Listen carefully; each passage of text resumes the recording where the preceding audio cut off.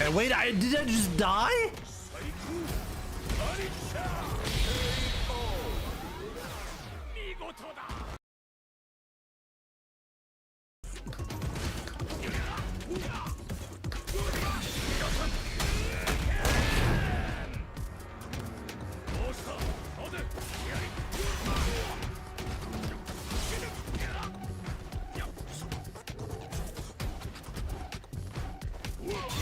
No, no way, straight hit.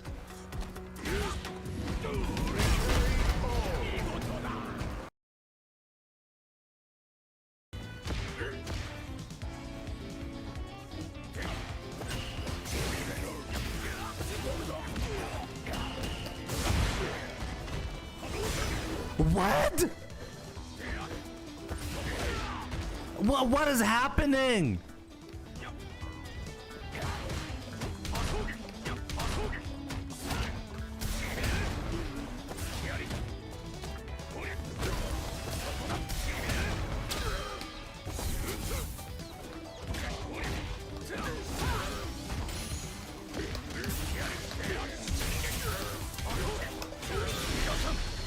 What was that?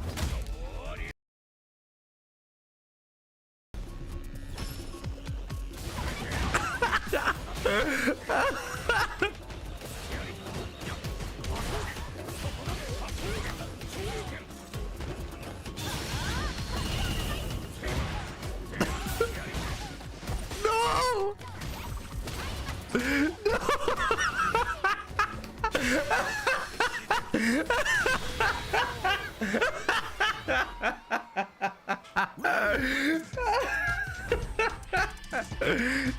No. Oh boy. I missed out on. Oh man, that was too good.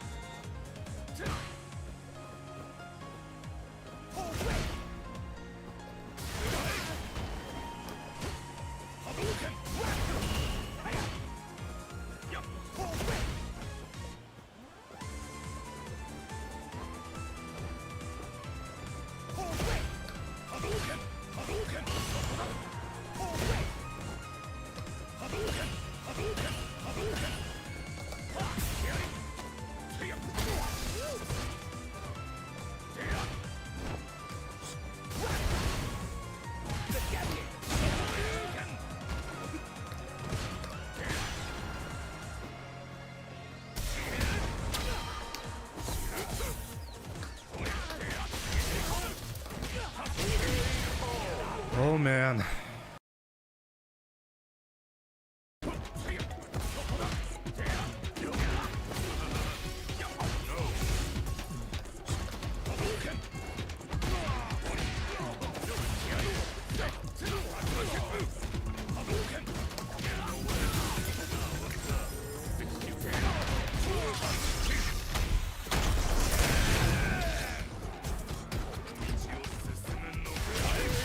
Wow. That was it. That was checkmate.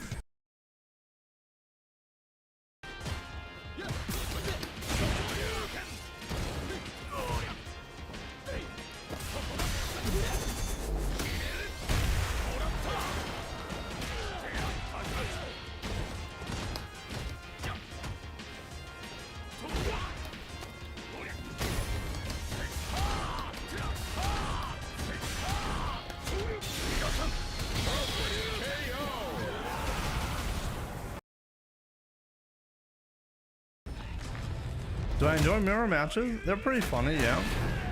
I think so. I think they're pretty good.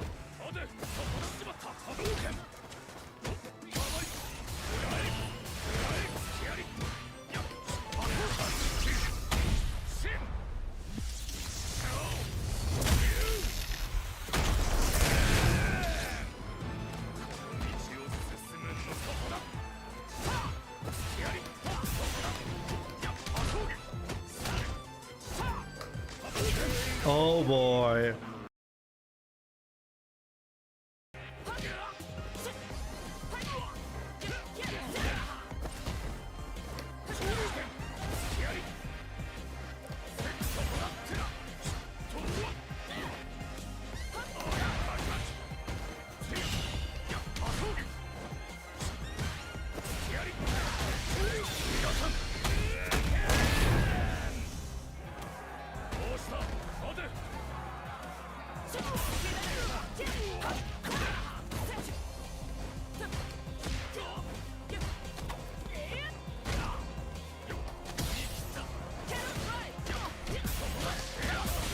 Could have killed me and decided to let me go. Crazy.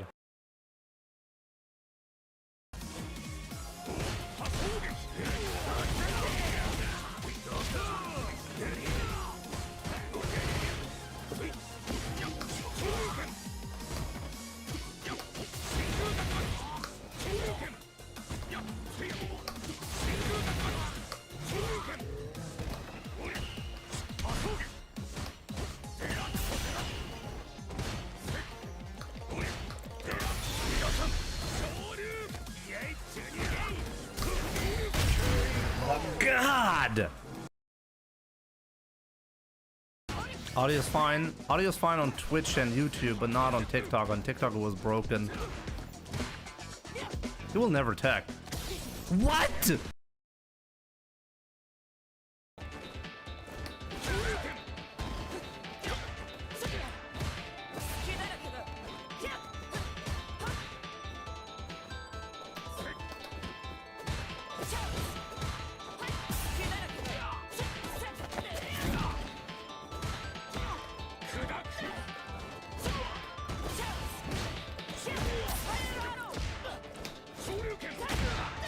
You gotta be shitting me.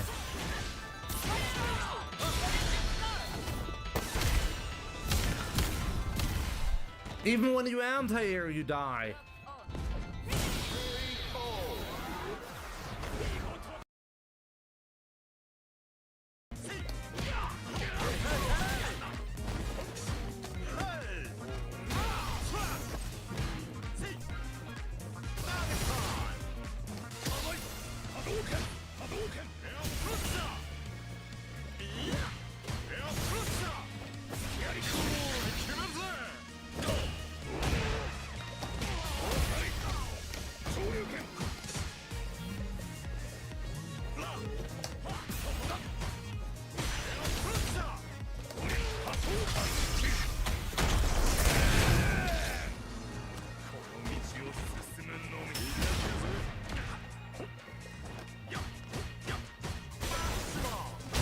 Wow, he gave up the match.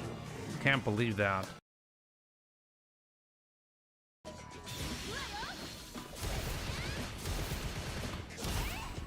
This is gonna be extremely difficult to do.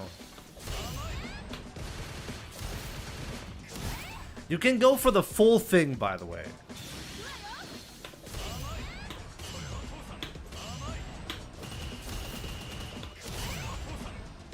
Okay, that was 4.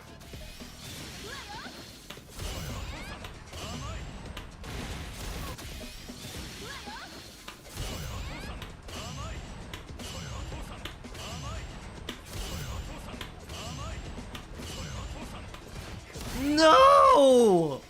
7. I got 7 again. Ah, God.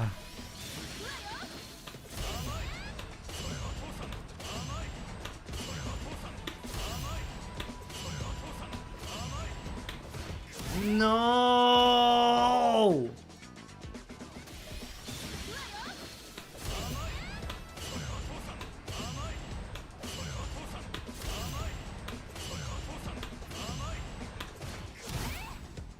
I swear to God, number 8 is faster than the rest. Maybe I'm going crazy, but I feel like number 8 is faster than the rest.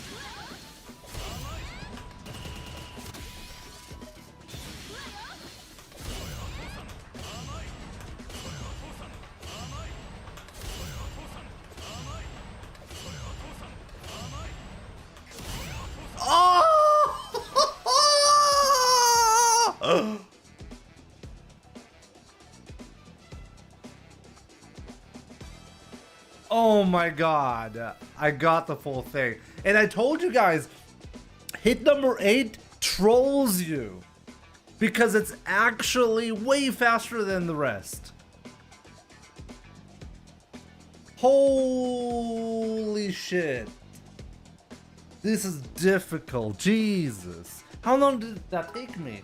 That took me like, what, 2 hours to get once?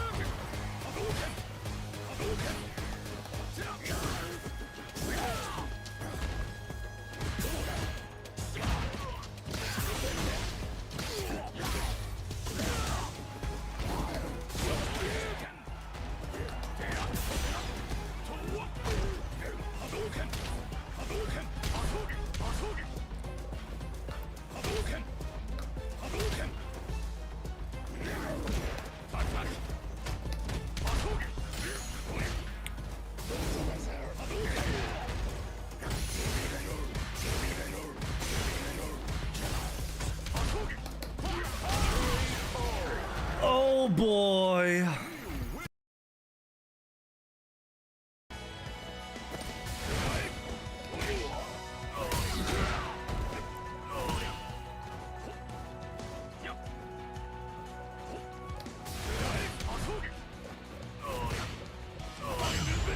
Finally.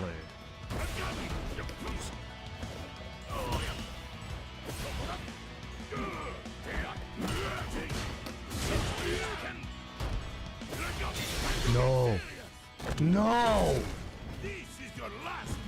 I'm alive, I'm alive. I'm alive though, so let's take it back. Let's take it back, we can take it back.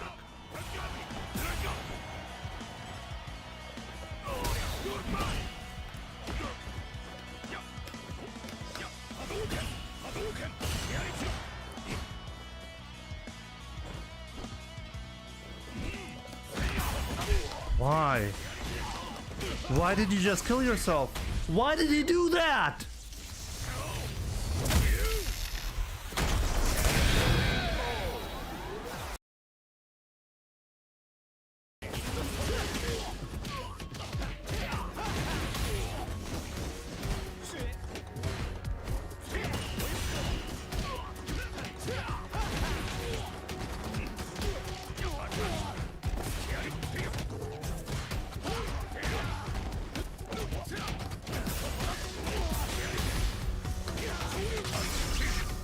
Like it's laggy right when I'm trying to do my combo.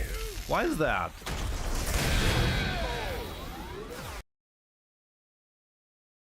Oh, I'm still searching for a ranked match. God forbid I can look at a match in peace. Not allowed. How can I stop myself from searching? Genuinely, I cannot stop myself from searching. I think the game legit got stuck there. How do I stop? How do I stop it? Where's the shortcut for me to stop? I can't. I can't watch the replay. There is no option for me to quit. I'm stuck here. I'm legit stuck here. I'm stuck. I have to quit the game now. How do I stop it?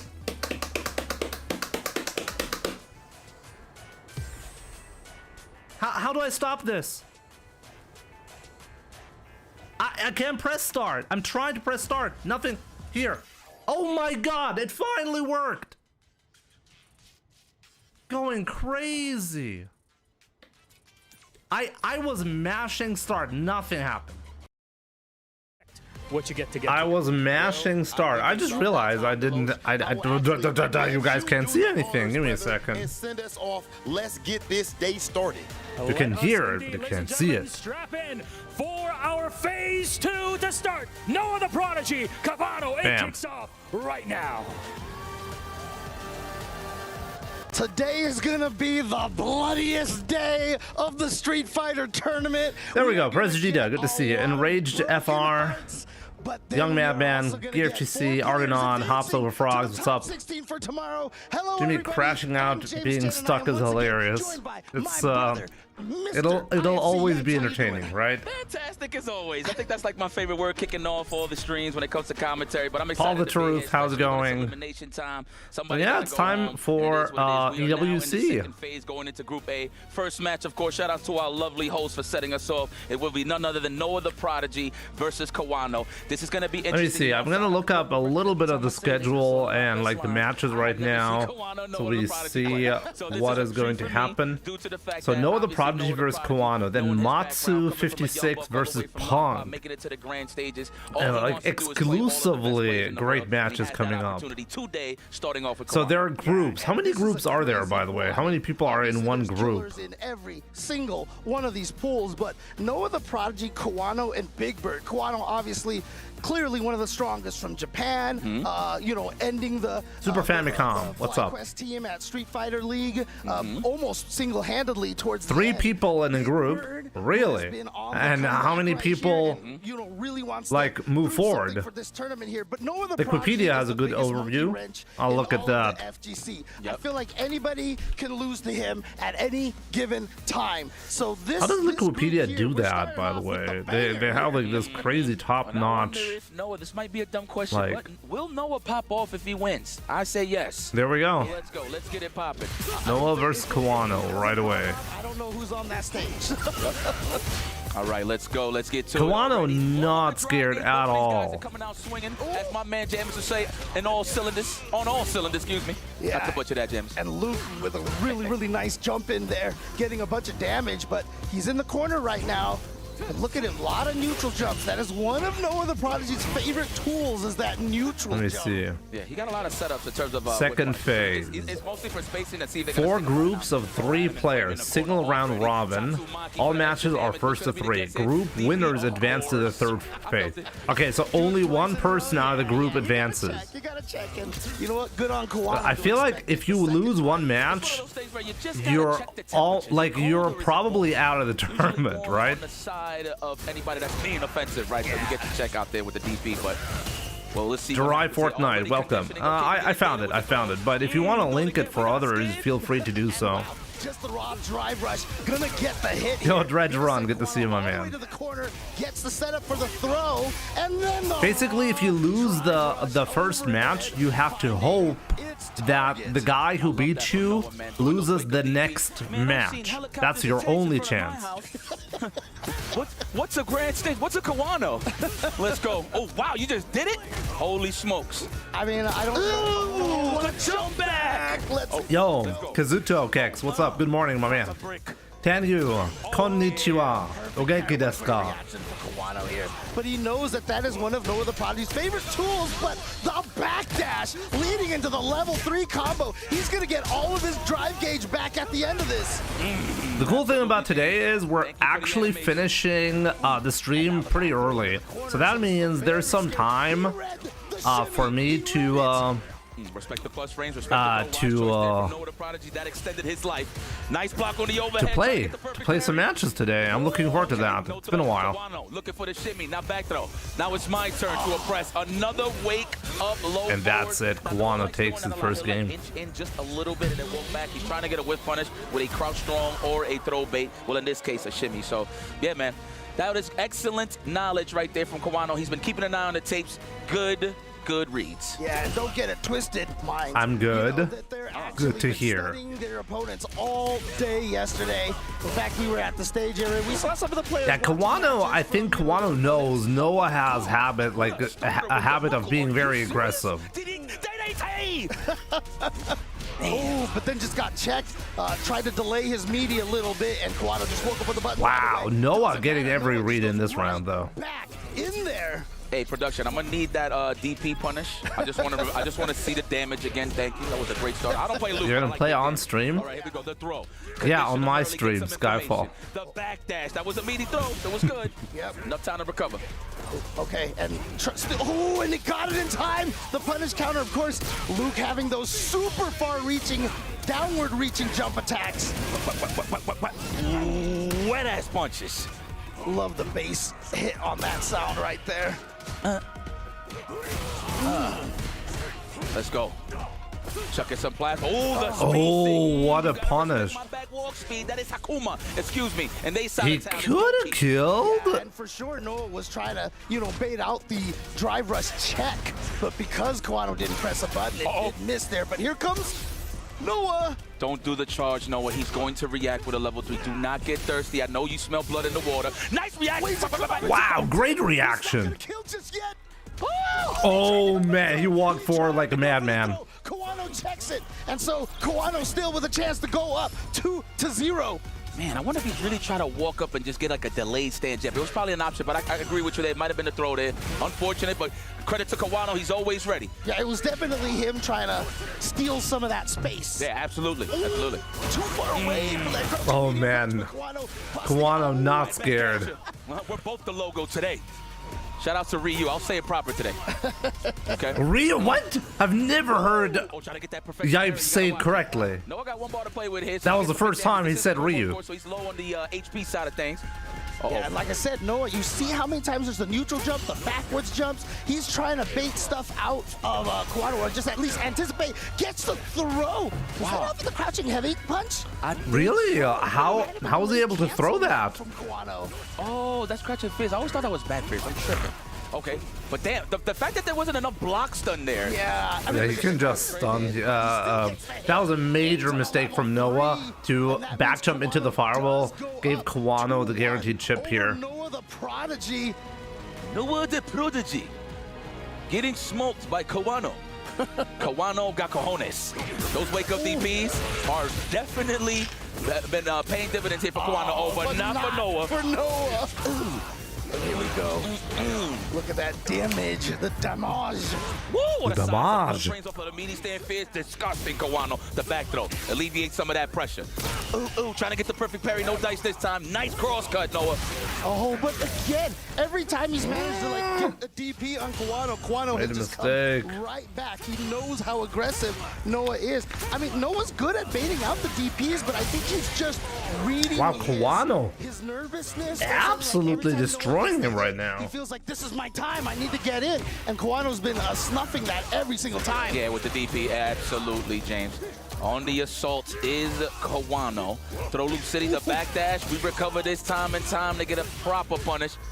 Oh, walk back. Did you see the little shimmy walking back? Yeah, That walk speed just to avoid the throw range, amazing. Yeah, but fortunately, Kawano didn't get a big combo off of that, but he does get a big combo here. One more touch from Kawano could take it, but here comes Noah. He built up the level 3. Is this going to kill? It's Akuma, so he doesn't have life, so it's probably going to be good enough. This is Akuma we're talking about. Yeah. That man is made out of styrofoam. Anybody hits him hard. A flea, a fly. Anybody hits him hard. Oh, I love Much that. harder. All right, here we go. With a chance to tie this up. Noah the prodigy. You need to show signs of life here. You don't want to go down in the group phases here, second phase. Oh. All right, gets the Tatsu through there, and now pushing Noah all the way to the corner. Once again, the shimmy. Oh no. Is he gonna do the level? Guys, I next feel hit. really good. Like, We're gonna have to make a decision. Ooh. Noah's ready. Wow, what a way to steal it. I see you. Kawano's really on his bully. The fact that he keeps waking up with DP, he's just showing that he does not. oh respect man, oh man, and that's Again on the it. walk back. Noah Genius not stuff here, happy. Kawano. That has been the blueprint this whole time. Great finish. Kawano gets a dub.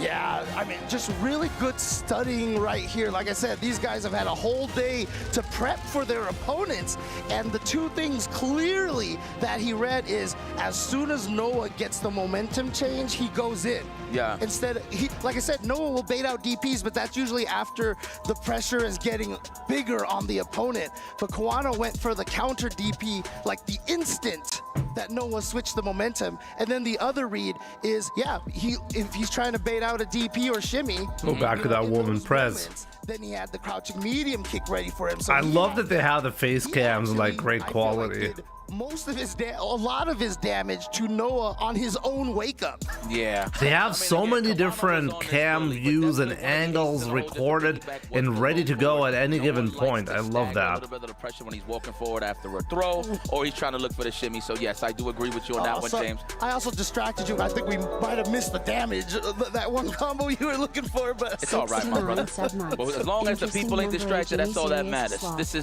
This is game time. right here. Interesting number indeed. Put Tokido in SF6. Thank you so much for the consistent support All right, up and it until looks like we are 69. gonna be Very much jumping appreciated. over to Hope you're doing great, my man. B here. And some hype in So chat, we're gonna go obviously. Back and forth between the two groups. This is Matsu 56, Kimberly extraordinaire. But you know what? Punk's got a Kimberly as well. Yeah, His Punk can whole actually team play is a Kimberly. But I mean, Punk can play any character, I from feel. Street Fighter League. So he knows something about this character. We will see how this matchup plays out. Oh yeah, Punk the God. You already know what he said. He is holding the flag for Kakeru.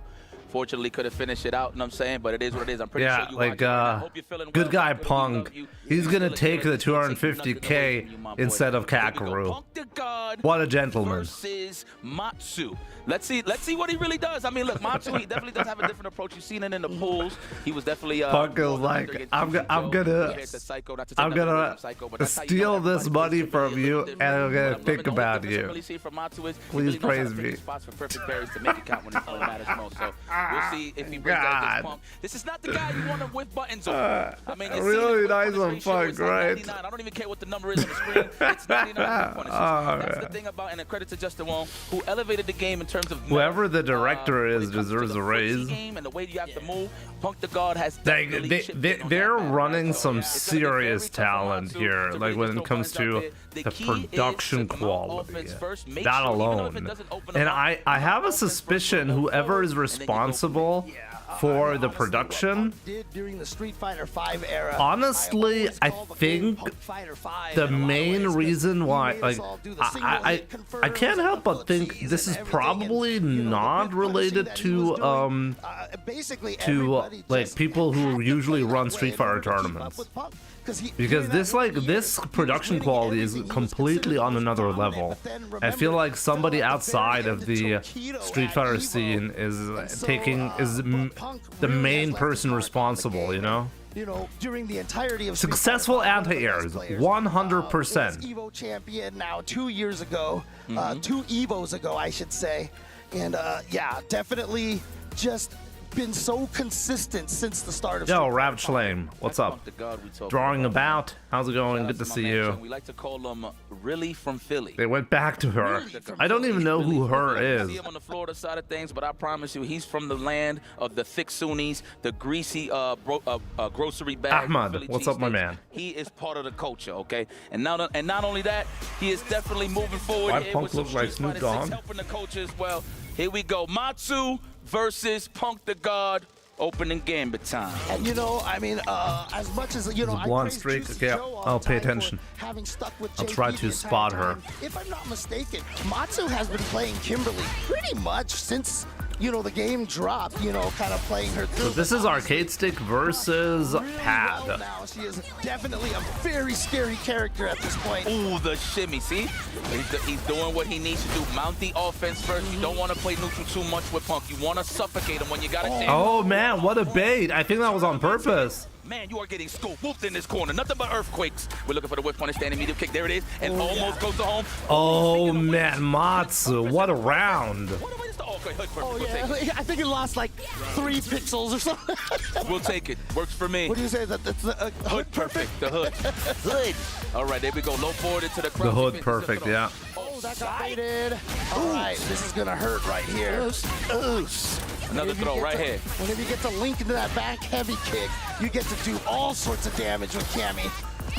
Like that. He waited for the third sequence to go for a throw. I respect that. That crouch fist is pretty damaging, so nobody wants to take against that. But you saw what Matsu Oh did. my god, what a whiff punish. Like he was trying to use that for maybe neutral. What he was trying to do was But empty Punk, out no his fear. cans so he could reload to the 2, and now he's got the 2 cans for a basically a Good response there from almost Punk, win-win yeah. situation if he can get the knockdown versus Like on offense, he was actually defensive, and on defense, he was offensive. And oh wow, they're just staring at each other. It's a lot on the line, man. You don't want to lose too much. Like good block this time. Yep. And now Matsu is spending a lot on that. Oh wow, what a call out. Listen, man, Punk knows his character. His whole squad consists of Bushin stylers. And Punk falling for the down elbow, tried to walk under, got hit. The trade. We go mount offense. Good block. Punk blocked low, and then at the very last second blocked high again. He's there, like he's trying to show him who's the alpha, you know? Good blocks again, but he just pressed the button afterwards. Gonna get hit by the Tatsu, but Yeah, I cannot take that throw. that's twice now.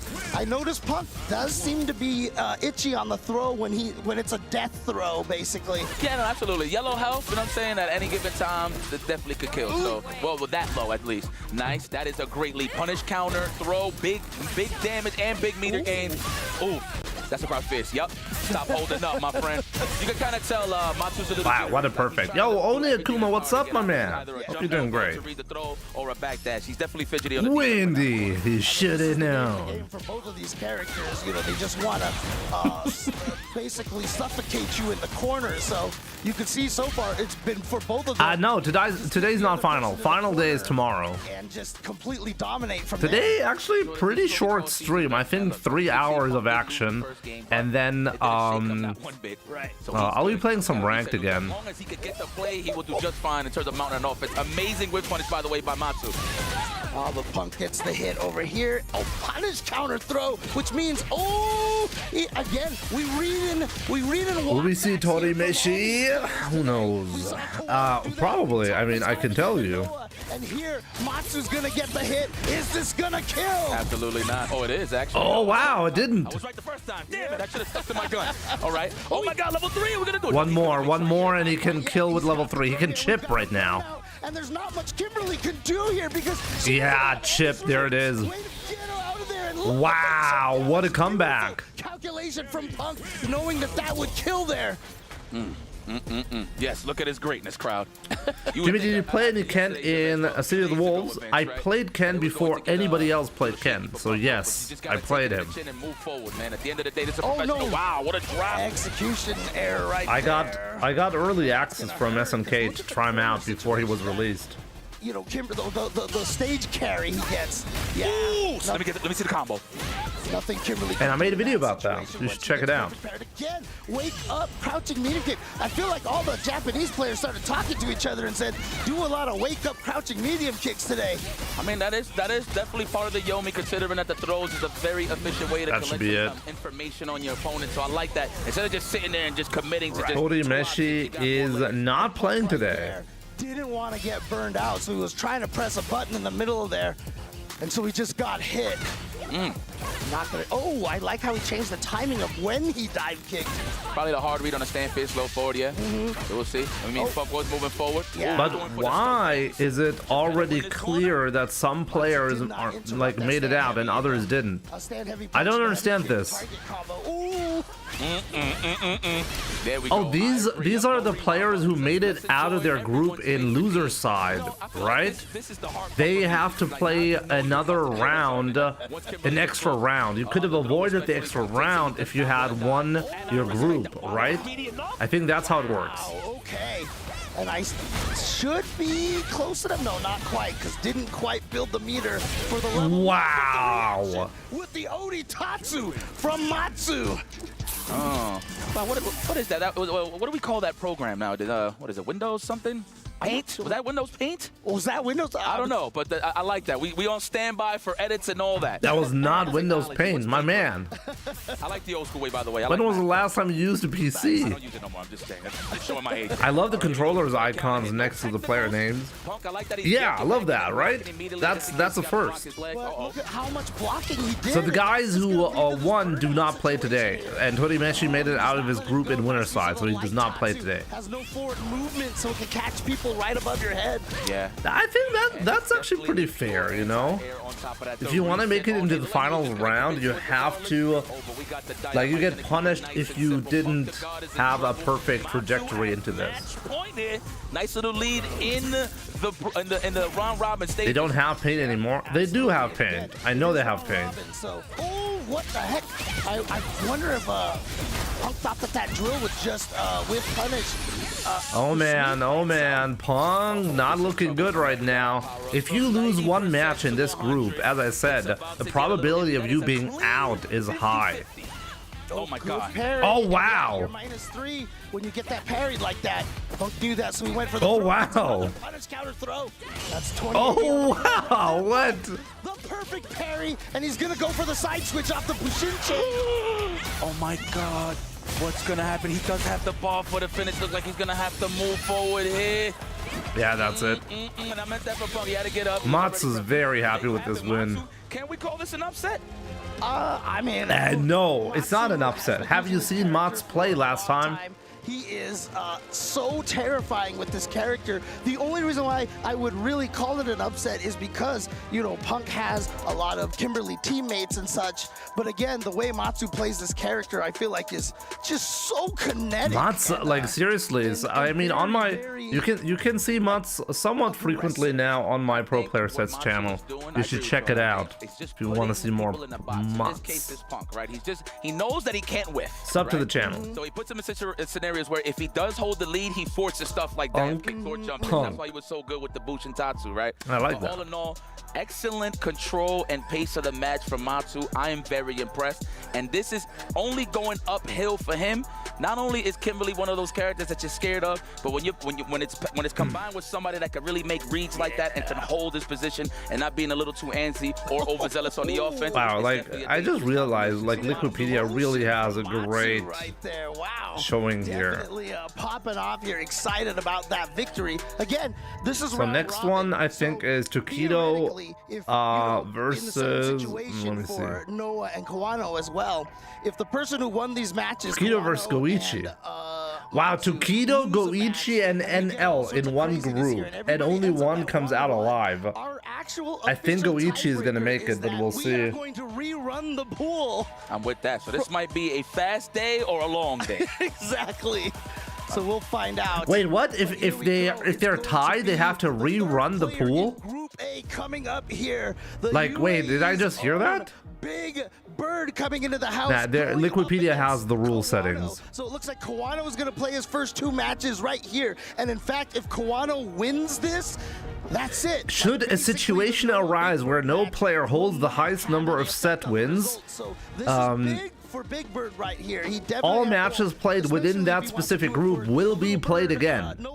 After that, the results of all involved players will be compared, taking into account all matches played in both round-robin runs. Damn. He's getting there. He's getting to that point where he's getting a little more comfortable, and he's going to have to get comfortable going up against Kawano because that is so. Wouldn't it be hilarious if you have another complete tie? He's so good at. You would think he's gonna throw a fireball, but he never does. In terms of like, once he what is she doing there? He's trying to force a jump or drive rush or whatever the case may be. That walk. Oh, that wait, wait, Prez, that was the woman that you're interested in? He is just going to be taking control. That is, of course, if he could get the lead.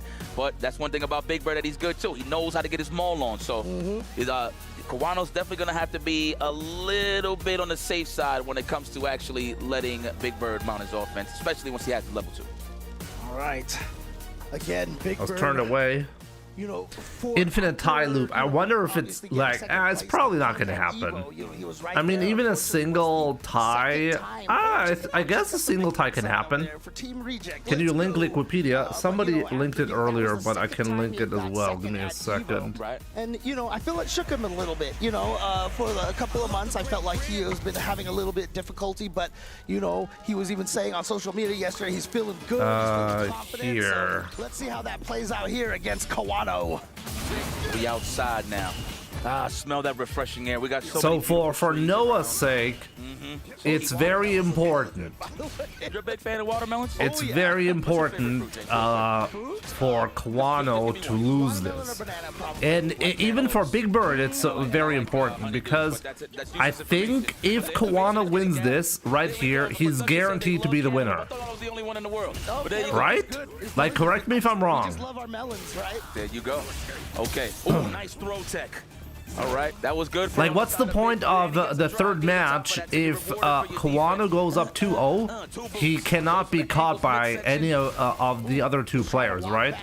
Caught by that, the air fireball from Kawano right there, catching Big Bird off guard, and Big Bird will take that throw in the mid-screen. Nice, not gonna let you jump forward for free like that. And now suddenly Kawano with the lead, and both players basically had no drive. Like, am I right about that?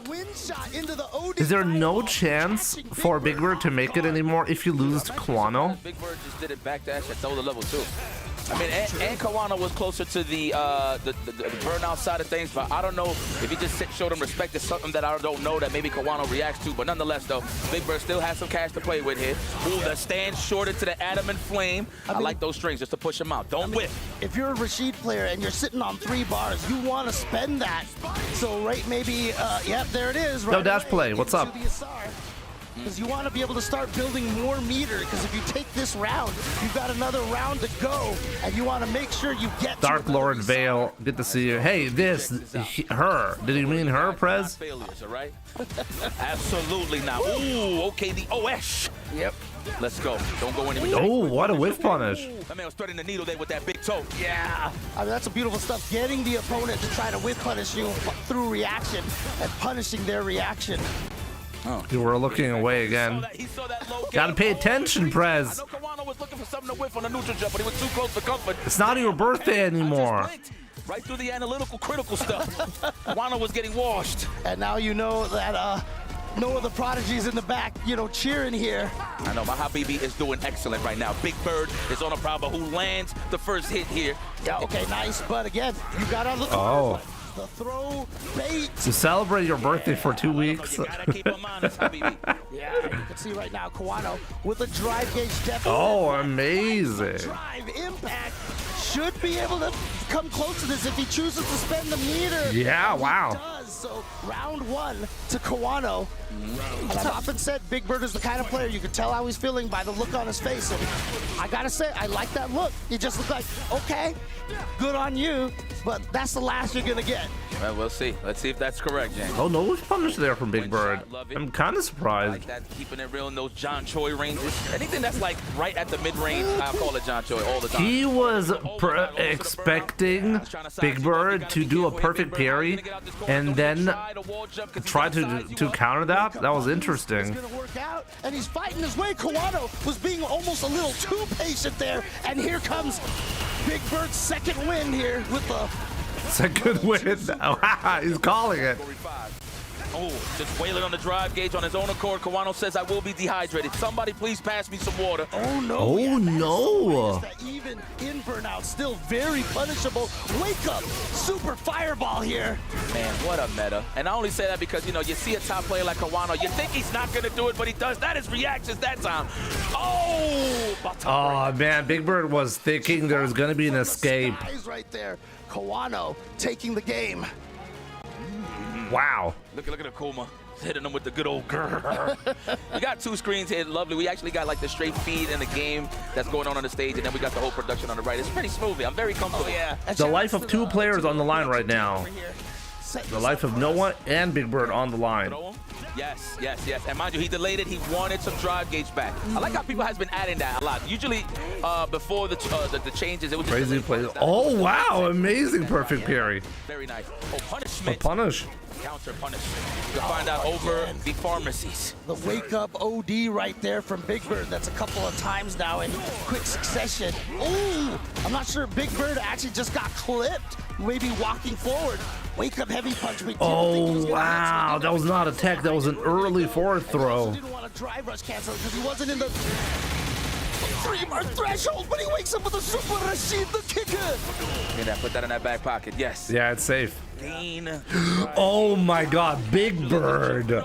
He was just doing a defensive tech attempt there. Finish there from Big Bird. You got a chance to take the lead here.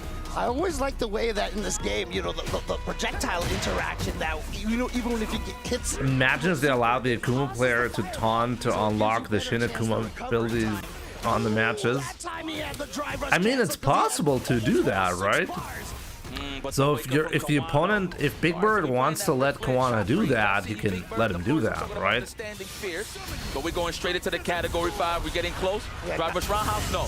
Wow, absolutely ridiculous counter. And you can see Big Bird can still side switch with that. Man, Kawano waited his whole life for that back throw, I swear. The fact that he got it at that moment in time, it was. That's kind of crazy though. Like even in that spot, the level 2 can still be used to do a side switch safely in the corner. Yeah,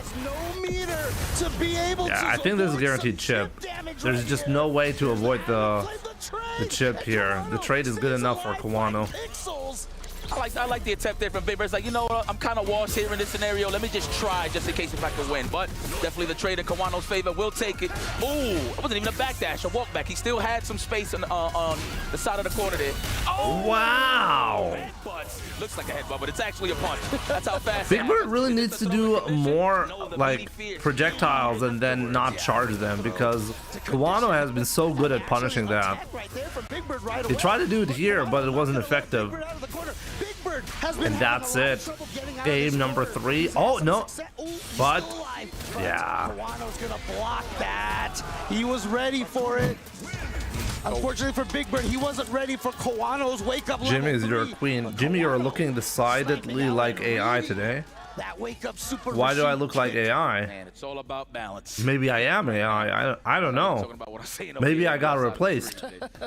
My wife was finally fed up with all the shenanigans that I pull, and she was like, I'm gonna replace this guy with AI. My AI senses are tingling. Okay. But this is going to be epic. Let's see. I could be AI. I mean, to the table to tie this up. I certainly don't feel real right now. Have faith. This is going to be a banger of a match regardless. Lan got tired of me. I think so, yeah. I mean, the whole audience there. It's because I got too good, so Lan didn't have any recommendations anymore for what to improve. Nervous here. Oh no, too far away. Wow, yeah, too far away. Or maybe it just didn't cancel early enough. Rush with the double big toes, the roundhouse. Ridiculous. Oh, we got more DP? No, top two. How that was optimal. Sheesh. Wow. Ridiculous. Layered offense. Like, you saw that? Did you see that? What was that? Yes, that is what we like to call a throw bait, lady.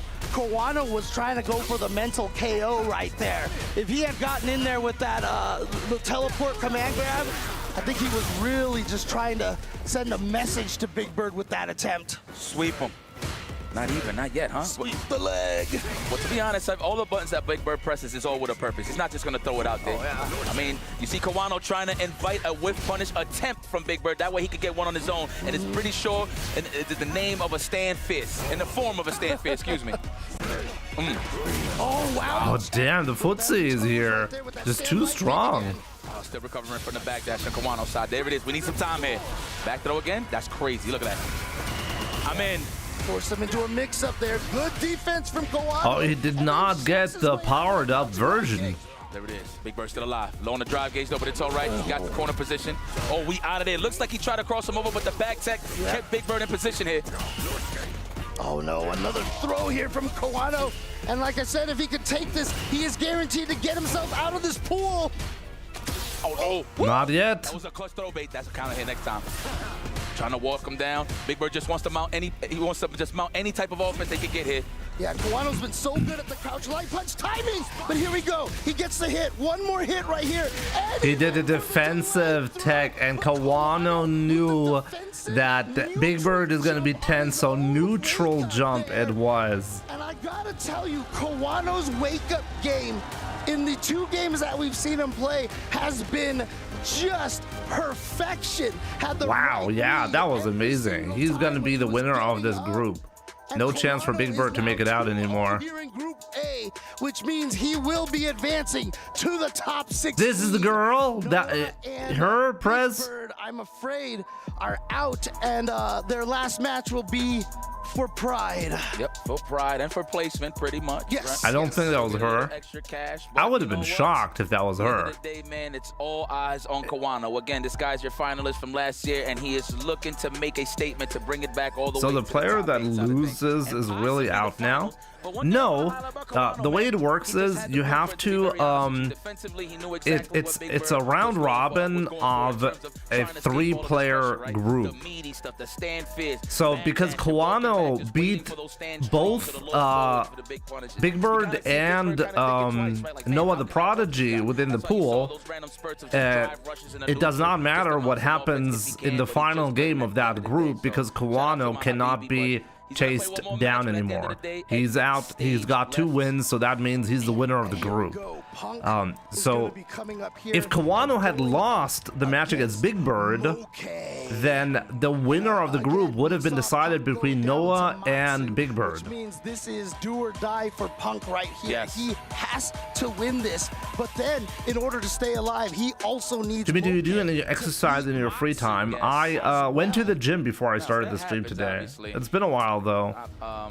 But they would be tied up and they would go on the head-to-head. But yeah, I'll be right back, guys. The tiebreaker. No, I'm saying if everybody's 1-1-1. Be Yeah. right back. Gotta grab something to drink. And also, keep in mind, everybody, that if it does go into the tiebreaker, they don't play that pool again right away. We continue through with the rest of the pools, and then after they're done, then we come back for all the tiebreakers. So we're gonna do A, B, C, D, and if any of them need tiebreakers, we play them at that point. In the case that they tie there, we do have official tiebreakers, you know, based off of games and rounds won, etc., etc. So, but we wanna make sure we have definitive victors here as much as possible. So if everyone's 1-1, we want to give them a chance to really assert their right to get into the top 16. Absolutely.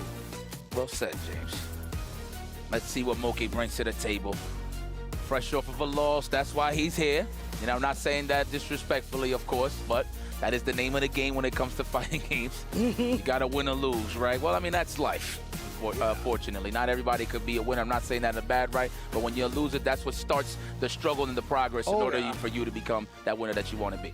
When you're learning fighting games, the sad truth is you will be losing way more than you win to get to that road, get to that point where you are going to be a strong player. That's how legends are made, man. At the end of the day, I remember Punk, we was washing him in Street Fighter 4 online, and look at him now, man. Absolutely. This is crazy. I remember when he first showed up to that NA finals, people were like, who is this guy? And I remember a lot of the East Coasters were saying, dude, this is kid that we just used to beat up in Street Fighter 4 all the time, you know? Man, that man used to send some serious messages. To be like, man, you garbage.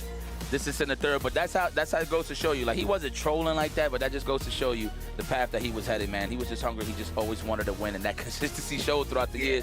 It's carrying over to Street Fighter 6. Obviously, he's looking for that other big win. He did win EVO 2024. That's right. Right, so first American to win a mainline Street Fighter game since 2000. Since 2008. So yeah, 2009 is when Street Fighter 4 dropped, and that first year Daigo won, and since then it took all the way till 2024 for an American to win mainline EVO. Rough for Street Fighter. Everybody gotta wish that they lose their passports at this point. But it's all good. All right, on to this match. I like this match 5-5 across the board, I believe. Chun-Li is one of those characters that can stay in pace with Cammy due to the fact that she could walk out of that dive kick range consistently, and let alone just get some good whiff punishes with stand strong and whiff punish Punk low forward and standing round out. So it's up to Punk to definitely keep in Moke's face as much as possible. Yep, so good start right here with a good jump timing from Punk, getting that dive kick in there. Good block. Looking for that low that forward. was actually too high for the dive kick. You saw the punish counter there from Chun-Li standing light punch. Yeah, he's seen a hard read in terms of like Moke just trying to walk back all day, right? But Moke hit the brakes, became the wall, and punished the dive kick. Another throw? No. We're going for the counter hit. There it is. There she is. Behind that. He should have committed, but probably worried about the drive reversal or the OSDP. Right. Let me see. Oh my God. And like you said earlier, Punk said I'm Team Moke for this set. Win this tournament for Kakeru, but right now this I'm has Team been a Moke great for this start set. for him going down to Matsu, and now down one round here against Moke. And the thing is, you can't even tell if Punk's playing bad. It's just people are good. Yeah. You know what I'm saying? At the end of the day, so it's like I can't really pick off exactly what Punk is doing wrong. I just feel like he just has to hold the lead and establish it with his dominance. So we'll see what happens. Again, I'm a huge empath. I'm always looking at facial expressions. I wasn't a fan of Punk's facial expression right before this, but you know, hopefully that was time to show him who's the alpha, Punk. Of course. I like that he didn't get overzealous with that stand jab at the crouch strong. That was going to get bodied by Moke stand strong. So Punk lost to Matsu, so it's very important for Punk to win this right now. At the start of that combo. If you want to have some kind of tiebreaker in a group, Punk's got to win this one. And decisively, I think Matsu beat Punk 3-1, right? I said, oh, on that low forward, like he did a huge combo or something. I just get excited of all the straight hits, man. I just like fighting games, man. Here it is. Oh, stand fierce. I like that. Wait for a button to whiff and just establish that stand fierce. Oh, level 2 time. Are we going to switch sides? Absolutely. Here it is. Yep. Oh, wow. He was expecting a DP. With more drive gauge. I like how everybody's implementing that. In Wow, what a throw. Throw lands fine. If not, I get some bar. Why not? Yeah, I mean, that was, one of the ways Capcom tried to nerf the throw loop situation more often, that, they try to discourage throws, because if they tech it, then you do get the gauge back. But here we go. Moke going to get some big damage, just built to the level 2. Chooses not to do it. Good. Oh, wow. From Punk right there. Yeah, not falling for the shimmy shenanigans. I like that. The throw bait, I should say. One hit from either. It's very important right now. Back throw, respectfully. I like that from Moke. He does have 2 bars. That's why he confidently took that throw to the corner. You gotta watch out, Punk. Don't do the light into drive impact. On hit. Don't do Yeah, that's it. Oh, he got the ball. Don't even play with your food. There it is. Woo! It was getting. Yeah, don't play with your food. Just do the level 3, Sometimes I dude. like to hit people with that surprise, like even on hit to stand short into the drive impact for a little quick reset. But Moke was pretty low on the life ball, so let's not play with your food. Finish your plate. I mean, you No still got pop-off, the right. greens, a little bit of protein still on the dishes. Konami, was geht bei dir? Warum sprichst du so gut Englisch, beziehungsweise bist du Deutscher? Ich bin Deutscher, ja. Ich bin hier in Deutschland geboren, aufgewachsen, allermeiste Zeit hier in Deutschland verbracht. Lass mich mal überlegen. 3-mal in den USA? Ja, 3-mal. 2-mal für Evo und einmal für Capcom Cup. Und der Grund, warum ich das gut kann, ist einfach, weil ich das schon seit über 10 Jahren hier auf Twitch so mache. Dabei habe ich viel gelernt und dabei ist auch der Akzent zum Großteil weggegangen. Also auch nicht ganz, ne, aber man hört es eigentlich kaum noch. And mind you, I've seen him before in other games. I know how talented. Ja, 3-mal. Crown, good to see my man. Oh, I have a clip of me speaking English in 2014, I think, on stream, and you'll notice a big difference. Maybe I'll show the clip later on.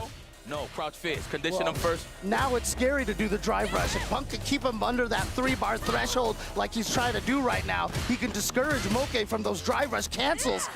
Oh, didn't recover time. I like that he didn't get greedy, try to go for a DP. Say something in Lebanonian. There's no Lebanonian. That counted the buffer. Stay in roundhouse. Yep. Roundhouse. بس إيه بحكي عربي مثل أهلي علموني من لبنان. Okay, Moke was still on it. I speak Arabic the way people from southern Lebanon speak. And that means that Punk is going to be able to take this round and take it to 1 round apiece here. Now, see, there we go. I like that. A little bit more of that stern expression from Punk the God. You know, I'm pretty sure he's thinking about a lot of things right now. Besides, My Lebanese is pretty bad, though. It's not as good as English. He's gonna have to root for Moke in order for everybody to stay alive here. So we'll see what's up moving forward. Oh yeah, the wake up. You gotta keep him honest. He was lying to you. Hast du schon mal bei der Evo oder so mitgespielt oder warst du nur Besucher? Ich gehe das doch nicht besuchen, ohne zu spielen. Natürlich war ich dort zum Spielen. Also ja, ich war 2015 für Street Fighter 4 dort. Da habe ich den 65. Platz belegt. Von, ich glaube, 3000 Leuten oder so. Gar nicht so schlecht, aber hätte auch noch besser sein können. Ne? Und 2016 waren es irgendwo um die Top 100 Platzierungen, aber da waren es auch über 5000 Leute. All right, Moke gotta fight his way out here. How does he get out of the situation? Too far for that overhead. He said, Just gets caught low. El Rio es de listos. A little nervous here in this corner situation. Finally gets the hit. There we go. Punk's still in, yeah. But Punk has to win this, and on top of that, Moke, I think, has to beat Matsu. If Moke does not beat Matsu in the final game, Punk cannot advance. But look, he's not throwing stand roundhouses. He doesn't want to get stuffed out by the stand strong from Chuck Lee. That's why you don't see him throwing them out like that. But it looks like he will represent that due to the fact that Moke is low on the Ja, wenn es um Sprachen geht, habe ich viel Erfahrung, aber ich sehe das jetzt auch ehrlich gesagt nicht so als... Also es hat schon Vorteile, klar, aber... Also ich habe viele Sprachen, die ich hier... Also ich lebe hier direkt an der französischen Grenze, also Französisch höre ich hier auch sehr oft. Verstehe ich auch sehr viel von. Musste ich auch in der Schule lernen. Spanisch hatte ich als Leistungskurs für mein Abitur. Und Japanisch habe ich tatsächlich für mein Studium gelernt. Kann ich auch lesen und schreiben. What's going on here? Second time we've seen that medium punch just snipe the dive kick out of the air. That dive kick has such terrible hurt boxes at its feet. And so Okay, though, taking one game off from Punk, though, not bad. And this is actually kind of bad for Punk because that means his score, like the score differential, might matter later on. One round at a time, and Punk was too far for the light kick to hit, and Moke recognized that and was able to get his own crouching medium kick. Oh, good.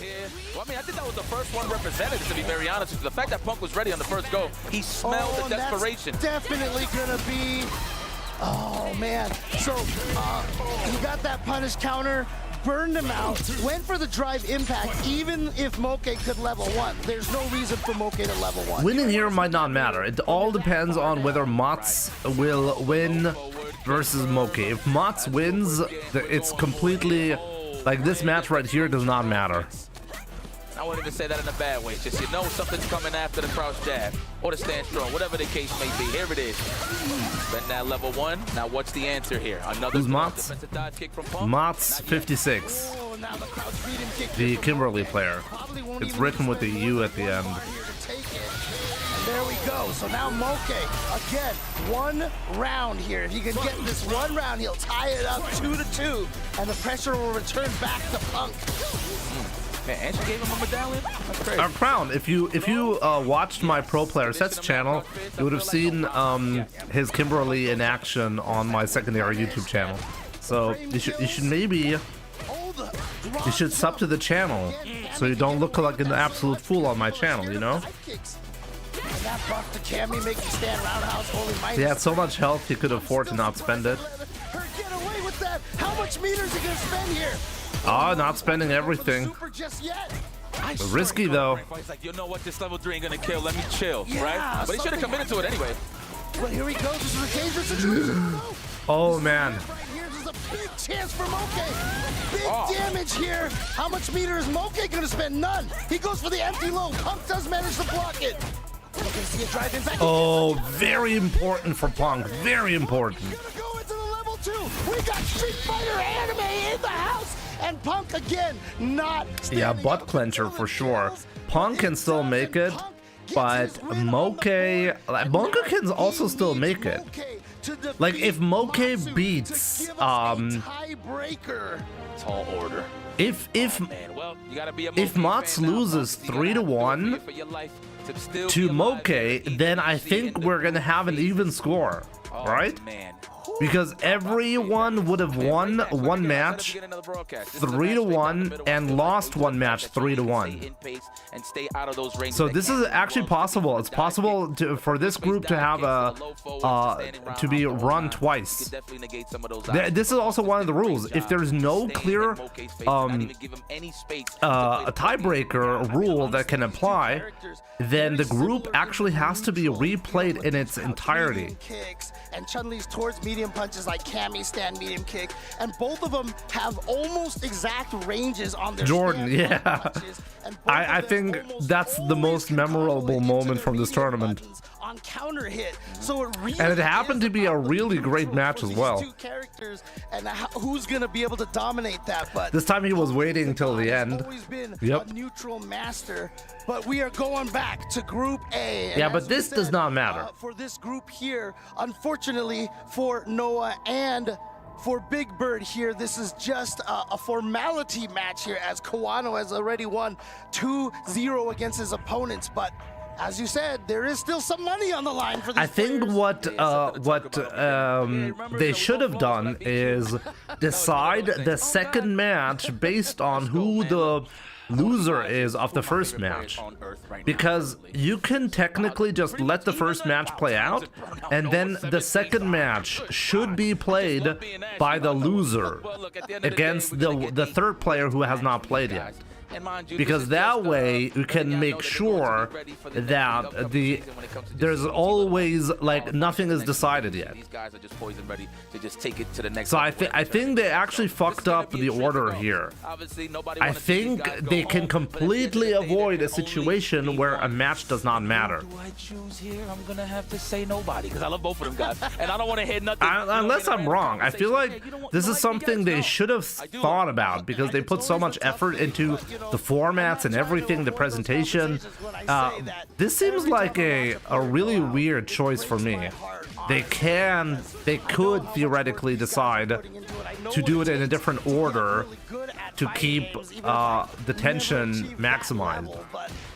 The passion has always been there, and I know how painful it is to lose.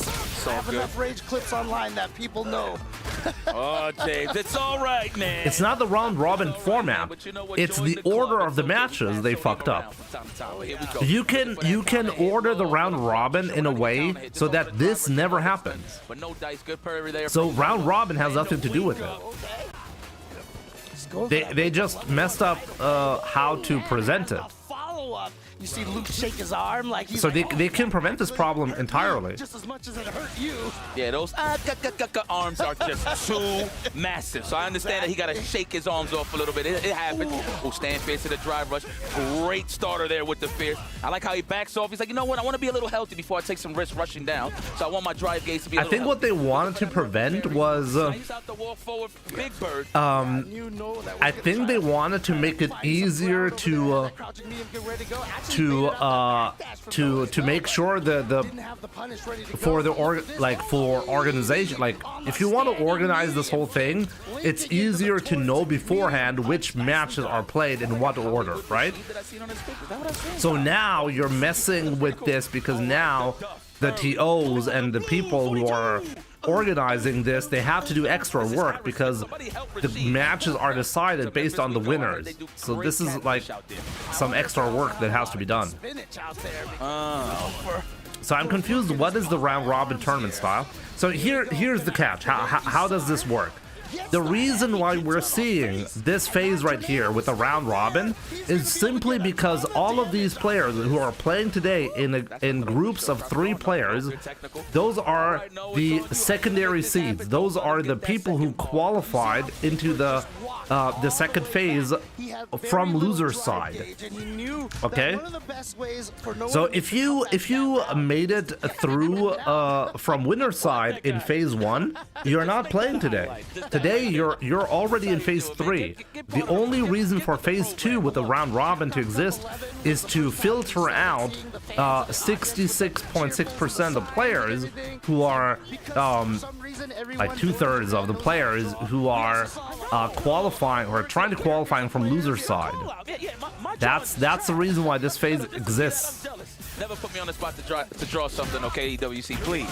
If it's so, it's going to be funny, I promise you. Oh, the throw was supposed to be the parry. I will say one thing, though. What's up, brother? One of the worst drawings I've seen from a Japanese player was an attempted drawing of Ryu by none other than Daigo the Beast. He don't got time to draw. He just got time to be a beast, James. Come on, cut him some slack. Yeah, you know what? All he does is win, not draw. Right. That was sick. Okay, James. Oh, he said, why? No one home, buddy. That's why.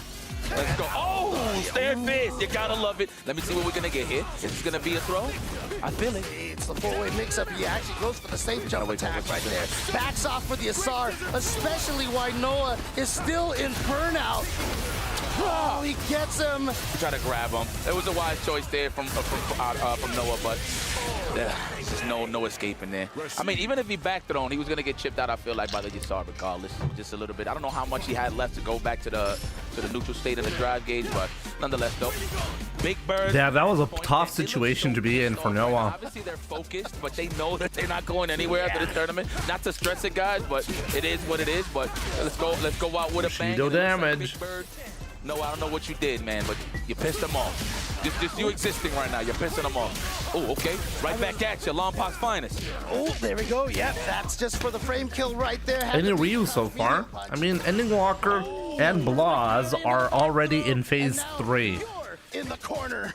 Oh, and And that's actually it. Crimey did not make it out of phase 1. In his chair, I think. Like, why am I keep falling for this? So tomorrow, when the finals happen, you'll see Ending Walker and didn't go for the media mixer into the super Rashid the kicker.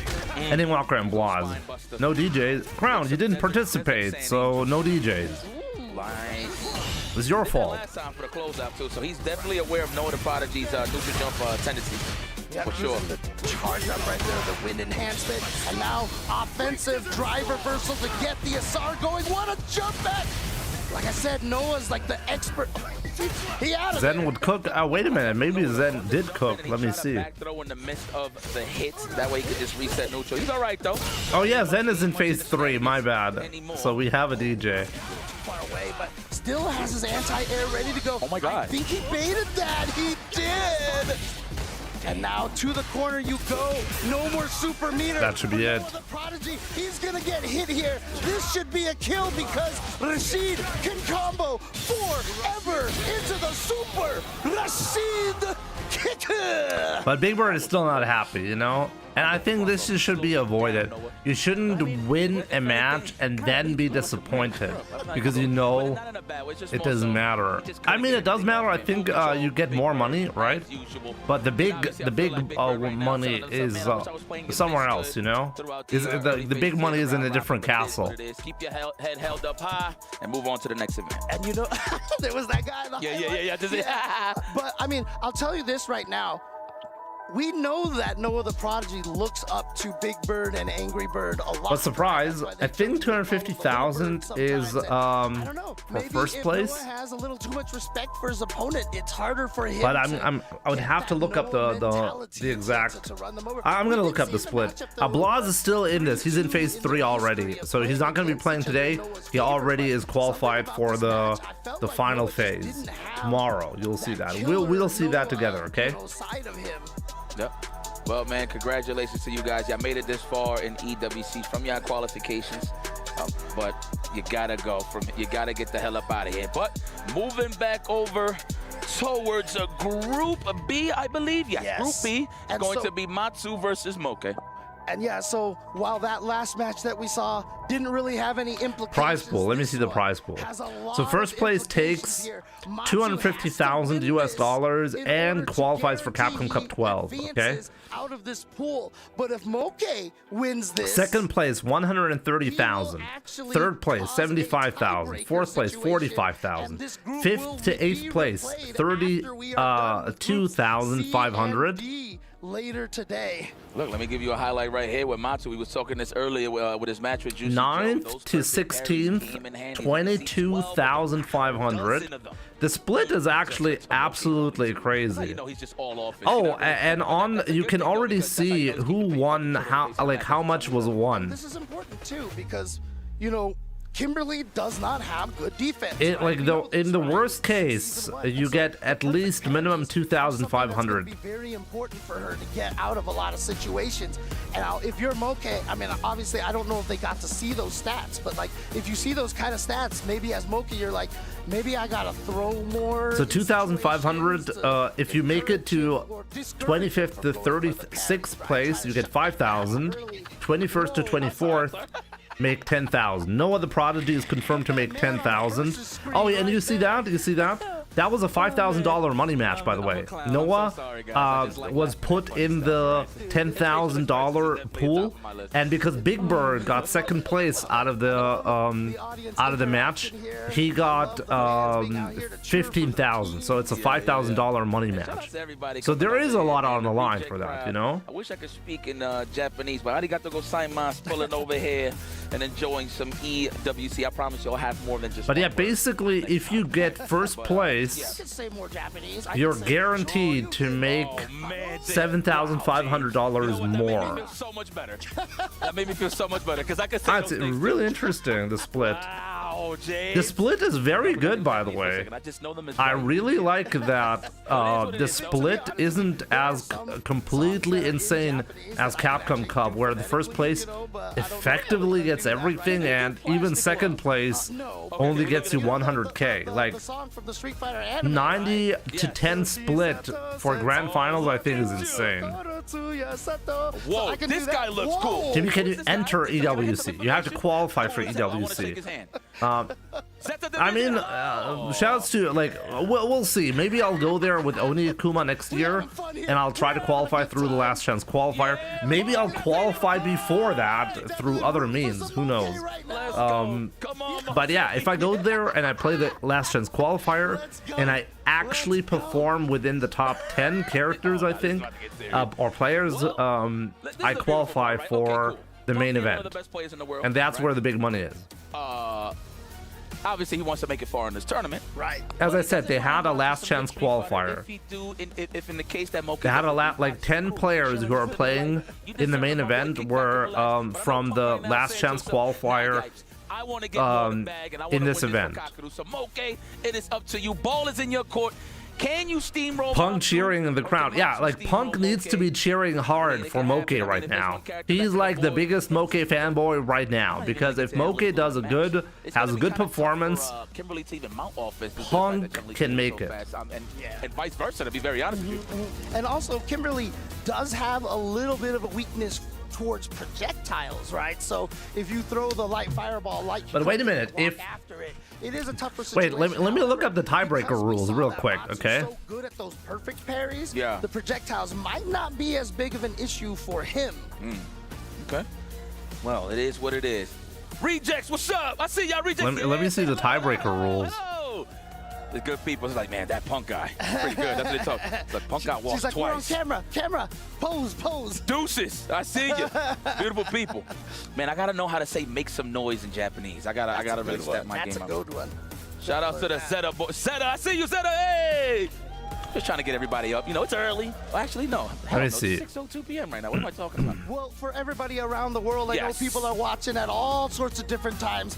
We are definitely glad Okay, you are the joining members of us each pool are on assigned as many follows. Of the streams out there, I know you guys are also on Phase Capcom 1, Group Fighters, A, on B, and Capcom C, Fighters second JP, place. Hey. and on Wait, what? all of our Oh, okay. content Set creators wins is the out first there for Street tiebreaker, Fighter okay? 6. So You if know, we got a all lot of 3 repeat players have viewers 1 out win, there as well. the second Shout out tiebreaker to is game make sure win-loss your fans, difference. Your audiences are also watching. So that means if Moke wins 3-0 here, This might be the end of the then road. he actually makes it out of the group. Problem X1 Evo, and he got stormed by All he has to do here is win 3-0, That word elbow. and he'll make it out because of the second tiebreaker. wins. The third tiebreaker is round win-loss difference.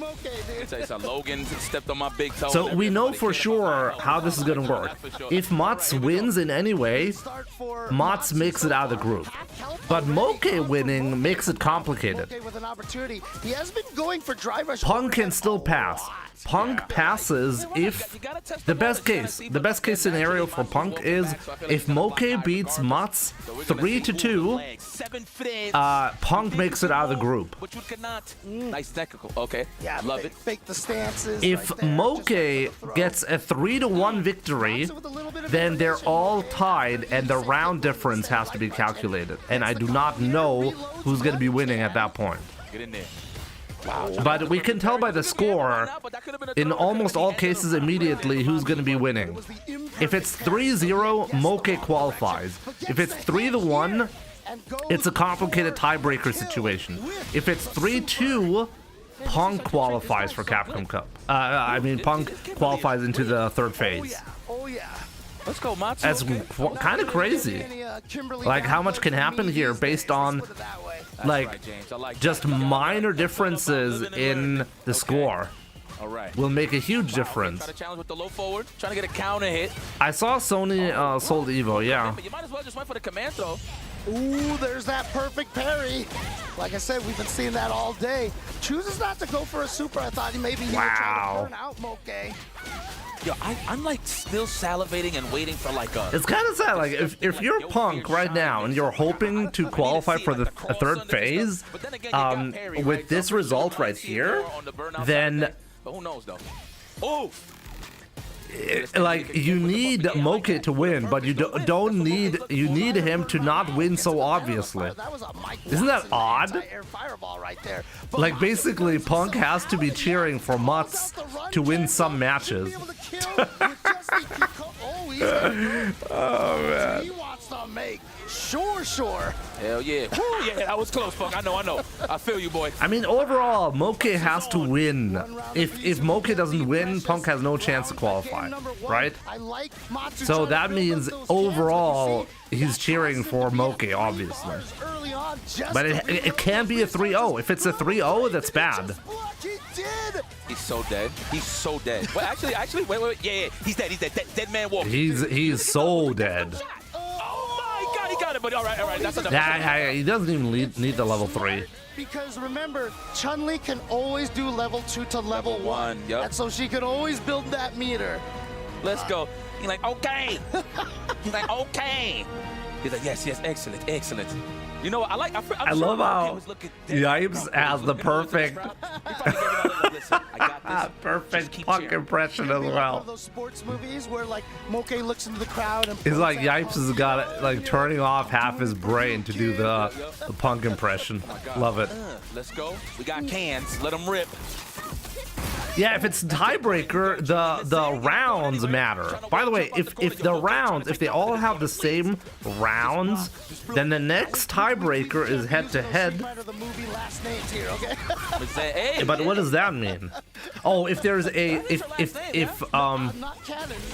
Oh, really? Yeah, that's only from the movie. I had no clue. That's the reason why I say it too. Yeah. Oh, okay. Look at James. Nah, how does head to head even matter? I didn't even know that. Okay. Well, let me shut my face. Game win-loss difference in phase 1 and round win difference in phase 2 in phase 1 is also one of the tiebreakers. Wow, that's actually insane. Let's start the offense. Corner carry, the throw. Psych. Oh! Damn, it did give it. I wonder if Chun-Li is one of those matches where like Ibuki's shenanigans just simply don't work as well. Because like Chun-Li is one of those few characters who can actually challenge the medium kick of I keep saying Ibuki, of Kimberly. Get that grab, because of course naturally. Buki. He could have killed him there. Oh my God, he could have killed him there again. When he jabbed the Heisei kick out of the bounce off the Heisei kick, he could have finished there, but he wasn't ready for it. Then he got the counter hit, wasn't ready for it, but the throw was able to finish. Yeah, it James Chen. Throw City. Agreeing here. Man, and that jab was so meaty. I'm pretty sure if Matsu woke up with a super, it might have not hit. No, maybe still recovering, but this is oh, great anti-air. So here's the problem. Okay, right now, I'd be worried if I was Punk. Because right now, I mean, it's great to have Moke winning, right? But if it's a 3-0, as I said, you're out, Punk. You're out. Oh, he doesn't. And actually baits out the super. Oh, he was... Actually, I feel like he can kill here. Nah, he cannot kill.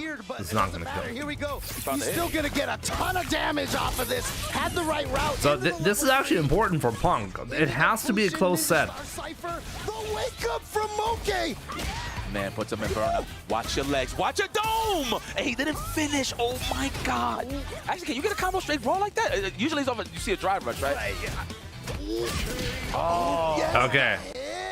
And Punk, yeah, no, really Punk needs this. Punk doesn't even understand. Punk doesn't even know that this was an important win.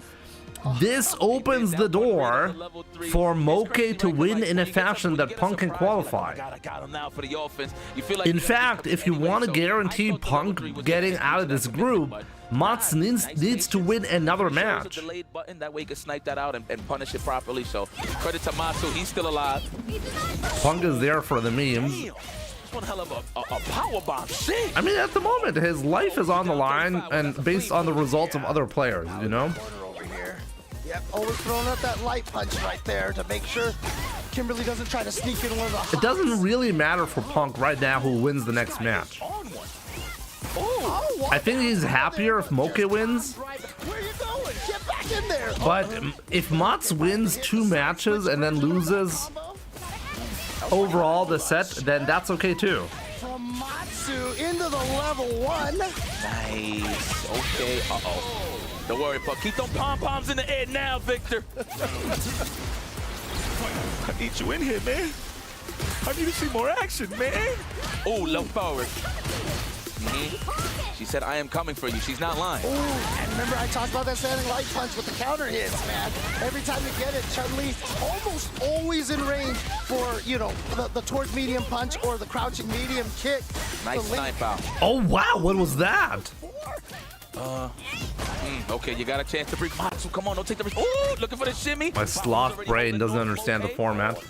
The group will be replayed regardless as long as Moke wins. Jumps himself into the corner, tries to go for the elbow. What a I'm gonna read it. Wow, give me the punish. I'm gonna read the rules here. On the low forward. All right. Tranquilo, tranquilo. Oh, the whip punish from Matsu. Oh, yeah, you're right. Maybe you're right. Should a situation arise where no player holds the highest number of sets, all matches played within that specific group will be played again. Oh, man. After that, the results of all involved players will be compared, taking into account all matches played in both round-robin runs. And then you have set wins, game win-loss difference. Okay, so the tiebreaker rules only apply in the second round robin they're playing. So Punk right now, you're right. The only thing that matters is Moke winning, because Moke wins means the group will be replayed. You're right. Okay, so the tiebreaker rules do not currently apply. So I was the one making the mistake. Punk was cheering correctly at the moment. Another chance in life. Oh man. Not Okay, so it makes it less complicated for sure. All right. Oh, trying to walk under. He thought it was going to be a regular jump, right? Uh-oh, Barry on the wake up. Unfortunate there for Moke. Oh, wow. What a punish. Couchers, unfortunately, and so you could just punish it on landing like that. This is bad now for Punk. Matsu winning means Matsu is out of the group in winner's side, joining the others in the third phase. Shout out to Mike D if you're watching, my brother. Ooh! Uh-oh, Pong. This might be bad, Pong. Okay. There we go, Moke busts out. All right, Matsu checked and he took some big damage immediately into the level 2. Let's go for the corner carry, por favor. Are we going to spend all that cash? I would. I'll be mad. Trying to really hurt that drive gauge. Got the safe jump on that. Wow. And again, random sweep there. Sweep for Matsu, finding his way out. Just goes for the level 1 out of nowhere. It's going to be a close to burnout, too. Oh, no. Look how he's setting the traps. That was ridiculous. And that's it. Matsu makes it out of the group in winner's side. I mean, makes it out of the group. That's it. Ladies and gentlemen, Matsu is celebrating. He will be moving on to the top 16. And how does it feel to eliminate 2 players at the same time? That is what Matsu is doing right here. And unfortunately, that means that for Moke and for Punk, their journeys end here. Matsu with the Kimberly is going to be advancing forward into the top 16. Well, I know there's a lot of people at home saying to themselves, we did not see this coming. Very strong play from Matsu. Gotta put it more on the channel, right? Especially in stuff like this when it's just now Kakeru can finally rest. Exactly. Just bringing everybody under one roof. You just can't really not haunted by Punk anymore. Him trying to steal his money. I'm gonna be honest with you. Seeing the name Matsu in that whole top 48. I did not, well, 47, excuse me. I did not see this coming, but a character like Kimberly with this much offensive power, again, it's all about human error. Can you avoid the mix-up scenario? Can you check every run stop? And the thing is, the way that Matsu's playing, it's always layered offense. So like I said in the ender, the can to force the jump into the Bushin Tatsu finished the job, and I'm pretty sure he got a lot of tricks under his sleeve with Kimberly. Yeah, I mean, it was such a good idea right there. I'll be right back, guys. Short rest. Yeah, short. I mean, I'm gonna go to the restroom, but you guys can still watch, right? So you don't need me, guys. You don't need me. You know, he tried to jump out, and like you said, he had that sniped out from the beginning. But in case these matches have got all of you guys out there watching right now a little burned out, take this opportunity, refresh yourself, and we are going to go on a quick break and come back with some more amazing Street Fighter 6 action here at the Esports World Cup 2025.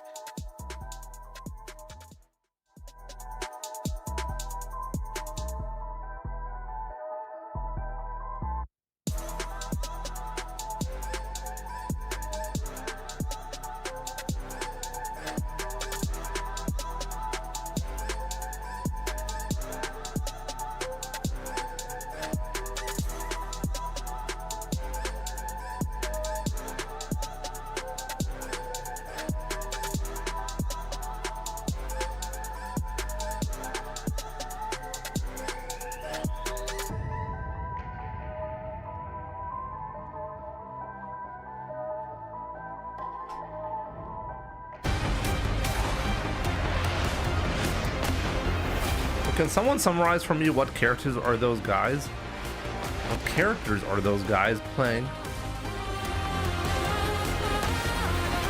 Which guys? Doing Mazzino, what's up? 3-minute break.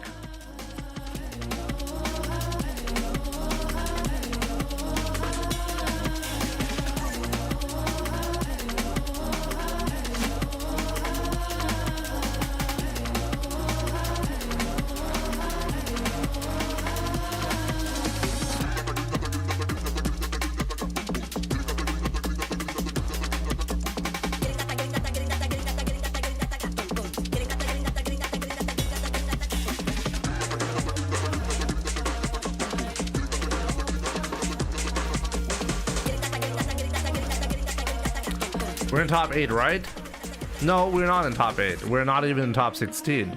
We're in the second phase deciding who are the last people qualifying for top 16. Today's stream only exists for those who got out of the first phase in loser side. Everybody who got out of the first phase in loser side has to play in a round robin 3-player group stage, where the winner of that group gets moves forward to the top 16.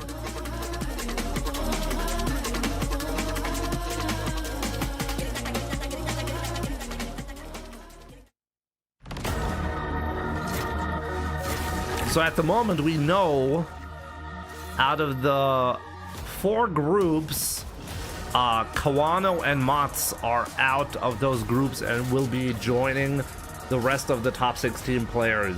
So currently 12 players are waiting for the top 16 phase, and Kawano and Matsu will be joining them. So we have 14 out of 16 players confirmed for top 16. Now, the only players who currently have a shot at top 16 who are left are Group C players, who's Tokido, Goichi, and NL, and the Group D players Higuchi, DCQ, and Pugera. Only one of these players in each group will make it out.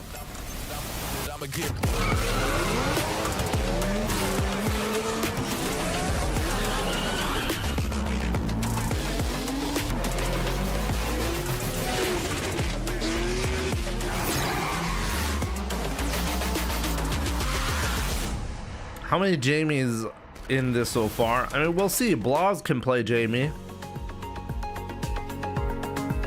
I think it's guaranteed to not be single elimination because in the finals...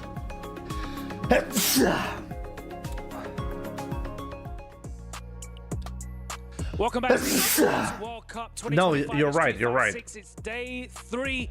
You're right. I think it's single elimination. Phase 2, the round You're right. robin phase to determine the final 4 players to join the playoffs. We have already said goodbye to 2 of our competitors in each of those groups. 2 remain. The phase 2 only for the loser side of phase 1 is a little bloated in my opinion. Asbel, good to see you. I mean, it's an interesting way to whittle down the player base in a way so that you start with a weird amount of players and then you still have a proper top 16, right? Carlos, good to see you and thank you. Asbel, by the way, good to see you as well. MacGyver, what's up? He was so ready against everything that no one wanted to do. So yeah, it does appear to be a single elimination. It's a nothing. Like he'd back off and Kawano but would read that. Maybe not. I don't know. Really, let me look it up. That was a clean 3-0.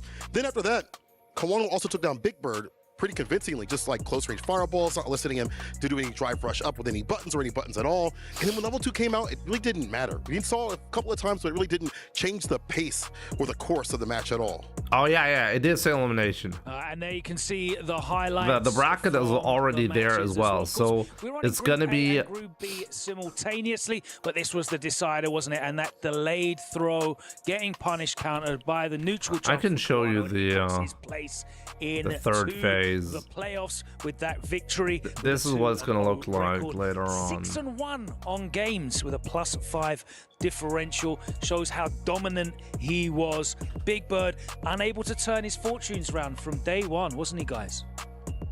Yeah, it felt like Big Bird, like from day one, we talked about how he gets a little like shaky in his matches. Day 2, he looked real good. Obviously got his redemption against Dual Kevin. But day 3, it felt like he still played good, because even with Big Bird versus Noah, it felt like, okay, Big Bird's still playing as good as he's supposed to play, but Kawano is just a different beast. The wall is what I call him. Anytime there's a situation where he wants to keep you out, he's really good at that. The amount of DPs he was able to land against both the players were intense, because they are assuming that maybe he'll throw a close fireball here, but he never did. This is And of course, Group B, all eyes were on Punk's performance. He wasn't able to get the job done. It was a shocking 3-1 victory for Matsu. So it's going to be Angry Bird versus the winner of Group D. Group D is Higuchi, DCQ, Pugera. The winner of that group will be playing Angry Bird. Well, I mean, And then Men RD versus Endingwalker, which is going to be so great to see tomorrow. Zen versus the Group C winner. Group C is Tokido, Goichi, or NL. And then the rest of the matches are guaranteed, like are already there, right? Xiaohai versus Torimeshi, Mochi versus Matsu, Blaz versus Itazan, Lashar Kawano, and Fudo Bonchan. More canister traps set up for Moki and Chun-Li as opposed to Punk, where he just kind of switched up the pace. I like the idea of phase 1, and I like the first to 5 in phase 3. Like I said, What do you mean first to 5? Wait, they're going to be playing all of the matches in first to 5? Really? All matches are first to 5? Obviously, the big narrative was, you know, looking for Punk's redemption arc after, you know, day 1's defeat. Things seem to be... They dropped the ball with phase 2. I guess in his favor on day 2. I think in order to avoid phase 2, you have to have less people qualifying. He was too confident. Because finals is first to 5. Jesus, that sounds interesting.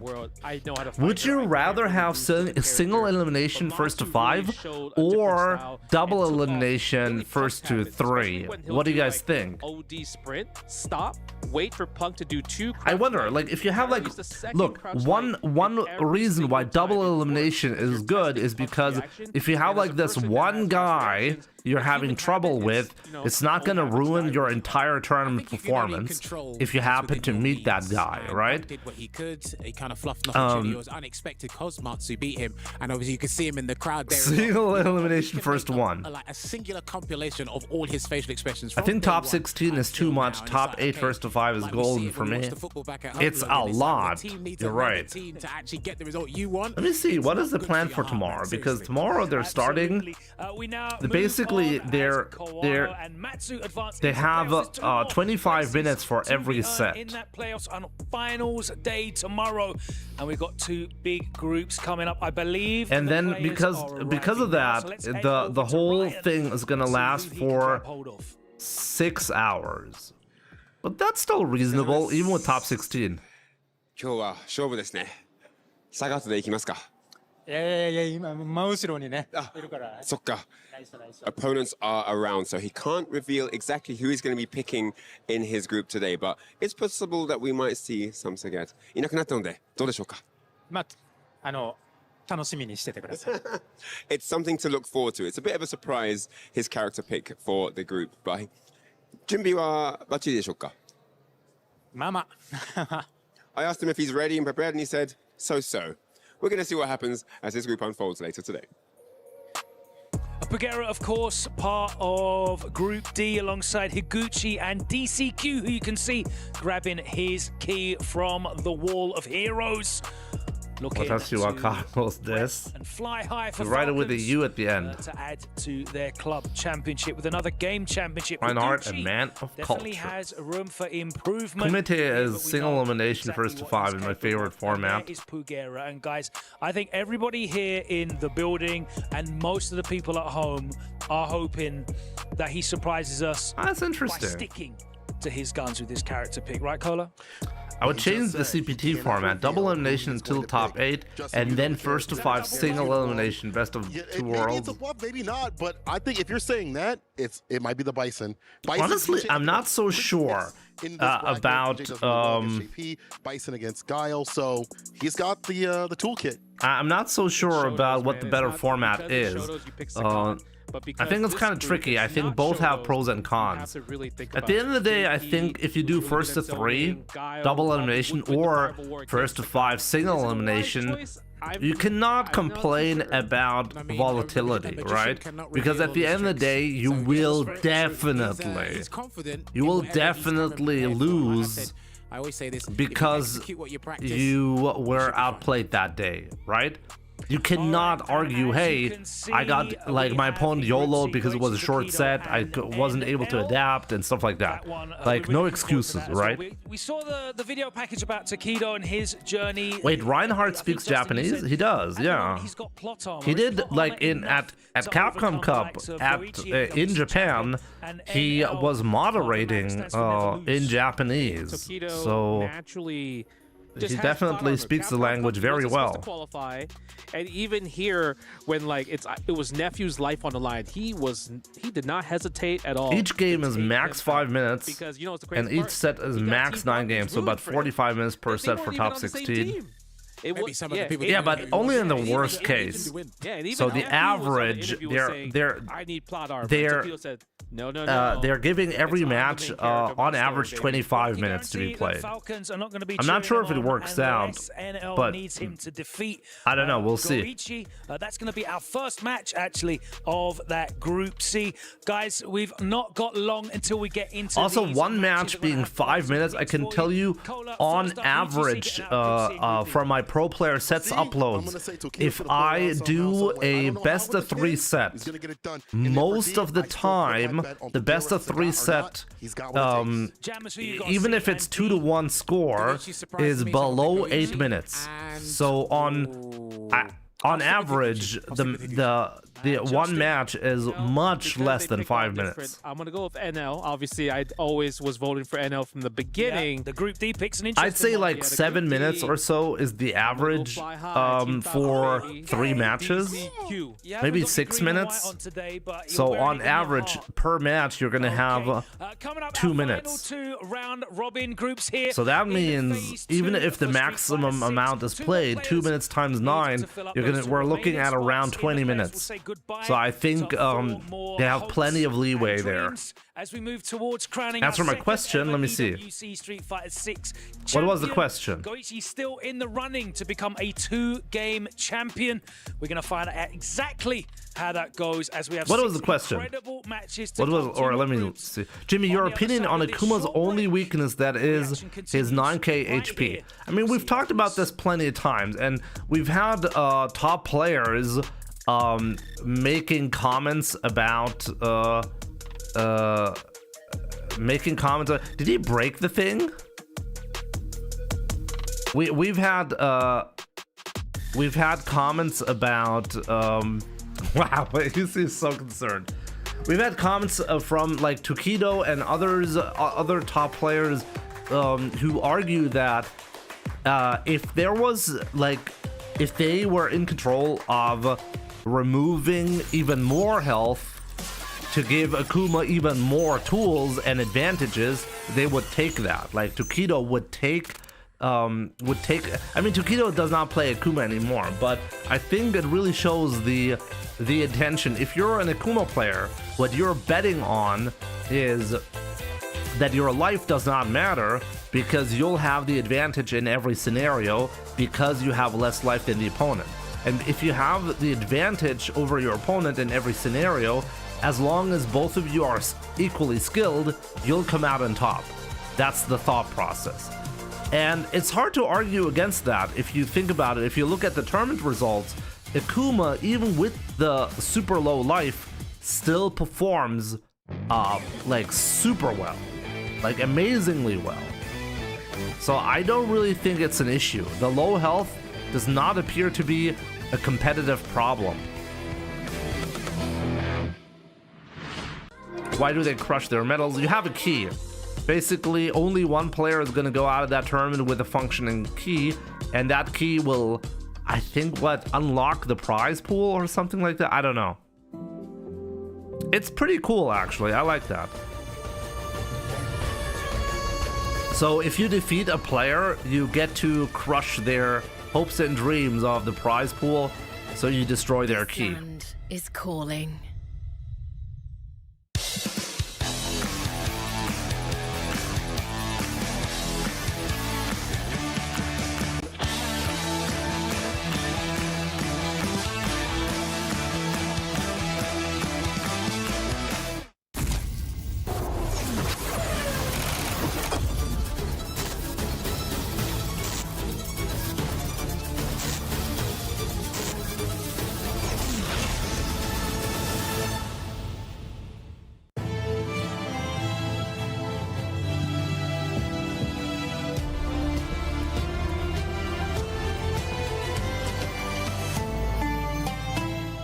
I'll be right back, guys.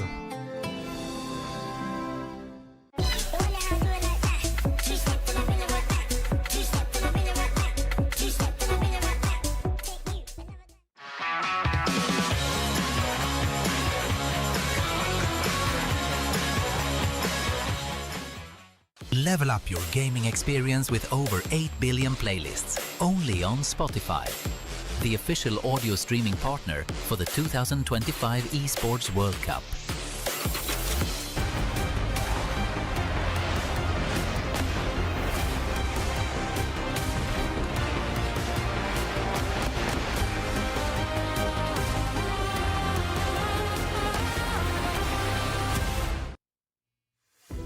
Welcome back, ladies and gentlemen, to the Amazon Arena. We continue on with Street Fighter action. We're your hosts one more time, Milos and Hollywood Rock TV. And we got some more to go your way. First of all, though, let's chat quickly about groups A and B because it's done. Kawano and Matsu, a complete unknown. He fixed in the cup champion and move on in the end. Top 16. Oh yeah, right. I think it's part of the.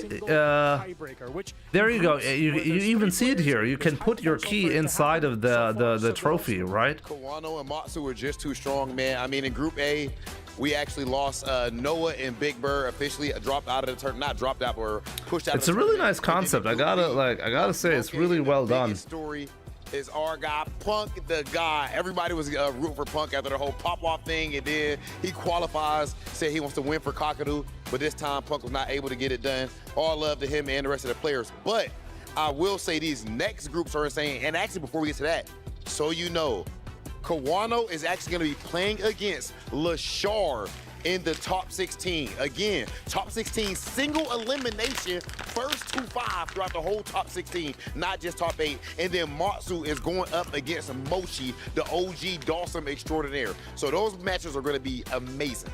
Now you talk about next, you talk about Legends. Well, we got Legends on our stage. Next two groups in C and D are tight. This is NL, Goichi, and Tokido are playing in the same group. Higuchi, DCQ, and Figuera. It does not get easy at this point. And behind us, as you see, it's Tokido and Multicam Legend Goichi setting up.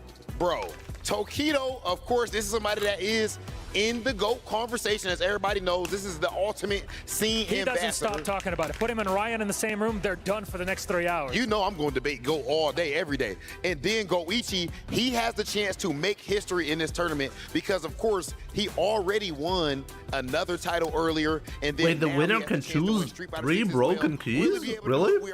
What's the point of that? Round robin, ladies and gentlemen, we have Goichi going head-to-head with Tokido. Let's send things over to the commentators. Two legends step onto the EWC stage to see who gets this is possibly deciding who's going to win out of this group, right? With Vicious gonna bring you the action for both Group C and D. How you doing, my man? Man, I'm as excited as ever. We were talking about this off stream during the break. This is gonna be the test of the true plot armor. I mean, Tokido, he's been a little bit of a dice roller when it comes to stepping up and actually performing on cue. However, this is an EWC champion.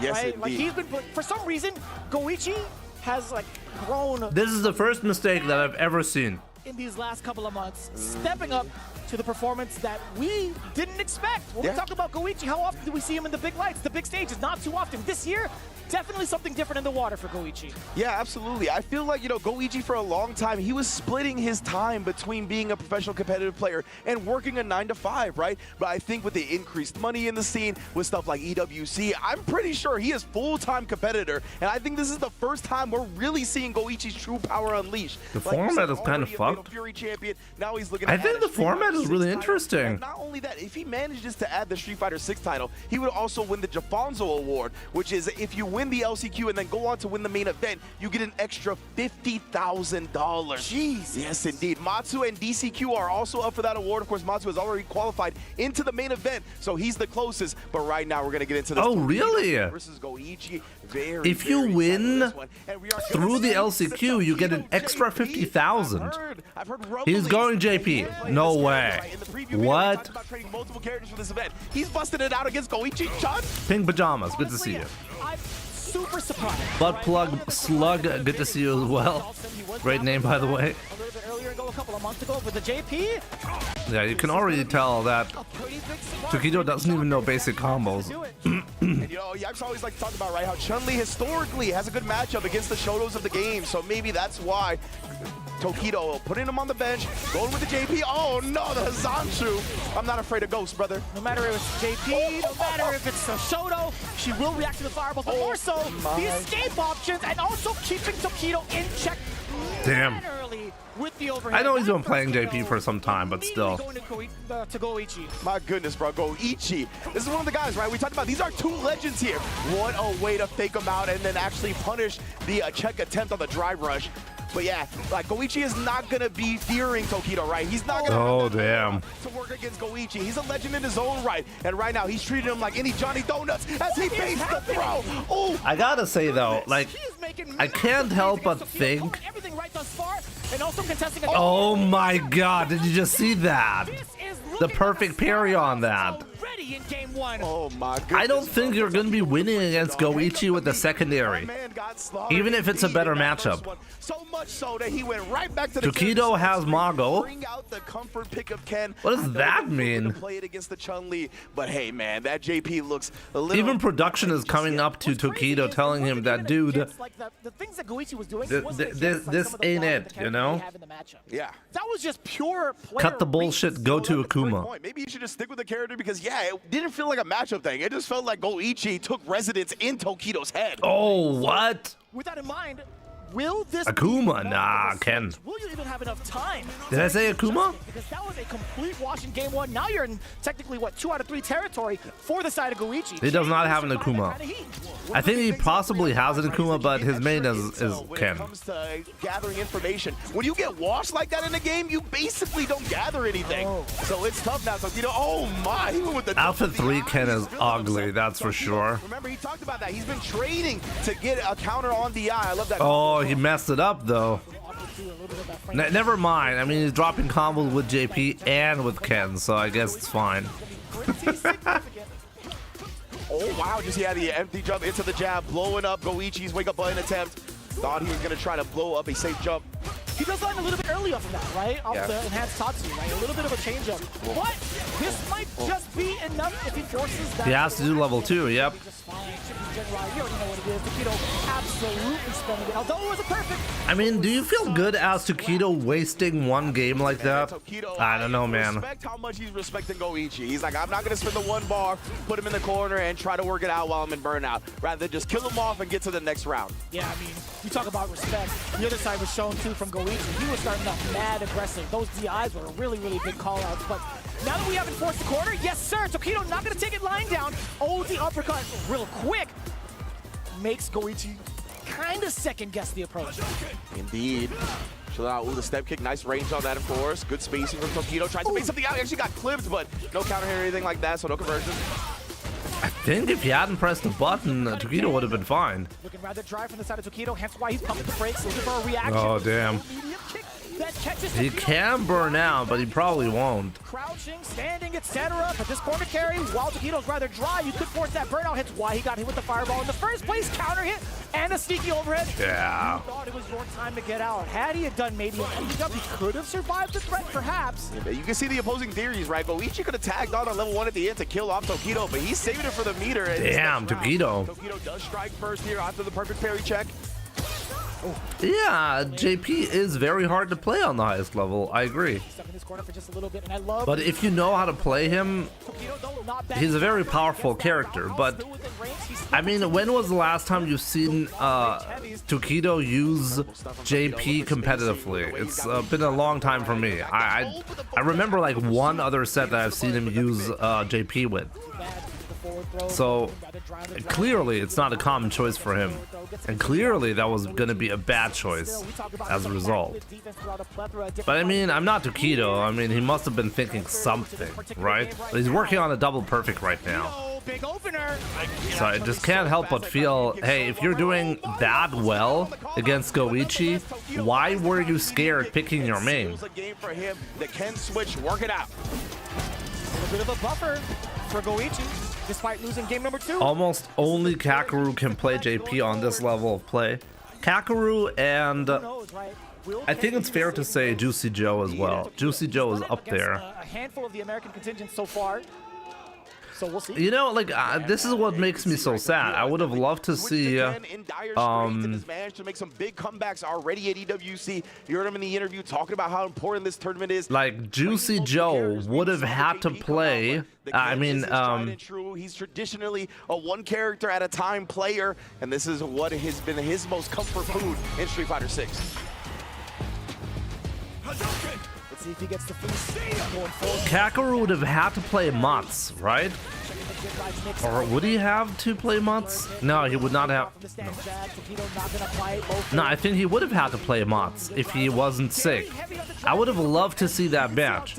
No, Matsu played Juicy Joe, and they're not in the same group, right?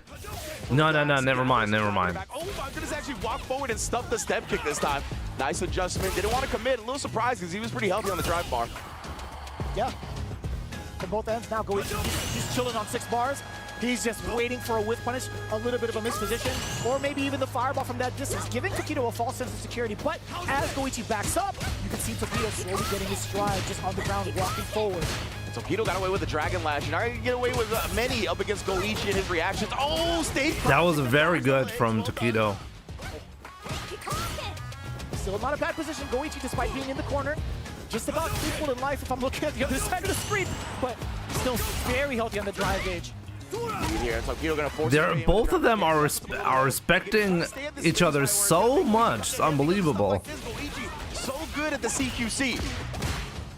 That parry giving Tokido just a little bit over that 3 gauge. excuse me. Love the dash under right. He thought it was a bit of a dead zone. Maybe the up kicks actually just whip. So instead of trying that, he takes the safe route. Oh man, those legs. Goichi strikes, and man, it's a slow-paced game, so that's a big dub to get. You know, Tokido expended a whole lot of mental and physical energy in that one.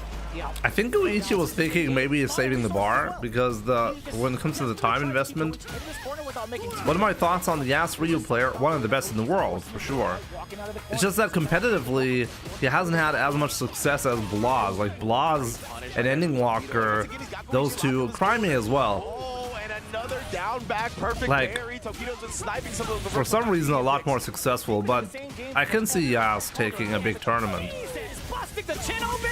Not going to spend any bar though. He is sitting at a perfect after all. Doesn't need to spend the super art just yet. Sick two-step from Tokido here to gain a big advantage. But Goichi maybe just concerned with building meter. That's why he keeps throwing the fireball, trying to get something up. Because yeah, this is quite the life deficit right now.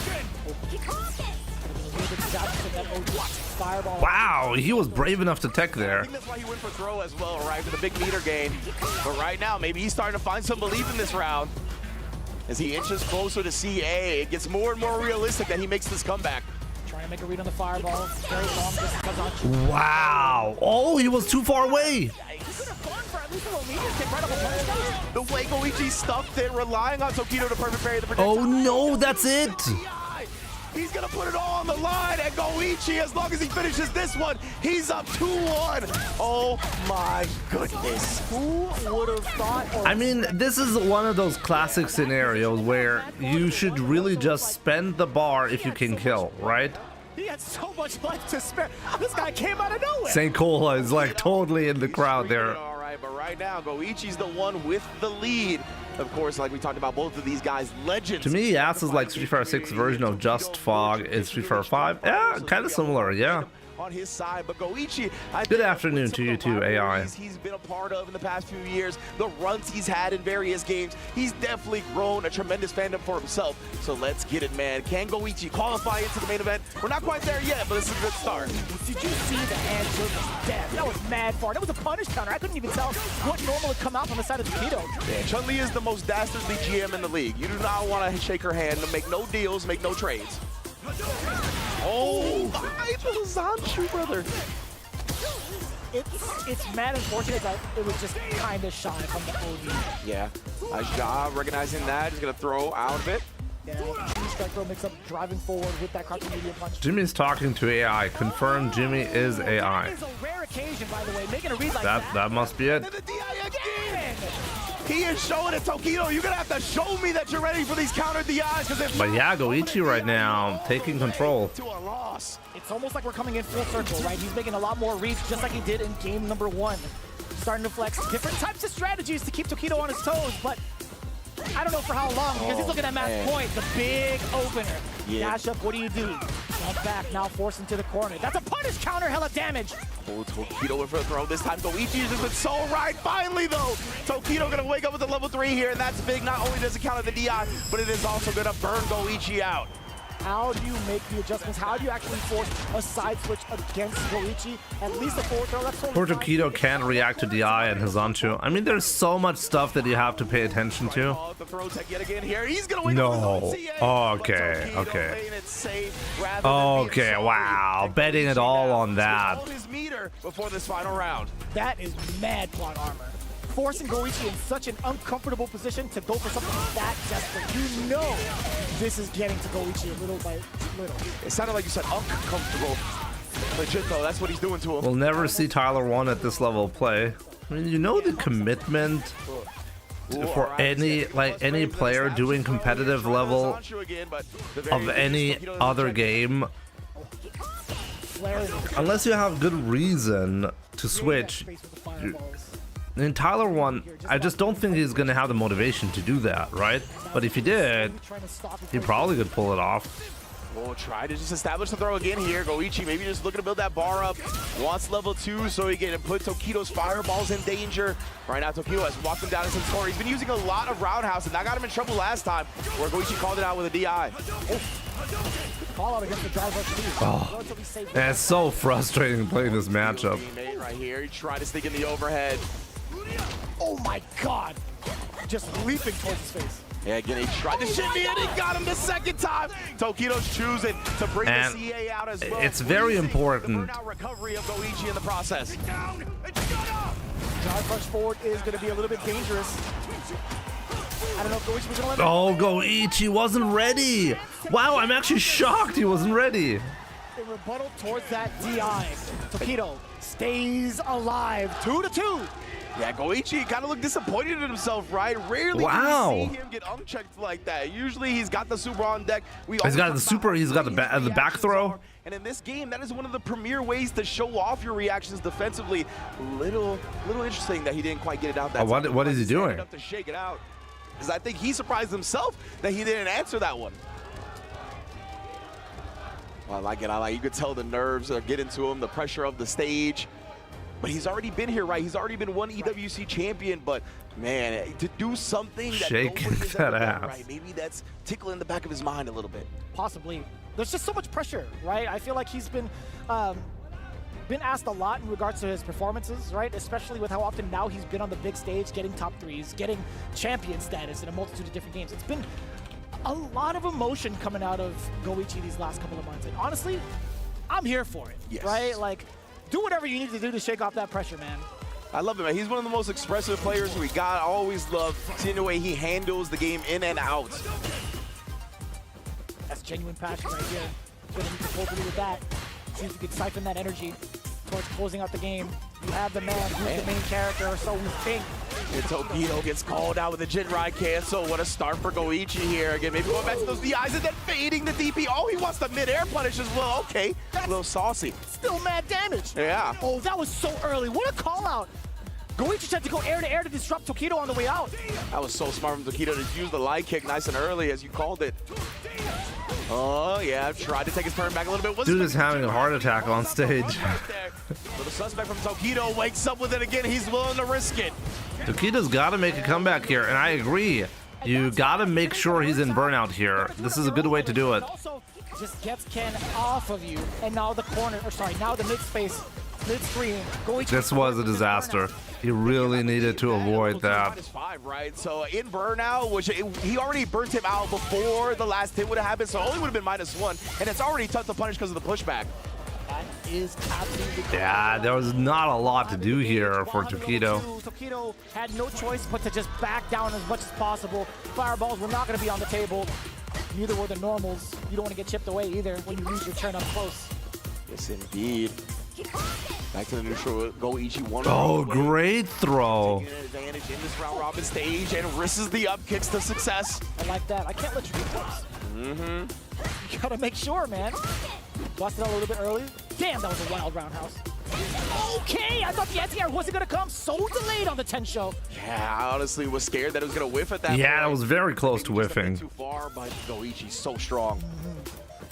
You can't throw a fireball. Even OD fireball doesn't work. Level 3 is happening. Sneaking in a throw, just inching his way forward now.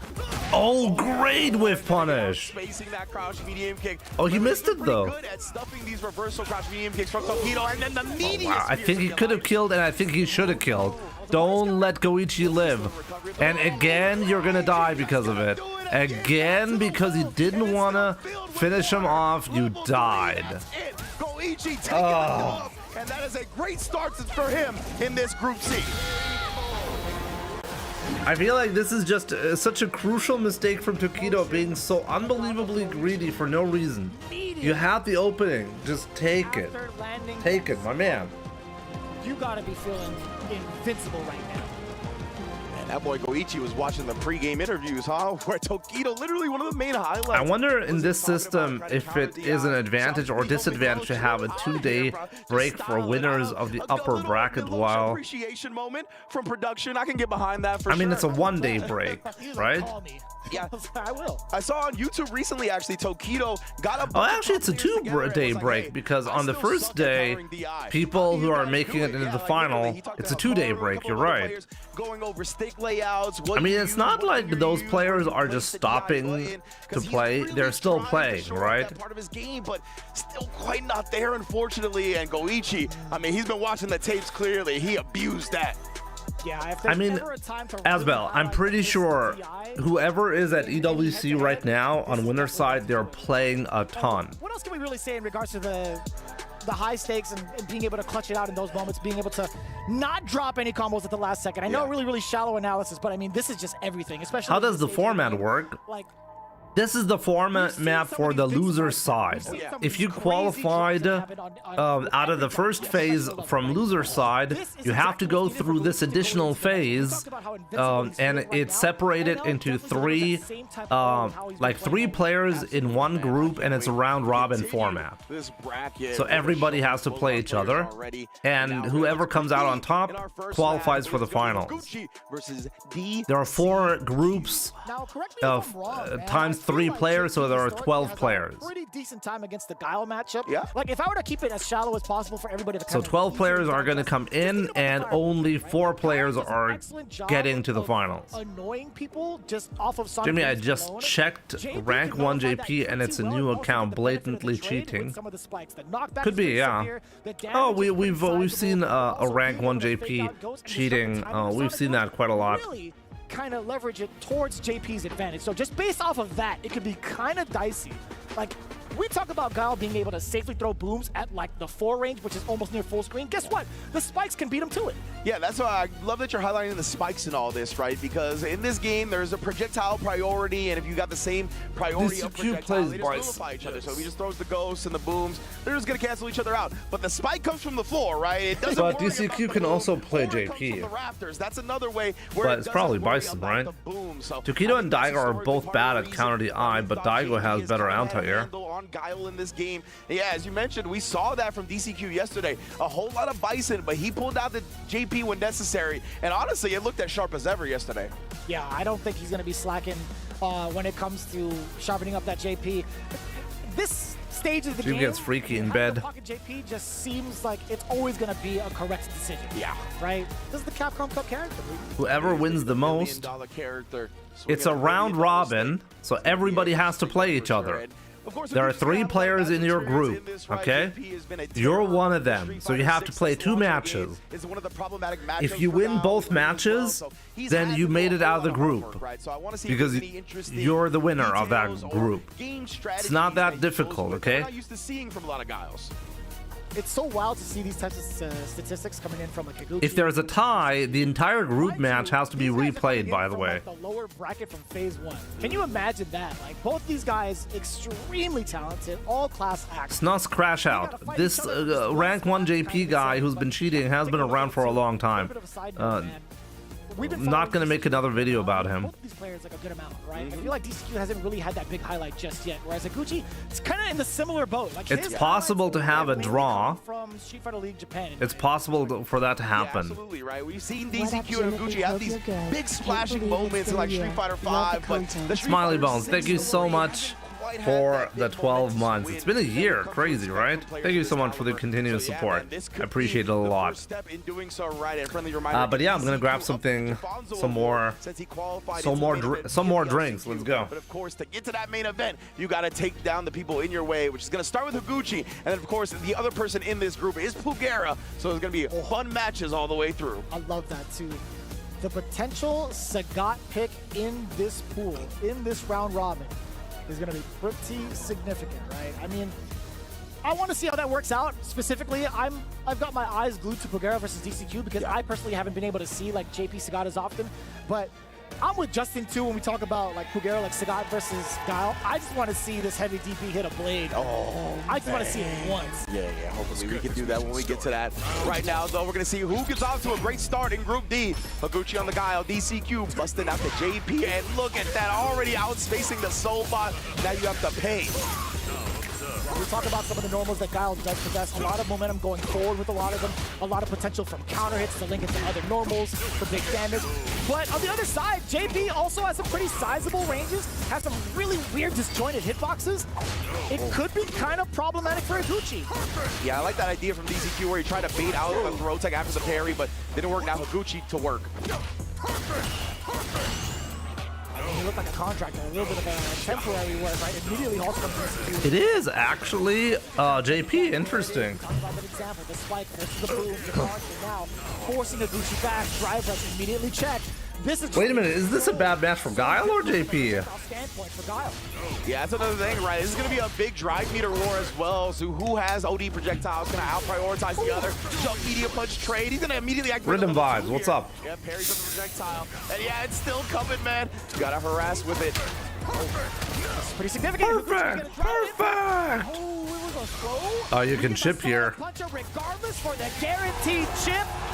Excellent. Most excellent. We thought it was going to be like a How old was the video? I mean, granted, maybe I didn't even, like we talked about him on stream and we watched replays. Maybe I didn't actually release a video about him on YouTube. But we've looked at a couple of replays about him. It's been... The drive meter when was it? So the more you can make the opponent sacrifice and drive, the better. Maybe like in March or so? Talk about that real quick. The spikes? Are you serious? Godlike. All right, Higuchi, you know the matchup. My bad, dog. He walked in front of that bad boy. He's like, I don't give a damn about your projectiles. That's actually the sickest thing I've ever seen. That was so cool. Higuchi had his parry in that one a little bit short, but he does find the sweep with punish. Set up shop again. I love that, using the Sonic Blade to go through. Oh, and the What a perfect punish. sit down. A little bit shy on the crouching medium punch, and now you're gonna eat it with a level 2. Isn't this cheater fucking up the MR system? What's the other gonna be to lead into the I mean, Man, every time I see not somebody in the corner, I'm expecting them to get the eye more count. than any Smurf account. Can't go to that So just yet. Trying to open up Higuchi other ways, but the poke back. Higuchi's gonna cash all the way out. He's got CA on deck, and he ain't missing a darn thing. with those big boots in hand. He's got boot cut keys. He's got that twang on him with the level 3. DCQ, I wonder if he tried to go for a throw. yes, this JP player is a known cheater. Higuchi hasn't noticed it yet, and the staff also. But DCQ is right now, he's cheating, right? Love seeing it already from Higuchi. Like we said, very prepared for the JP. He's using auto win. When he's playing, he's always winning. Problem since the launch of the game. So this Raymond, he just lost, right? It's not working, guys. More practice in the matchups that give him trouble more than anything else. And we even saw Higuchi main. Did I say that? Did they say that? That was honestly so This is the kind of match, fire versus fire. How to counter a zoner character. Easy, pick another zoner. I'm not sure who wins this. Who wins this? Higuchi now rolling. Let's see here though, yeah, the spikes respecting it. We nullify the fireballs. Higuchi so low on drive. This is where it's tough. DCQ though, he's trying to push that advantage.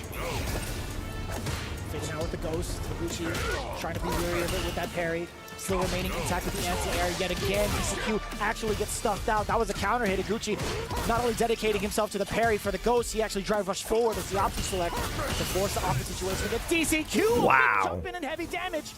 This man Higuchi, I don't know, bro. We might need a change of character. It looks like he really understands how JP's like to flow against him, and he is wow, perfect KO. Perfect at 53 seconds. My goodness. So play on the rapper Higuchi main.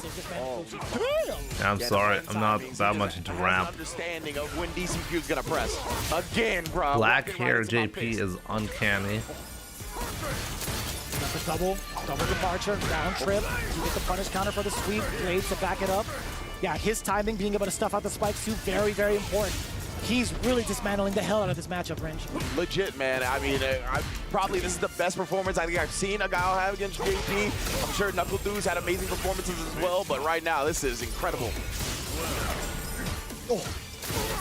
Oh, it was still on screen. What DCQ wants to do before he does it has been so on point thus far. Drive reversal again, man. You can't keep him locked in. He was going to go into the level 2, right? He knew he was going to do that and drain the drive meter. So he was like, I'm just going to drive reversal immediately. I'm not going to let you get into the level 2. Higuchi is so aware, bro.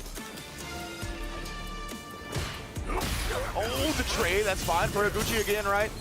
And DCQ, he's been making a lot of use of that level 2. We even saw him do it raw in the neutral earlier to try to negate some of that Guile Sonic Boom game. But you can see DCQ, it feels like he's a little lost right now, right? He doesn't want to commit to anything. Maybe try to react to Higuchi doing something with CA. Oh, again, bro, that's This is so cool. sick.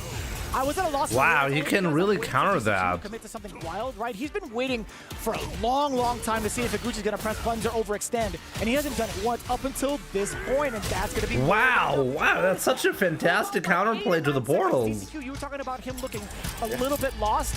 I honestly think he was testing Higuchi to see if he was gonna overextend. Higuchi was willing to sit it out the whole time as Guile. I've never seen that before either, yeah. Right, he had the life lead. He could just sit there, sit to the back. Time was on his What did he do? side. I missed it. So whenever DCQ used the OD portals, Why even do that, bro? he did the OD Sonic Blade and kept it running, and the portal attacks would actually hit the Sonic Blade instead of Guile.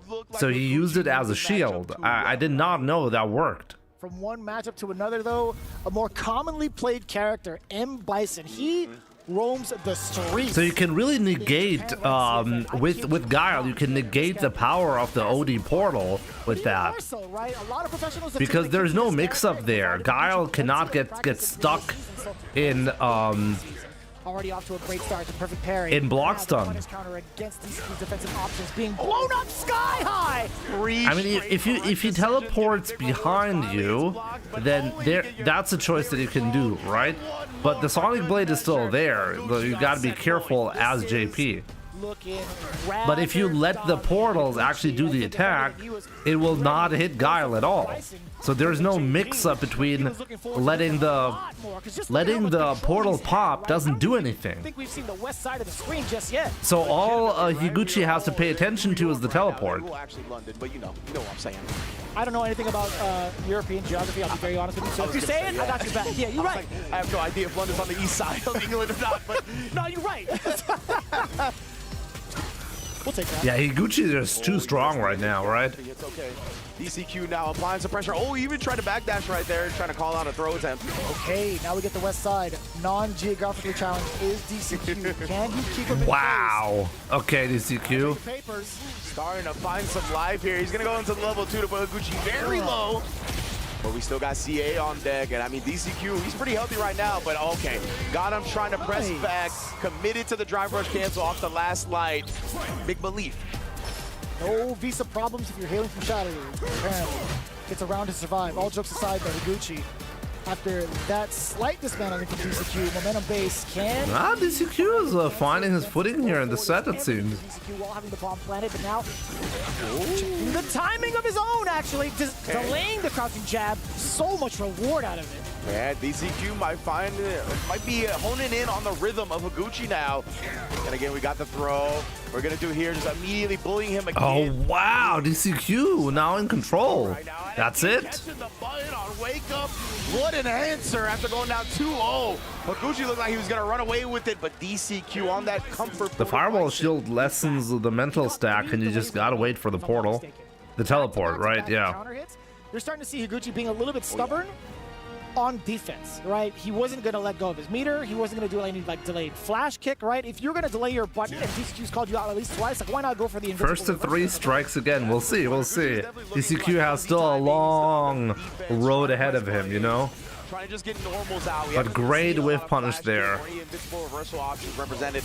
And yeah, I knew it was going to happen right there because he hadn't done it up until that point. It had to be. It really had to be to give DCQ that type of information to force maybe a little bit of maybe some sort of timidity, forcing to back off a little bit. Timidity, I like that word. Wow, wow, he just walked up to him like that. Well done from Higuchi. Oof, oof. Getting the jukebox out of me. Just harassing right now. Oh, he even tried to jump to call out a boom, but nothing happened. And Higuchi with the overhead reset. I think the flash kick would have killed, but I don't blame Higuchi. You really want to make sure here. JP down player is eating good after these JP games. I agree. Yeah, he sure did. Bison's horse, feeling sorry for him. I mean, this is the power if you're a player who has multiple characters and you know that you're playing a matchup or a player who really knows very well how to deal with this one character like JP. You're just overall gonna look much healthier if you have a very strong secondary. I guess you could even argue DCQ plays Bison as a main now. I don't really know. I like what you're putting down. Oh yeah, I already know. But I agree. I think Higuchi is probably the best guy in the world, right? See the stakes, the pressure in the air right now. I mean, he's not as good as ISTD, but almost. Side switch is temporary, but damage might be forever. Higuchi now, while in full screen. Let's see if he gets some action going. No. The tenacity from DCQ has been so much. This is going to be hella damage. Go right into the Psycho Crusher. He Kid, you like that? A little bit more the tank with another drive rush cancel, but he doesn't want to get the scaling involved. This is a terrible spot to be in. Yeah, what do you even do here? Higuchi knew it as well. Exactly right. Higuchi was doing his best to avoid it, but DCQ, of course, checkmates him at that scenario. Well done. That was not a checkmate. That's not true. Bison to tie up the set 2-2, and yeah, he's really honing in on the rhythm of Higuchi's button. Or was it a checkmate? So many counter hits, some slight delays, Reverse 3-0, we'll see about that. To get you to react, only to beat you to the button. This is an amazing adjustment, especially when Higuchi was so honed in on DCQ's timing to start the set. What's wild is this is giving me like flashbacks and shades of SFL US, right? DCQ always in the anchor spot, having to bring his team back from the brink of death in the long set, 3 out of 5, and just making such dire and impactful adjustments in such a short span of time. With 2 characters now, by the way. Yeah, exactly right. He started the set on JP, went to the Bison. Again, that's the character he plays the most nowadays. And man, has it paid off for that switch. Now Higuchi, of course, locking in. He is a Guile specialist, so we're going right back into Punk also made 15,000 from that tournament, by the way, just so you know. And get one more dub. He already got 2 early, right? He just needs one more to take a lead in this group. Oh, I was just thinking, who's going to be the aggressor here? I feel like somebody's going to punch on the gas, and it was immediately DCQ. Wait, oh, what a way to defuse the bomb with a low kick, the low short. I find it crazy. Blas beat Goichi 3-0. Isn't that insane? So difficult. That's the only player Goichi has lost to so far. Now the forward throw, DCQ, how do you enforce your will? I like that. Drive rush forward into another throw. Overhead was incoming. Higuchi sniped it out. Very expensive at that, right, with the OD. Right now, DCQ has the drive advantage. Did I detect a note of sarcasm there, Jimmy? No, I wouldn't do that. Prevent Higuchi from getting over that 3-bar threshold, but he's there now. Yes, the jump. I'd never do that. DCQ in very much I'd never say anything sarcastic. I do enjoy my sarcastic ball games, though. A lot of it counter hit against Higuchi. He's been pressing a lot of buttons, rather active upon wake up. Damn, and rather active against block strings. Indeed. Like trying to backdash and it got chased down. Now he's gonna go for the solid punch. I'm mid-working, but I have the stream on second screen. Kick stop. That's the way to go. Keep it up. In there and put himself on set point. Damn, son. Just at the wow, right DCQ really reversed it. Snipe him out. Drive rush low forward. Higuchi goes for the knockdown. Very impactful touch. Well, at least temporarily it was. DCQ now finding himself into the corner. Oh, the big! Oh my God, he still maintained the charge? Yeah, for real. You know Higuchi. True Guile player stuff right there. Wow, he got the counter conversion. So damaging. That's it. Perfect. Set point both players now. Final round with so much bar on the side of DCQ, kind of pumping the brakes a little bit. Only way I can keep my sanity. Guys, I'm looking forward to playing Street Fighter. You know, these matches are making me like, I want to play. I want to play like right now. In like about 40 minutes, we'll be playing here. I want to get 20,000 MR today. Okay, that's the goal. Surely I won't be disappointed. So scary, very sharp angle. That is actually a pretty great time to jump against Higuchi, even if he charged the flash. This is a bad spot to be in now. But both players can kill with one hit. Oh, that's it. That is it. That should be it. Higuchi clutches it out after DCQ almost makes the comeback. My man Higuchi actually looked at the camera. He's like, is that gonna kill? He looks so confused and perplexed off of that. But man, there's been such a drastic change of timings from Higuchi in so many different rounds, right? He's been so unpredictable. This guy has had enough. Jimmy's itching to play, for sure. Genuinely, right? Like, DCQ was starting to dismantle some of the timings. Higuchi was actually mad stubborn with pressing buttons upon wake up over and over and over again in the second to last round, and then all of a sudden, still sniping out DCQ's timing with that crouch jab. It's always the crouch jab that comes out for the big impactful moments into a crouch or a counter hit into crouch medium. One thing I really gotta say though, I mean, if you're losing 2 matches and then you switch the character and now all of a sudden you're winning, man, it does remind me of Tokido, right? That was the safe strat. That's what's gonna lead me to a dub in the long term. Really sick. Hey, I felt like both of these guys had shine in their area, right? Just time your button presses better and you'll win. Both of them showed that throughout the set. What a piece of advice. Just time your button presses better. Come on, man. So this is it right here, right? He delayed it too. Man. He went for crouch jab, went for a longer delayed button with a back heavy kick. So him making that read is so dangerous. Like, who would opt to press a button in that exact scenario? Yeah, man, Higuchi, he really felt it right, and it feels like DCQ likes to get that Bomaye. Goichi now versus. But man, what a actually versus now, who? We hop back over to Group C, where Goichi has the potential to qualify in to the final stage of EWC, but standing in his way is this man, NL Never Lose. This is the time to live up to that name. Wait, NL stands for never lose. Definitely plays a significant factor here going into Really? match after match, right? I thought it's because he's from the Netherlands. Against Tokido, looking like a different type of player, willing to throw out the DIs, willing to throw out some of the grime into their eyes. But NL, there's just something about him that plays mad clean. Surely he's coming in from the lower bracket. Like as he's sitting down like so many high-end NA players. I'm such an idiot.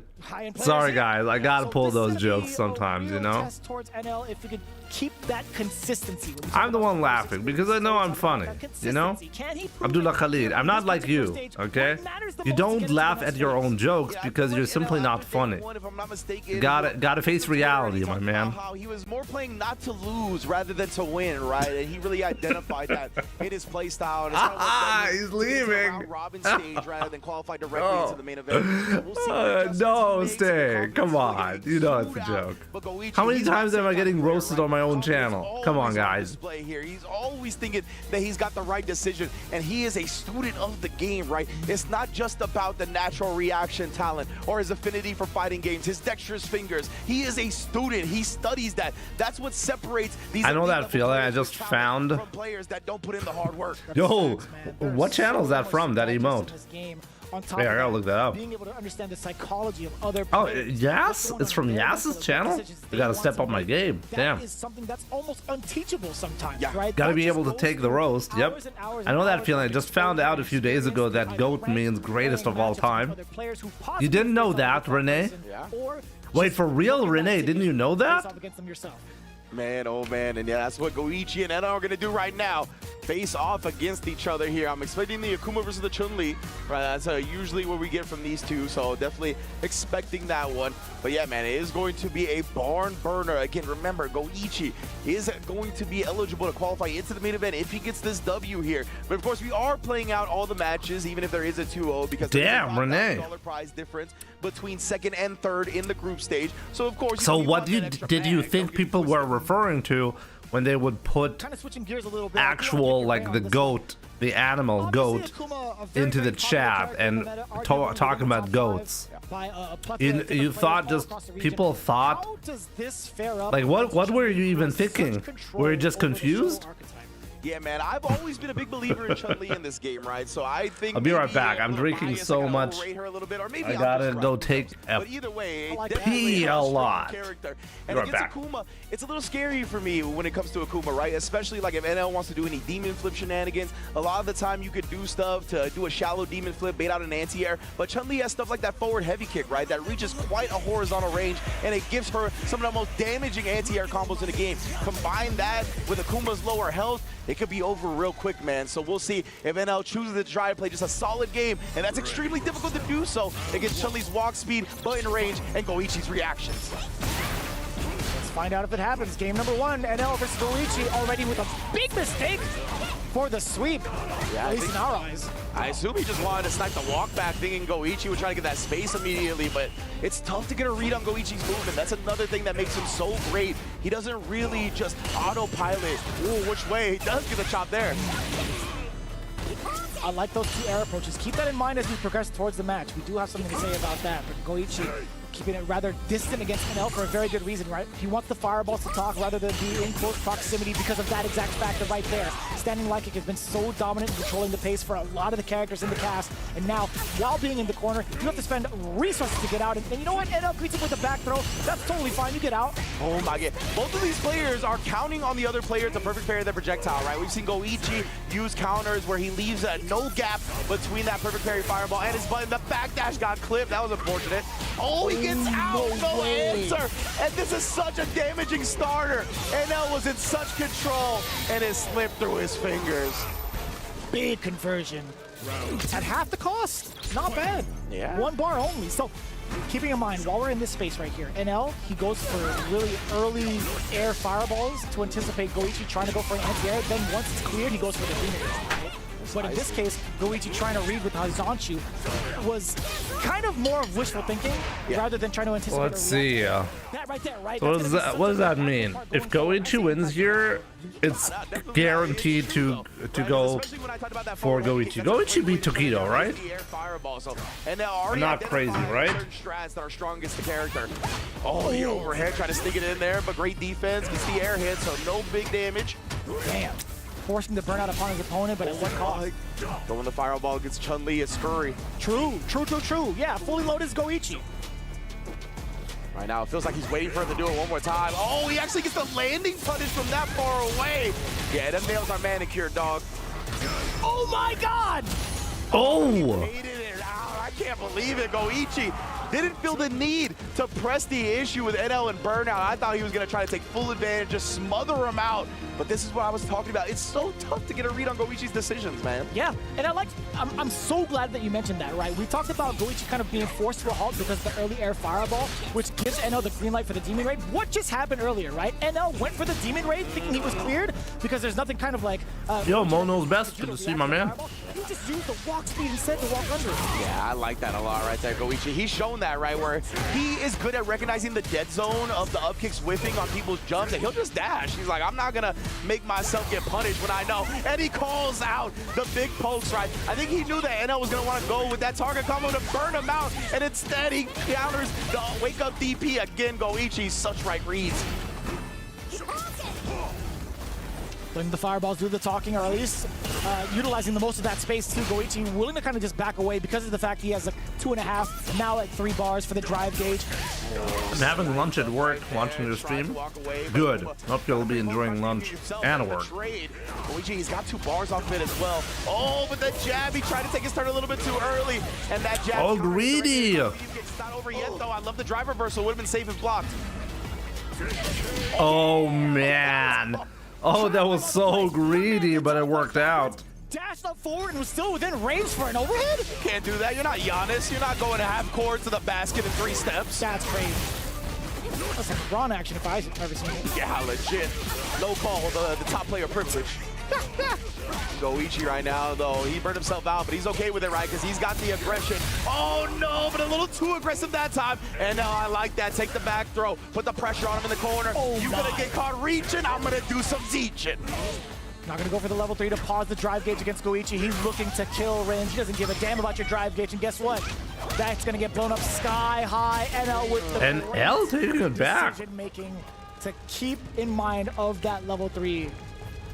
My goodness, man. Both of these players having really sharp reads on each other's wake-up invincible reversals, right? We've seen both big level 3s baited out now as we tie up the set. And wow, Goichi, what recognition right there. But NL right back at you, feeling spicy. Still within range of that fear, stashing up now after the adamant. Trying to thread the needle on defense is Goichi with the standing light punch. Oh, you see Goichi, he's buffering. Yeah, he was buffering the down-down. He's trying to get that anti-air if the fireball comes out. Damn, that's a lot of damage to the drive gauge. But NL, he's still looking rather dry himself. Indeed. Both players now a little bit healthy. Calls out the jump again here. Tries to bait the DP. NL has been establishing those.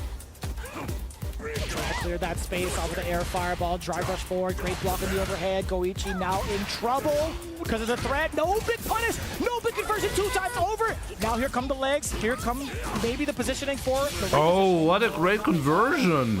Level 1. Instead. What a scramble, yo. Yeah, I thought NL was about to snatch defeat from the jaws of victory, but luckily clutched that one out. He's on opposite day? Exactly. Oh, that's a mighty jump in. Now again, take the throw. Right now, though, how many of these are you willing to take, Goichi? Wow, firing out with the fireball. I like that choice. Oh, see the buffering. So scary. Going for the dive kick while within range. Goichi definitely not going to let that fly. You were paying a hefty fine for that. You know, I mean, forcing Goichi to spend a level 3, that's okay. That is just okay. Yeah, definitely not the worst thing in the world right there, right? And Goichi, this is kind of, you can see the pressure is mounting a little bit, right? Because he had that same opportunity to spin meter against Tokido, and he actually saved it and managed to take it to the other round while still securing this one. He didn't want to take that chance against NL. He's like, I'll just spin the meter. against Akuma? Yeah, bro. Let's not give that opportunity. He's definitely using super. Oh, we punished the hell out of that. Dude, Mizuno, I'll see you soon, my man. I'll be playing some ranked in like 30 minutes from now. Just so rare to see NL actually whip the ground. Over soon, actually. Goichi took full advantage now, has him low, but the demon is lurking in the shadows, don't forget. Oh. Is 1,000 demons enough to take down Goichi? I don't think it's gonna make the comeback. Yeah, too difficult. That one too. NL was standing initially and doubted it. Wow, at the last moment, couldn't defend against the overhead the whole time. That's the thing, right? Sometimes your reactions are used against you. Maybe you think you're far enough away where then you can start trying to plot on a whiff punish, but just snuck in there, and yeah, the hit stop plus the screen freeze from the driver's cancel makes DI very easily counterable. Had to do it, to be honest with you, man. I think that's a strategy that he's used against Tokido to make it work, right? Okay, yeah. We got the demon flip chop. Past the fireball, that's one way around it. Down 4 roundhouse, curse that move, man. Yeah, exactly. He's using it just enough to where NL isn't prepared every time he pulls it out, right? Ooh! Air to air right there. I love that shutdown. And then you see him, he's so precise with the anti-airs. I love it. And that was so expensive. 2 punish counters in a row against NL, right? He has to walk it out manually. Indeed. Just eating all kinds of fireballs right now. Oh, my goodness! You thought you got the better end of the deal? Not this time. Never make deals with a demon, bro. That's how warlocks are born. Sorry, the D&D. That got me pretty good. No, that got me pretty good. That's bars. Bars as hell. NL still in this. Let's go. Yo, Mr. X, what's up? Try to knock on the door. Finally got master with Ken after 2 years. Congrats, my man. Help me. Oh my goodness. Sagata release broke me. Didn't really get to play much since Sagata released because I was on vacation. Wallen, burnout. This is going to be so substantial for Goichi. Gets to bully him and does so successfully. Looking at final round. Matt, set point for Goichi now. Heavy punch while in burnout. I agree. That is broken. Doesn't look like it. What's their name? Thank you so much for the follow. Appreciate it. Trying to base something out. You can tell Goichi playing very safe right now. He is 1 round away from getting into that main event, that top 16. That's right, yeah. I mean, and oh! My goodness. At the edge of the knuckles, the touch of the rope. You know those knuckles ain't manicured. Dirty, dirty, dirty. I'll tell you what, that's kind of gross. Oh my God, what a time to demon flip.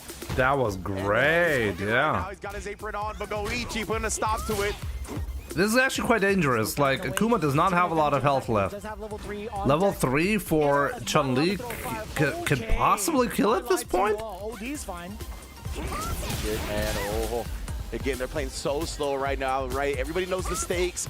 Goichi, yeah, I was going to say, if you can... Like, either player hitting right now could possibly kill. NL can definitely kill with any hit. My goodness, bro. Yeah, NL, he does not want to throw a fireball, right? You see even Goichi buffered a little bit right there as well. Oh, now we see Akuma relatively close to the corner, now stuck in the corner. Oh, that's possibly it. No. With the H2O, brother. Oh, but now that is it. Oh, he dropped it. No way. He dropped it. Oh, no. Oh, what? NL. Okay. And NL dropped it as well? From both sides. Oh my goodness. Drop after drop after drop. Goichi. That was it. The main event berth was there. Oh. We've seen players crumble from these type of moments, Ringe. Can it actually happen? Took a break, Mr. X. Yeah. NL. Oh, man. Yeah, I got to imagine, right, when it comes to the momentum, when it comes to the morale, how people are feeling. Seems pretty good to take a break when Sagata releases. A little decent, right? He got spaghetti all around, yep. But, you know, you got to take what you can get. There's plenty of moments where I'm sure NL had something weird happen. He ended up Goichi is like, should have had Indian food today. This happens at Why did I have to get the Italian food? Why is there spaghetti all over the floor? Takes the dub. He is in top 16. That statement alone is probably why we're seeing 2-2 up on your screen at the very top. Perfect parry. It's not going to go for the side because instead the damage and the meter, very impactful too. I got to find a different word, Rings. I'll tell you what. I'm not going to lie to you, fam. How many players in the main event? 16. Hit the cough button real quick on that one. The finals is going to have 16 players. Tried up by this pressure. Goichi willing to use the OD reversal. Oh my! Okay, and a little bit more reactionary to that, and that's what I was talking about, the forward heavy kick. You mentioned the fireball is a great counter to that, but the level 1 gets him off of him. Oh, that was mad. Almost whiffed. Almost whiffed that. Now they are scrapping, Rings. Absolutely, that was preemptive as hell. Yeah, it was. He definitely wanted to catch that demon flip for that jump immediately. Goichi kind of catching on some of those decisions could be a little bit scary. Oh, but that's it. This is what I'm talking about. These players are relying on their opponents to perfect parry and then stuffing that gap that they think they can check the drive rush with. Oh my God! My life flashed before my eyes. Checking the drive rush. This is so tense right now. Goichi's competitive existence, at least on the EWC stage. I like that Tencho drive on up there. That's going to be blowing up the low medium, and he'll take advantage of the created space. Oh man, it was like, I'm not into that. Oh no! 3 jumps. The up kicks, yeah, reaching at the peak of the jump as well. Oh, he tried the forward heavy kick. And this is so clutch right now.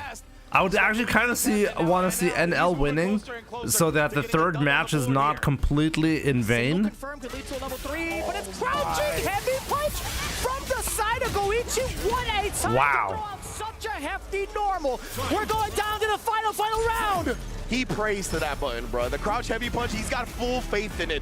We see him counter hit people all the time, right, because of the extended startup, but again, he takes it in the air and gets this forward heavy kick stuffed by the fireball. I'm loving the stage being set right now. Buddha Yipes is definitely entertained. He's been blessing the stage between both, but it's up to the who plays the better. Oh, very nice. Street Fighter right now, level 2, in response to the fireball. Give me that carry.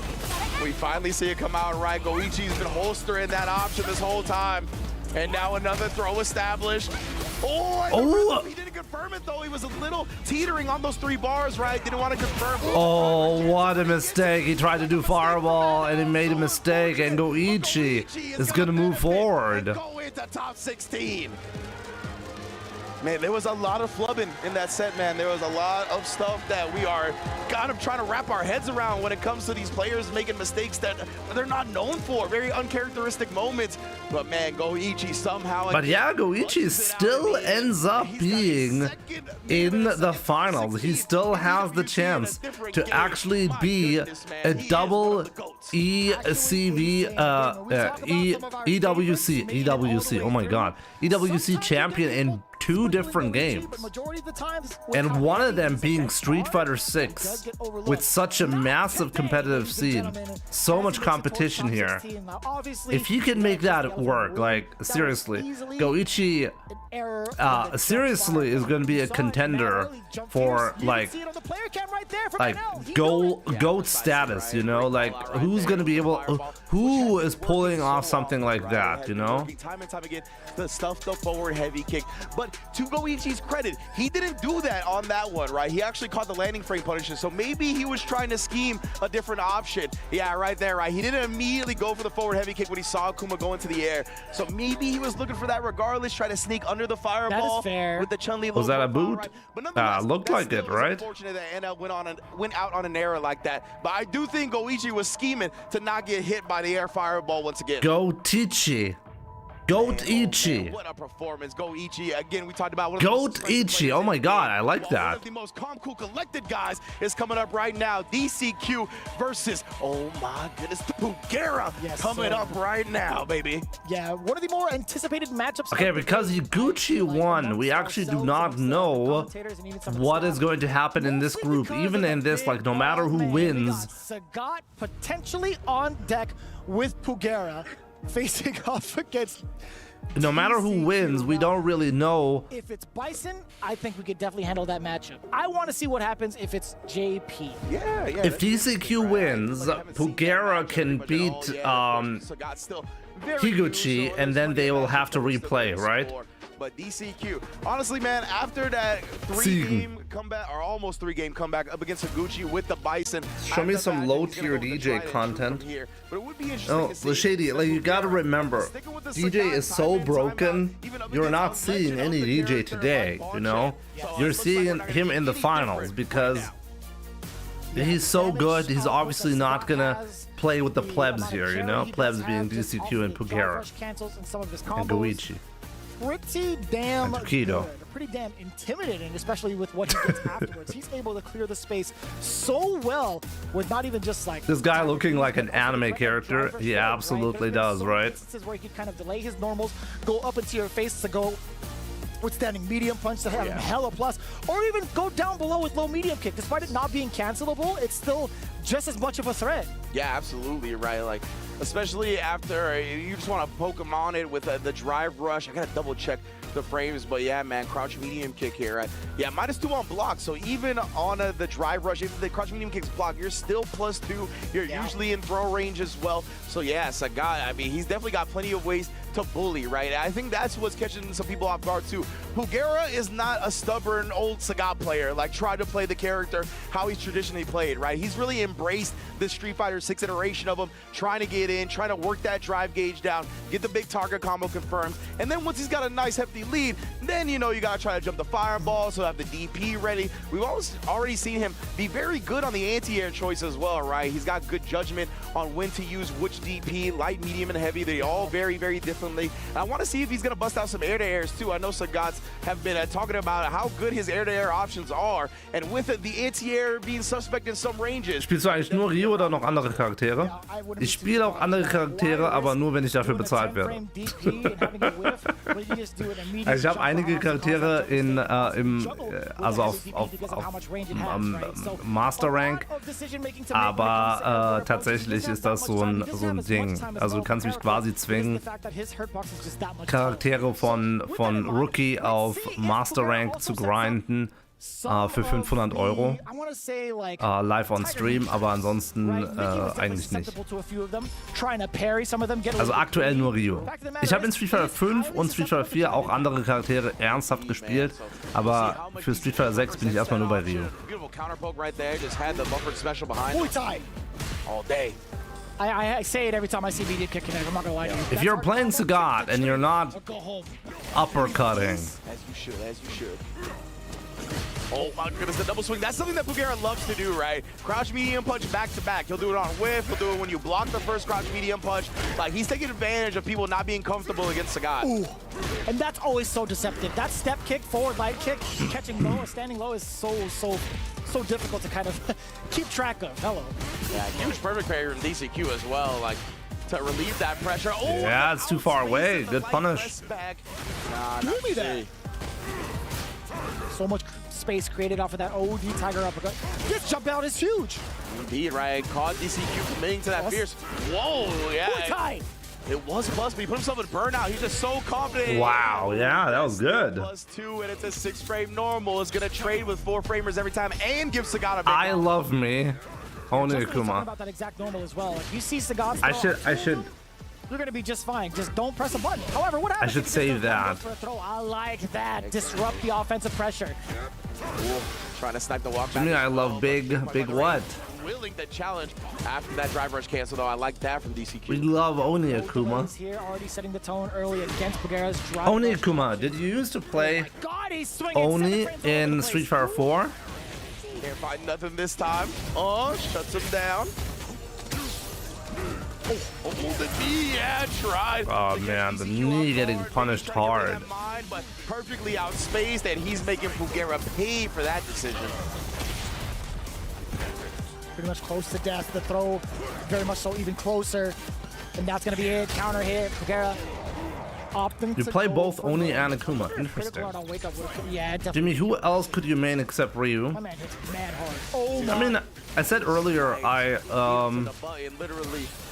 grinded some characters to master rank, right? Oh, you can't trade off. I think Ken would be very natural for me to play. I think if Ryu wasn't in the game I think Ken would be a logical choice. So much room to shine that bad boy, I'll tell you what. Yes, sir. And I have my Ken in master rank, right? DCQ is going to close out that first game using the level 2 once again. Love to see it. Again, he's had a lot of momentum, right? He was down 2-0 against Higuchi on the JP, switched to the Bison, took it to the final game. Oh my goodness, the shades. Quite the head scratcher indeed, Pugera. What do you do against the way that DCQ has been playing against your Sagat? And Pugera, he's had full faith in the Sagat, right? This is going to be one of his last chances at survival, though. He still has to close out this group. Bob the Freak, Higuchi. doing great. Hope you're fine too, my man. Second guess the character choice. Letting the mediums rock too, and I'm glad that he's not committing to the standing light or medium kick target combo from that range. Oh, that's a big Oh, trade. nice. Nice conversion. Oh my goodness, bro. Oh no, and then waking up with the button here again, paying dearly. Your whole life bar is in danger. Oh, what a bad dash. Wow. A little surprised on that Ibuki one. would be great in 6. We have Kimberly. Another back heavy kick, We I like think. Ibuki. Not meaty enough. Buki It's Buki. got a long startup, right, but it's got the plus frame, so Bisons tend to get greedy with it a little bit. Ooh. Swept that for a punish counter. Yeah. Try to do it again. DCQ is just taking so much stray hits here. Tiger shots, you can crouch. You know Ryu Nakuma's show in one Capcom game after the final boss? I remember the game name. We'll see. Asura. Yeah, I remember. Tries that option. Right now, though, oh, the parry gets thrown. Big damage. And then again, just bullying him up. 3 mediums into the crouch medium punch afterwards. You ain't going nowhere. That's Wow, Gera is really a threat with his God. Vanquisher. Not forget. Not forget, brother. You didn't submit my W9.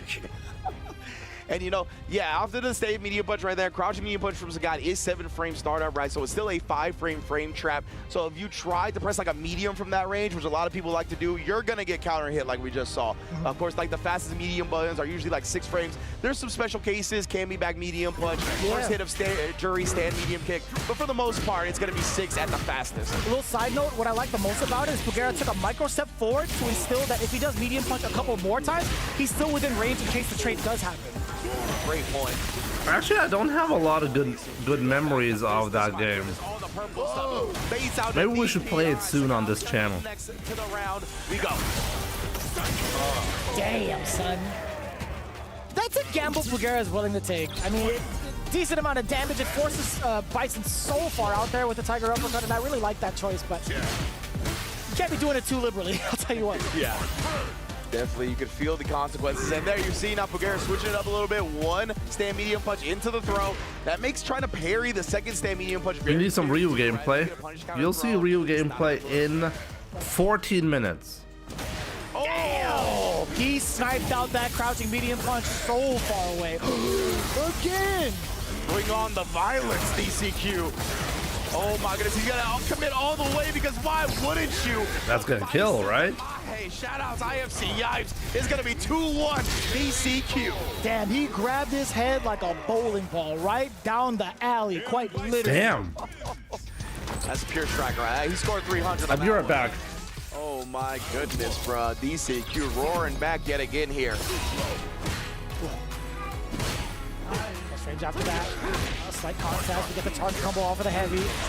Damn! Yeah. Kind of sneaky. Oh, trade time!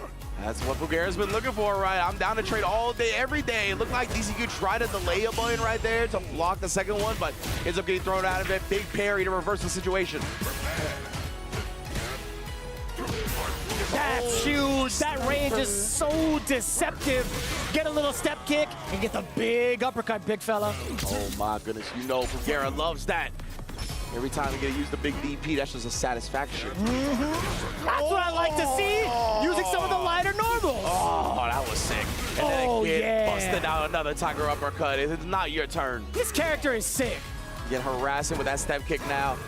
Like you said, you wanted to see him sprinkle in some different options. Even the crouch medium kick starting to come out. Oh, but of course, all reliable. Crouch medium punch coming through. Had the drive rush buffer behind it. Now we're in the corner control. He's so damn optimal right now. Or throw again. You can do it one more time. Low medium kick if anything. Oh, and he went low. He went for a tick throw. DCQ actually got hit. Yeah, indeed. Making the hit stun too high for the throw to connect. Oh, this is so tough. How do you close it out? Just one more touch. DCQ has come back from this before. Yeah, he's trying to harass. How much? Oh, never mind. No magic. Mundane Pixel. The wind right out of your sails. Legitimately. I look right at you. I'm like, yeah. Yeah. Yeah. The Mundane Pixel. No magic in that one, everybody. But it is a tied up set regardless now. 2-2. And remember, if DCQ beats Pugera here, he's going to be 1-1. So it's going to be all on Higuchi taking down Pugera to actually close it out. If Pugera wins this set, then the winner of Higuchi versus Pugera qualifies in the top 16. Will player in 15 minutes, Blaz. It's unfortunately just going to be MDZ Jimmy. Dude, I'm telling you, it's a close set though here. Right? Yeah. Coming out a little bit slower than most of the other counterpoke normals that most Shotos have, but it's got that range to it, right? That's like the seesaw. It's like, sure, it's slower, but man, the range is so good. Yeah, precisely, man. You can see how much it catches people off guard. Like the perfect range to really disrupt people's neutral time into a lot. Oh my God, punish it! A backdash beforehand to make sure it whipped. Okay, Pugera. Jesus! Man's made him pay for it again, and then harassing, even catching the jump out, and then drive rush. Wow, Pugera match point. Set point. Who taught this man how to ball? Do you see how much carry he gets? Oh. That is actually, when he does anything into high step kick, into heavy DP, that's the Euro step, right? It's gotta be. 100%. It's a tie step at this point. True. Oh my goodness. I thought it was gonna be punishable, genuinely. I didn't see what strength it was. And then he had the bus frames from the mine after, just holding down Pugera, but yeah, he didn't have anything afterwards. Bus frames on the knee, jumping in, no hands. Oh, that was dangerous. This potential burnout. It's the uppercut. Now you're within one touch range. Yeah, one touch is gonna kill him. Yeah, he didn't want to press on that last one, right? He is not comfortable pressing after even 3 medium punches, knowing that crouch was gonna come out. Great block on the overhead. And what a way to start it off with crouching heavy punch from Pugera. Oh, and that's it. Light kick, hello. Light punch, I thought you were about to tell us how to do an infinite. You know, you might as well. I'm so sorry. Pugera gets the 3-2. What a comeback yet again, showing off Sagat. Newest DLC, putting DCQ away. Man, that is a tough break for him. But that means our next match is going to decide Higuchi and Pugera, who gets to the top 16. Yeah, Higuchi versus Pugera. The winner is going to be decided here. Because DCQ lost to both, so there's not going to be a tie situation. We definitely thought we were going to get multiple tiebreakers here in a bunch of the groups, but we are not going to get a single one, man. Goichi took it to Group C, and then our next match, Higuchi versus Pugera, is going to decide. And of course, that's going to be after Tokido versus NL, right? We still got Tokido versus NL to determine who's going to get a higher placing and who gets more money. But of course, Higuchi and Pugera, which is dope because it's going to be the last match of the day, that's going to determine the final qualifier in the top 16. Now, I heavily misspoke towards the very end, but I could do level 3 here. Kick is something we haven't seen almost all match, with the exception of the very beginning of game number 1. Mind you, that's the second time he had done the low step kick, and man, was it so important, especially if it's counter hit, right? You're still going to be able to get that link into uppercut into level 3.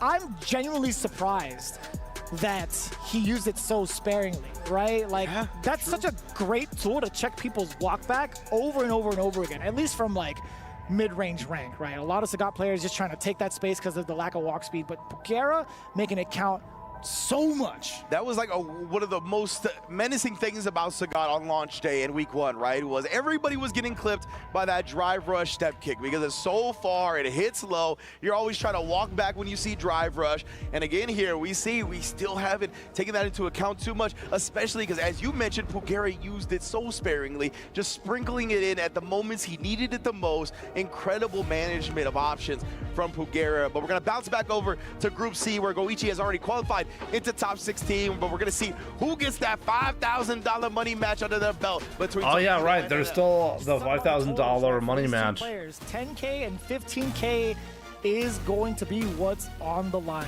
right? But still, a very, very decent amount of pocket change, I'll tell you what. Oh yeah, for sure. So I'm talking about everybody getting paid as well that made it into this main event. All 48 players getting paid out. You gotta love it.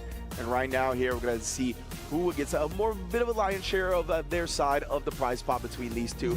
But yeah, Tokido and NL It's going to be a fun one, right? We most likely are going to see the Ken versus the Akuma. Maybe Tokido wants to experiment with a different character since he's not going to be able to qualify in the top 16 at this point. Maybe try some ideas that he was holding back on before.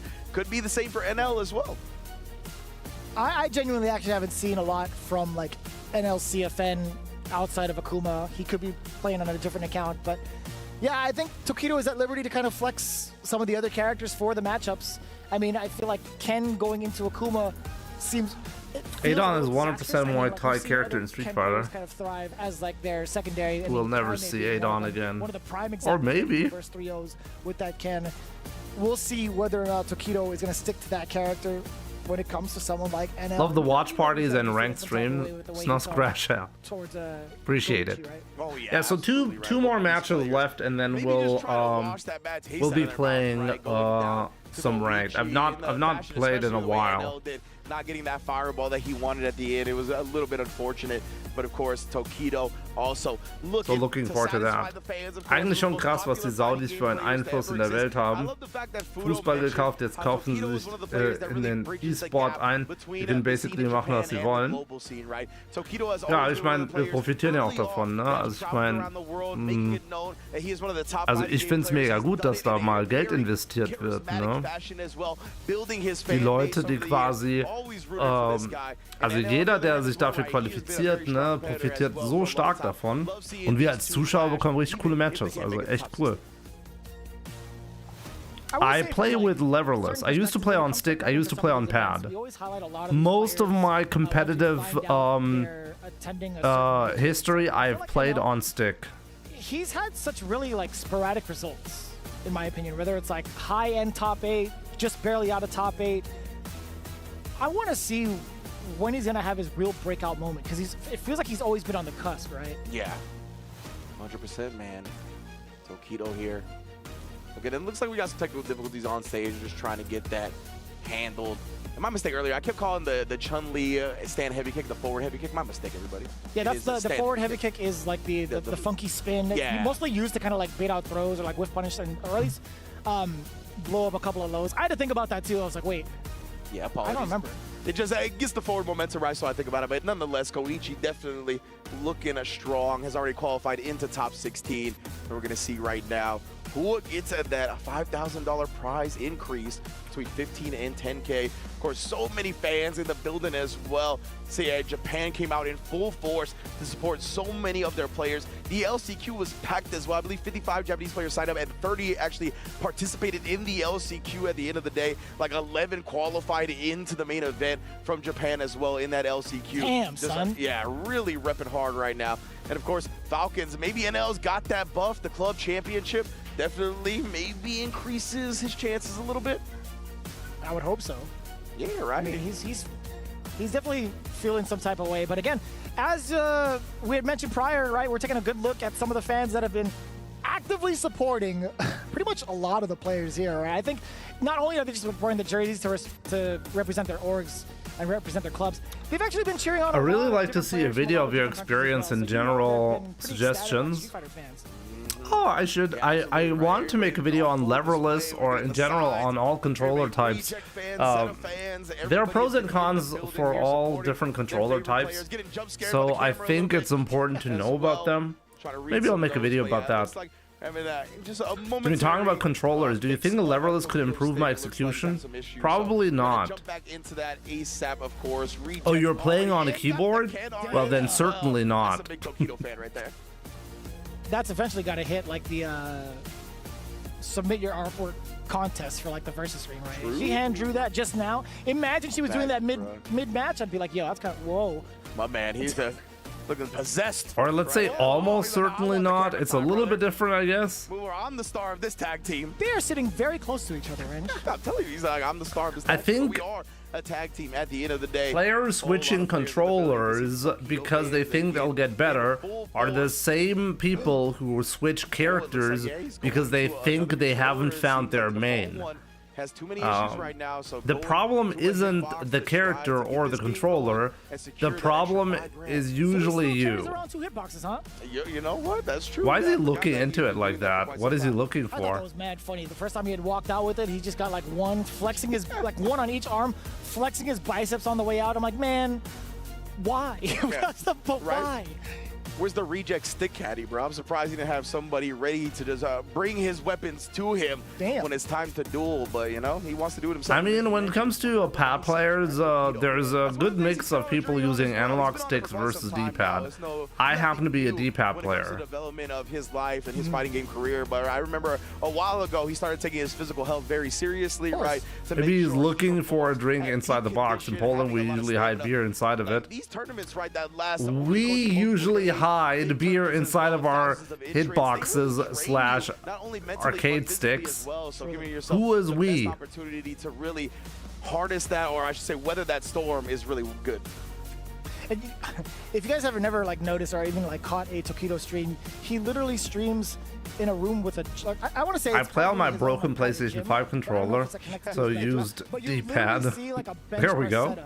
Can I make a request? I mainly play Overwatch, and I've seen some streamers do something known as a reaction test, made by Human Benchmark. Can I see a pro Ryu player's reaction time before comp? I uploaded a result for my reaction speed at one point. Can I find it again? You gotta imagine. I uploaded it on Twitter at some point. Bloodthirsty here to get a dub after the way the last match ended. It's a little daunting. Let's ask Grok. Grok should know about this, right? Having to do like a set amount of exercises based off of your performance, that's kind of rough, man. Like if he's got to do like full-on reps per DI missed, guess what, man? He's got a lot of stuff to do to hit that gym. He's gonna be hitting a full regimen. Your push day is today, son. We shall see now. Tokido, of course, again, making sure everything is handled. But thank you all for joining us here at the Esports World Cup, of course. This is the day before the finals, where everybody's going to get in the top 16. And remember, that top 16 is going to be single elimination, first to 5 sets. Going to be dope. A whole lot of the bracket has already been decided as well, right? We only got one more player left to decide in that top 16. It's going to be Higuchi versus Fugera in a minute. I believe the EWC website has been keeping the bracket updated as well. So if you're looking to check out what's going to happen tomorrow in your downtime, that is definitely, or this is definitely the time to do it. Yeah. Definitely going to be breaking the immersion here. Man, it's Capcom Cup all over again, huh, Range? I know, I was going to say. You know what I'm saying? Grok can't find it. Once again. Oh, man, but yes, indeed, if you right? know, you know. Yeah. Of course, yeah, and Goichi also qualifying in. So we got a couple of people I wanted to talk about the Jafonzo Award again, right? The Jafonzo Award is a extra $50,000 to the person who qualifies into the main event via LCQ and then goes on to win the main event, right? It's named after Jafonzo, who did that last year in EAFC, and it gets an extra $50,000. And 2 players are already qualified from that LCQ into it, right? Matsu and Goichi are up for that if they manage to take home the entirety of top 16 tomorrow. Pretty significant. And talking about top 16, that's where some of the clubs can also accumulate even more points, if I'm not mistaken, right? Although Falcons have won the club championship, there's still wiggle room within the rankings to gain a little bit more for the clubs that they're a part of. So there is that incentive to score as high as possible. Can I find it? Everybody and their moms wants to get that #1 spot, not only for the prize pool, but also the big prestige of being claimed as the EWC champion of this year, right? When it comes to winning these championships, Can't find it. Titles, it goes such a long way. It gives you that legacy, right? Nicely. Going forward in every single conversation, whether you're a player, spectator, or a commentator, you're going to be talking about this person being the EWC champion. Precisely, right? That is one of the big tournaments in our fighting game community. One of the ones I think the entire community considers a world championship, right? On the level of stuff like Capcom Cup, on the level of stuff like EVO. EWC is right there in that tier. So it is a huge gain, a huge boost to not only your notoriety, but just in general, your morale, your confidence to take home a tournament like this. It was such a unique format at the end as well. I wonder when bro's inputting the Konami code for Infinite Lives. Me? What everybody loves in Maybe. Street Fighter and fighting games in general. kind of going into... I would love to see my result from human benchmark thing. I remember doing that. Let's rehash a little bit of Group A and Group B, just in case folks are just tuning in while we settle this technical difficulty. Group A, we had Kawano, Big Bird, Noah the Prodigy. Kawano was the one that made it entirely out of that pool. Is that something that lined up with your personal prediction? Kawano, you know, I thought that group was going to go to a tiebreaker on the first one. I thought Noah was going to be able to sneak a win in there while the other two kind of took each other out. And I thought we were going to go again, but I did think Kawano was going to win the second time around. So kind of yes, kind of no, because I thought there was going to be a tiebreaker, but I did think Kawano probably not going to do so well if I do it right now. I didn't think was going to come out on top is Group B, right? Oh, before we get to that, though, you could see the match difference and the game difference. Kawano. Also, there's a difference if you do it like depending on. I mean, right now I'm using a 60 hertz monitor. For anybody else, big differences and just a complete convincing win to make it out. I'm getting a trash result now. A lot of the guys too in the back, we're definitely talking about the wall of Kawano, which we'll hash out a little bit more. But Group B is also something that took us severely by surprise. Matsu is playing out Just of woke his here. mind. What's the day for everyone? Veronica, good to see you. To a very But basically, to the point where we're like, damn, 60 hertz is diabolical. Kimberly could move like that. Legit, man. Yeah, I'm gonna have to replace like 2 out of my monitors at some point. One of them is almost dying anyway, so at some point I gotta make some changes here. Man, that's just great awareness of and respect for your opponent, right? Matsu, I think, tends to try to overwhelm and smother players, but he knows Punk's reactions are super good. He can maybe use that against him a little bit. Maybe he can't just rush him straight down, but he picked his spots so well to take down somebody who has extreme Kimberly experience. And then Moke on the other end as well, right? Punk managed to take him down, had the opportunity to maybe get the tiebreaker going, but Matsu shut down Moke as well. No, my reaction speed is trash here. Human benchmark thing. To make also with the accolades he has playing in online atmospheres within Japan.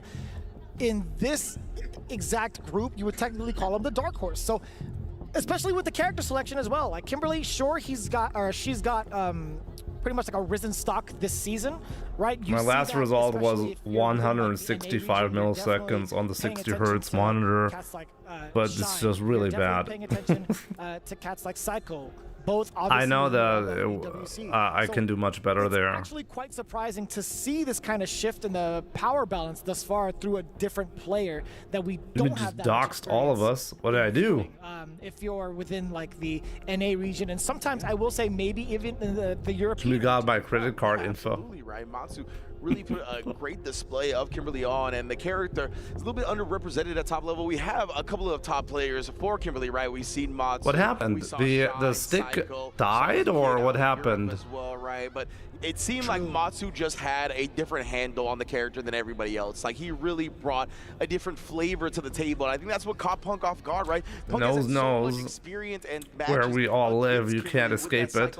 Style that Matsu was able Multiple sticks not working now. It's kind of weird, right? A very impressive showing, but it looks like maybe Tokido has gone back to the stage. Hopefully we get this match quickly, but yeah, I'm very impressed with Matsu.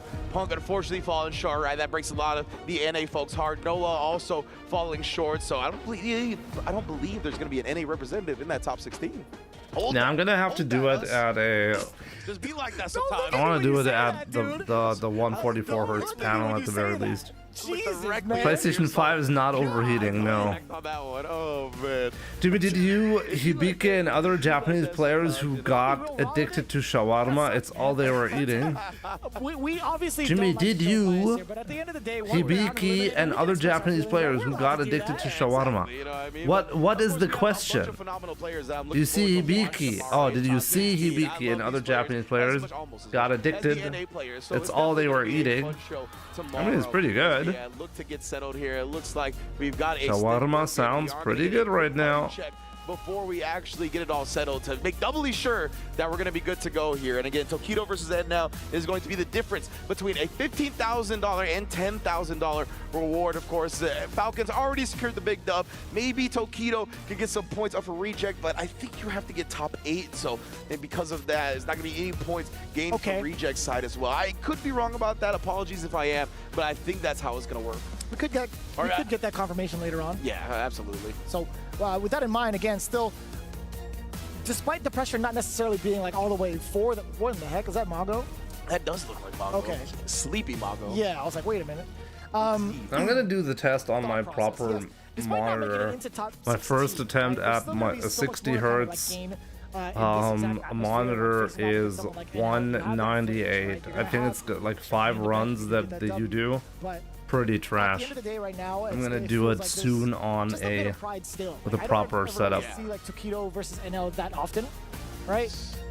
Outside of like the big. But the reaction speed itself doesn't really correlate much with like people who think that they're gonna get better at Street Fighter if they have good reaction speed. Only partially true. Like, did you know that like reaction speed correlates with IQ? It's quite interesting. Such a simple test. But there is apparently a high correlation between the two. There we go. But in Street Fighter, you're not the trouble of you. It's not, oh, I need to react to this move or that move. That's not the differentiating factor in most cases. You're not losing or winning a match because you have slightly better reactions than your opponent. That's normally not the reason why you're winning or losing. The crouching light came out of nowhere. Reaction speed and IQ are linked. No wonder you're slow, Jimmy. True. So Tokido got the perfect parry on the first hit, but didn't hold the parry. Oh, the jab, but no confirm afterwards.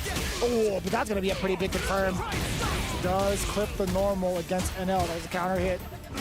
I was gonna say, giving up the position. Frames win games. True, but Tokido, he definitely, you see, he kind of regretted that decision a little look, bit. people literally in Gold League saying that they can't win Capcom Cup because their reaction speed is bad is like, it's ridiculous.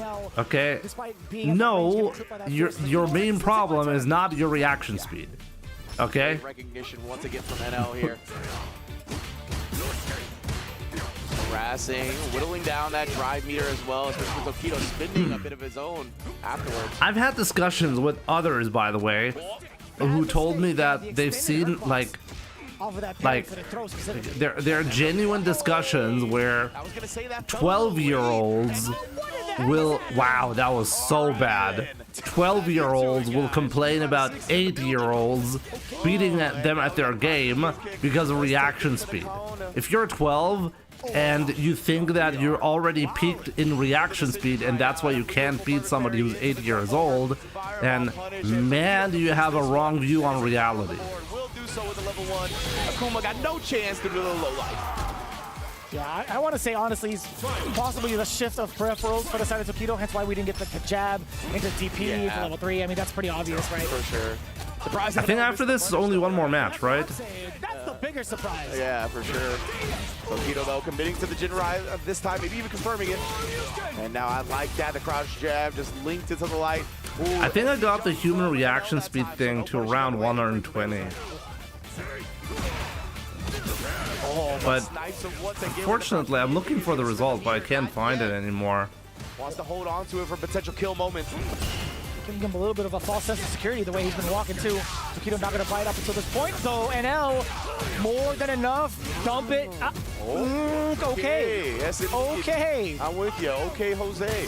Right now, NL. Oh my goodness, does respond to the Dragon Lash, and that was so sick because he immediately wow, reached for the wall NL. after he put that animation. He was like, I know you dead, bruh. He ain't gonna be in Street Fighter 7. That's the kind of statement that's been made. Possibly. Sorry, man. I didn't mean to catch you mid. Yeah, at least I didn't choke on the water. Yeah, and you can see tap and parry in reverse as well. Tokido going with some big button presses back. Held the parry that time. I got a ton of drive. So yeah, it's Tokido NL and Higuchi Pugera, right? Fireballs to the face, or so we thought. Drive push just immediately afterwards. We'll take it. Oh, Jesus! It's so weird. You see the random spurts of respect being shown from both ends, and then you do something wild. Yeah. Some of these decisions these guys are making are odd. He busted a Yui on that drive rush. You gotta keep in mind, in competitive play, it's incredibly important to make sure you don't give away what you like. No question about you cannot ever put yourself in a position where your opponent can be confident about anything that you're doing. And that leads to some really odd behavior sometimes where you think that, oh, this is a really stupid thing to do, but in reality it's really smart because it's just not something the opponent is looking for. And that's when you'll see players reacting slowly, by the way. Like if you do a DI in a really odd spot where you made the opponent think about something completely different, that's when you'll get away with the DI. Level 3 to finish it off. Yeah, very even match here between NL and Tokido. One game apiece. A couple of interesting mishaps that had happened between these two games, but as we've gone on, I mean, $5,000 US on the line right now. Finish, at least from Tokido's side, catching some of the timings from NL. But how does the handshake happen? How do the gambits here? They're opening gambits. It's gonna be a couple of fireballs from both ends. Oh man, I feel so tired from the gym today. Tokido committed many resources to try to open them up early, but couldn't find it. No, drinking a lot of water really helps. I don't know what it is actually, but drinking water, I don't know, keeps your brain functional in some way. I don't know exactly how, but I try to do the same thing when I have to perform really well. I try to drink as much as possible. Usually it's the charm, but not when the first two hit. What did you work out, Jimmy? The guns? Actually, not the guns. No, I need to lose some weight. So just cardio today. You already know what it is. Pretty close to the corner as well. Yeah, the drive rush follow-up is available, and now not gonna let that one pass him by. Can I be real honest here? Yeah. I'm very surprised they gave him a wall spot off of level 2. Yeah, definitely. It's a very interesting route. Some cool stuff. Of course, Akuma always a saucy character. That's how they felt doing it. This time baits out the DP. And speaking of sauce, he starts. I gotta say though, technically they were supposed to finish at 7 p.m. and they're still not even close to finishing. Come on, man. They changed the schedule for that, or let me see. Yeah, so it was NL versus Tokido was supposed to happen at 6:30, and Pugera Higuchi 6:45. Oh, it's because of this technical issue, right, that they had before as well. That is such a valid strategy. If you just think about what's intended there from the side of Tokido, like surely you get hit with an overhead, it's not going to be your turn, so you're looking for the fastest possible action. And getting ready for it with NL there. Right? So it looked like through the faces, it looked like NL was losing, but no. The opponent is going to immediately fill the gap, right, with a play that's not that long a startup, but instead NL went right back to it, perfectly out-timed the tap parry. This is so sad. The DP with the jump. Oh. Jimmy cardio every night. Yeah, I want to say that's, I guess, kind of a dead zone, but I mean, like, cross-up DP alleviates that. Yeah. If I'm not mistaken, tennis players eat a lot of bananas to keep strength and keep going. The opportunity. I mean, if you're playing tennis, it's a different kind of oh my goodness, like performance that is required compared to esports. Quick little burnout only to get sniped. I actually recommend going into important matches hungry. I noticed that my reaction speed seems better that way. How do you come back from that? I changed up the time. Like, there are some arguments about that. It seems like when we are hungry, our reaction speed gets slightly better. Because historically, when you go hunting and you're really hungry and you have this one chance to hunt something down, a slight improvement in reaction speed could mean whether you survive or not, because whether you're successful in hunting something or not. So it might be a survival instinct or a link to that. Again, on match point, 3 bars loaded. This is a great start. Forward throw. You don't have full stomach weighing you down and your body is in hunt mode. Yeah. Is it still group stage? This is still the phase 2. worked out. And almost done. Only one more match left. This is essentially just a money match because both Tokido and NL cannot make it to the finals anymore. But the winner gets 5,000 euros or dollars more than the other. NL doesn't really have to go into burnout off of this. This is so Rogar, excellent time. you found me on Twitch too. Yeah, you can decide which one is better. Huge for NL here. He's almost on $5,000 point right now, or he is, I should say. Trying to close it out, but I don't know if he's gonna get the opportunity to. He doesn't build. Oh, he didn't build it. Oh. Back it away. Chip is imminent. This is so important for Tokido. Watch out for the run DP. I think that's what he wanted, but it's wow. trading it out and confirms that $5,000 bonus to him, taking home 15K in. Wow, NL's not happy though. Incredible stuff from NL, able to close it out once more. Yeah, I mean, not to take away from the way that NL played, I think there was definitely moments where he outclassed Tokido. Essentially turned up to 11 when starving. His positioning and his decision making, but we can't say that there were moments where Tokido had some execution errors, man. One more and then we'll play some games. In regards to like losing the momentum, losing out on potential damage, and also some of the exit strategies that NL was utilizing, not being able to get that tax on him was a pretty big deal. Yeah, absolutely. You could tell Tokido definitely a little affected by not being able to use his peripheral of choice in the moment. Of course, this is leverless either way, but it is one that he's been playing on a lot versus the one that is a backup. And we saw a couple of execution errors early on. Felt like he cleaned it up later, but definitely enough to significantly affect the set. And NL was able to just poke it out right there, right? Of course, the jab, not gonna let him just keep pressing for free. Nice stuff to NL.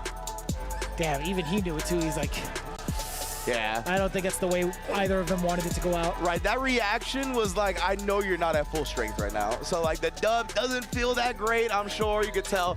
But nonetheless, a dub's a dub. A 5K is 5K, so he's gonna feel good about that at the very least. But now, it is time to qualify our last player into top 16. This is gonna be this man, Higuchi. Yeah, it's either Higuchi or it's gonna be... This is going to be such a Bugera. big match for both of these players, but more so because for us, because we get to see this matchup, Sagat versus Gal. But let's take a look at this interview standing by with our host, with Higuchi.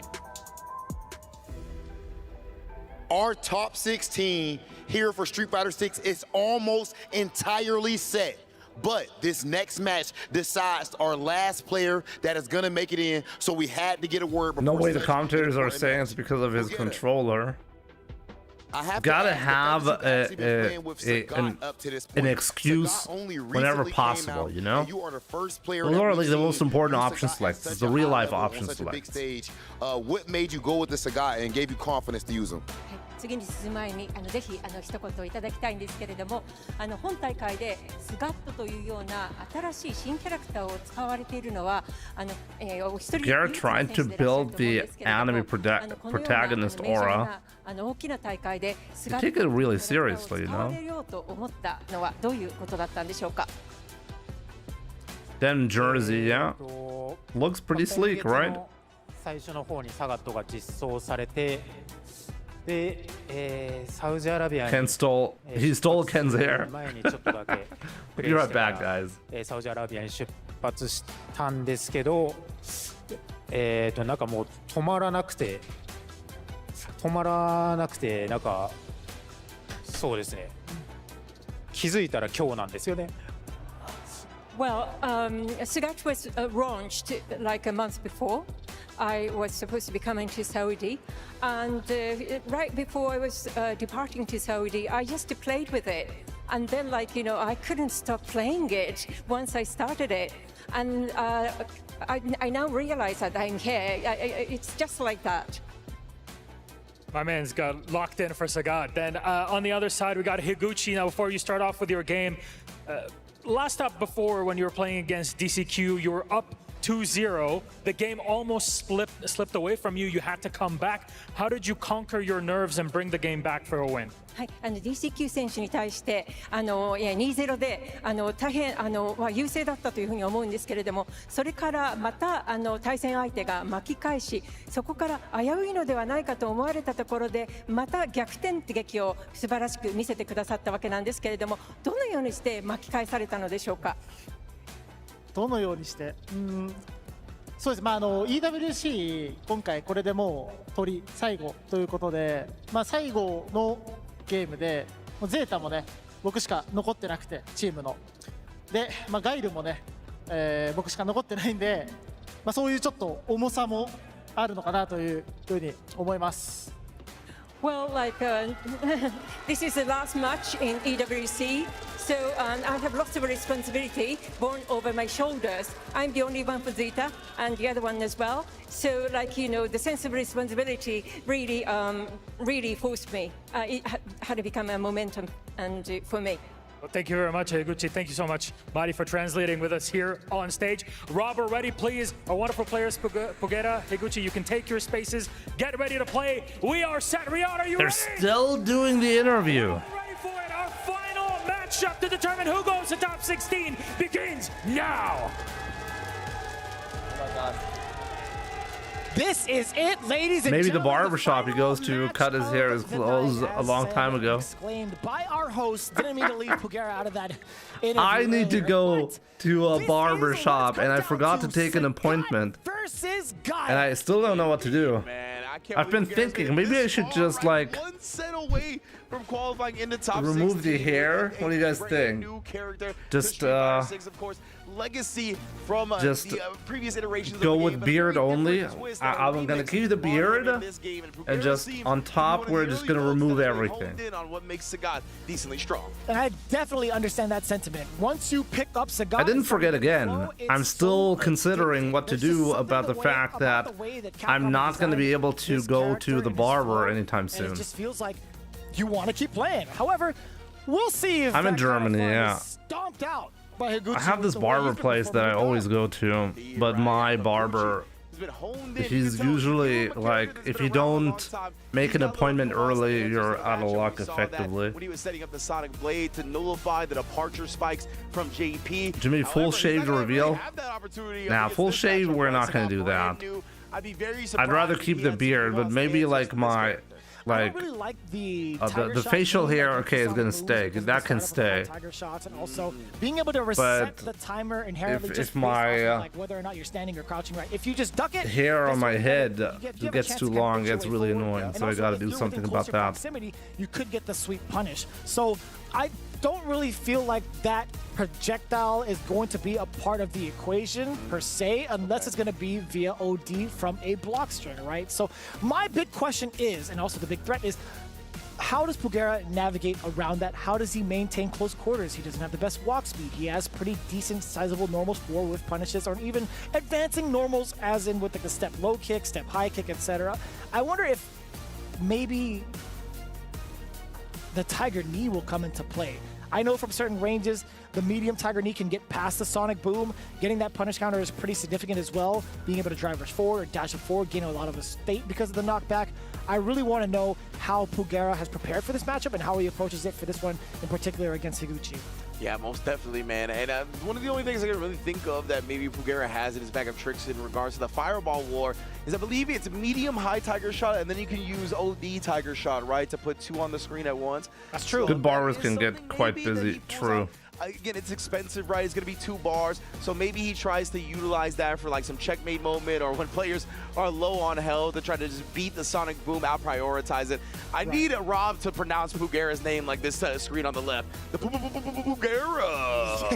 Yeah, I think that. Femi would definitely do that. Oh, yeah. If he's gone with diggity diggity dogura, he could definitely do a Pugera one for sure. I like that. I like that. Hopefully we get our host to do that tomorrow if Pugera is the one that ends up qualifying and taking that last spot in top 16, of course. But Higuchi is standing in his way, and Higuchi has looked lethal on this guy, all right? DCQ almost... What do you guys think? Who's going to win the next one? It went to the final game, but Higuchi was able to use that intel that he gathered. Maybe we should have a prediction. To clutch it out, really hone in on the button time. Higuchi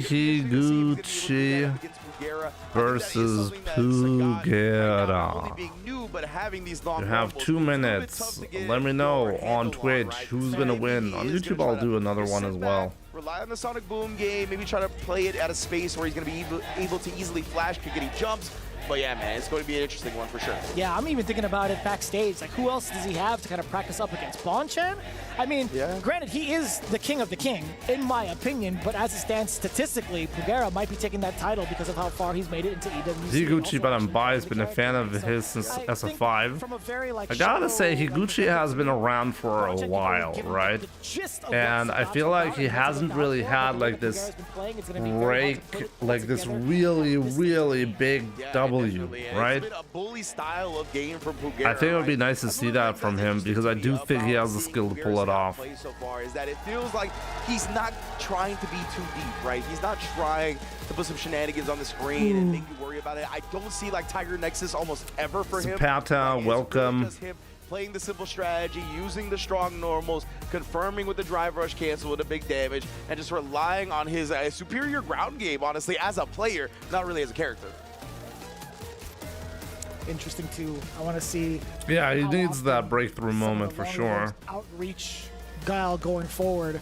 I want to see whether or not Higuchi's going to be like if he's going to fall susceptible to some of the spacing traps that Pugera can implement going forward with his character, because he's going to be pretty brand new to it as well. Yeah, absolutely. By default, everybody's going to be brand new to it. Yeah, exactly right. I think that's why Pugera has been focusing on this simple style, right? He doesn't want to overload his brain with things that maybe is niche specific in a matchup. He's just trying to, I think, really one note, play a general strong gameplay style. But against Guile, that is extremely hard, right? He's gonna be able to put up the Sonic Boom game. It's tough, and when Guile makes you come to him, it's not easy. You can't just rely on that play style that you've had before, because you have to alter it, because Guile can just sit back and throw booms all day. That's gonna be the biggest nuance of this matchup going forward for sure. Let's see if that's going to be the opening gambit for Higuchi, whether or not he's going to, get into the Matrix. But not only that, if he's going to try to establish all the momentum just based off of that alone, let's find out. Yeah, let's find out. Coming through. Again, it's going to be our last match for the day at EWC. Winner goes in the top 16, and my man Pugera already trying to call out the Sonic Boom. On YouTube, it's pretty even. A little bit more for Higuchi. Walking back. Talking about those Sagata versus Guile, yeah. Are you today doing great? How about yourself, my man? Indeed, right. Oh, and then that hesitation. Pugera has done such a good job really honing in on Didn't he qualify for Capcom Cup 24? You mean 12? Higuchi, no. Hit or block is pretty substantial. Standing heavy punch does a ton of chip towards the drive gauge, but that OT uppercut doesn't. I'll tell you what. Yeah, a little surprising because it was after the drive. This is a rare moment for us to see this matchup. You could make it plus if you hit it very late, but it didn't look like that was the case there. It's fair. Nice punish. Knee-jerk reaction to the crouching medium punch. No pun intended. Oh my, and then Pugera, though, he's got that faith like I told you, bruh. He's got a shrine to crouch medium punch built in his room. It's just the hand. It's just the arm. Yeah, it's just the arm. He's gonna chip Pugera out, but no. That was a DI attempt. Interesting. Yeah, he was so low on life. I'm pretty surprised that he attempted that. I've never seen that shading before. I know, right? Yeah. I mean, if Higuchi had thrown a boom, he could have possibly been DI'd there. I'm like in the money button right now. A little bit of hesitancy. Pugera trying to get Higuchi slipping with possibly a reversal. Overhead. Wow, got the imperfect parry afterwards as well. He was expecting him to go low. Oh, that's going to be plus. Oh, walking on in there. Half of Muay Thai. Standing medium kick. Oh, perfect parry, just not standing.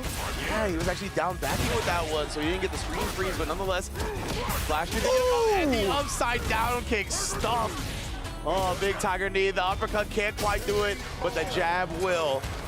I believe that the eye was a misclick. He had a really low health. He didn't. He just barely died from the hard punch when the DI happened. Barely. Had to back away from it. Oh, man, so Pugera was probably hoping to get through the Sonic Booms with the DI. Wasn't that crazy to do. Easily, but Higuchi had the flash kick charge ready and waiting. Is that Tiger Greed? Something like that. Yeah, Tiger Greed is the medium Nexus follower, the plus frames. Okay, I'm done. Don't worry about it. Sorry, Jammers. If you take a look at his life, it's really close Sorry, Jammers. for him to die there from the hard punch. Chip damage you get off of Fierce, right? 800, brother. Yes, indeed. And now we're going to load up with the level 2 install here. Ooh, he tried to just throw a couple of baby booms right and then switch it up, but Bugera, he somehow sniped out the time. His standing block animation looks so similar to the one from Street Fighter 2. Again, walk up to him, standing medium. You know it. You pressed the button, you man. Oh, that's... No, that's not it. Oh, no. But he's not going to be able to finish him off just yet here. Bugera throwing out the Tiger shot. Oh my goodness, bro. He's scheming. He's got above 2 bars, right? I was going to say he sends it, but I don't really like that for the set of the Sonic Blade. I guess he thought Higuchi would immediately send it. Now Higuchi's burnt out, though. This is a big opportunity. OD, yeah, he knew he was going to out-prioritize it, and now there's no way, I think, for Higuchi to kind of cover this last bit of chip. He needs to fight it out till he gets his drive back. Oh, don't get need. Don't get need. Oh, wow. Bugera really thought Higuchi would be jumping, so he stopped the fireball game and then gained the... And Higuchi gained the advantage as a result. I'm terrified of that specific range because medium Tiger Knee clears out the Sonic Boom. Oh, that's right. I forgot. I can go over it. That's so unfortunate, Bugera. But again, right, this goes back to the simple game plan that he's been really aiming for, right? He's not exploring all of Sagat's tools. He's just picking effective ways. I like Higuchi more, but I also want to see a Sagat in the final rounds of EWC, you know? Exactly, yeah. Still there's going to be Bugera's turn. Catches Higuchi, waking up with a button. Don't get frisky on me. Something's got to change, right? Higuchi has to make note of that. Tiger Knee, either you parry it standing or Sagat has some ridiculous buttons, I gotta say.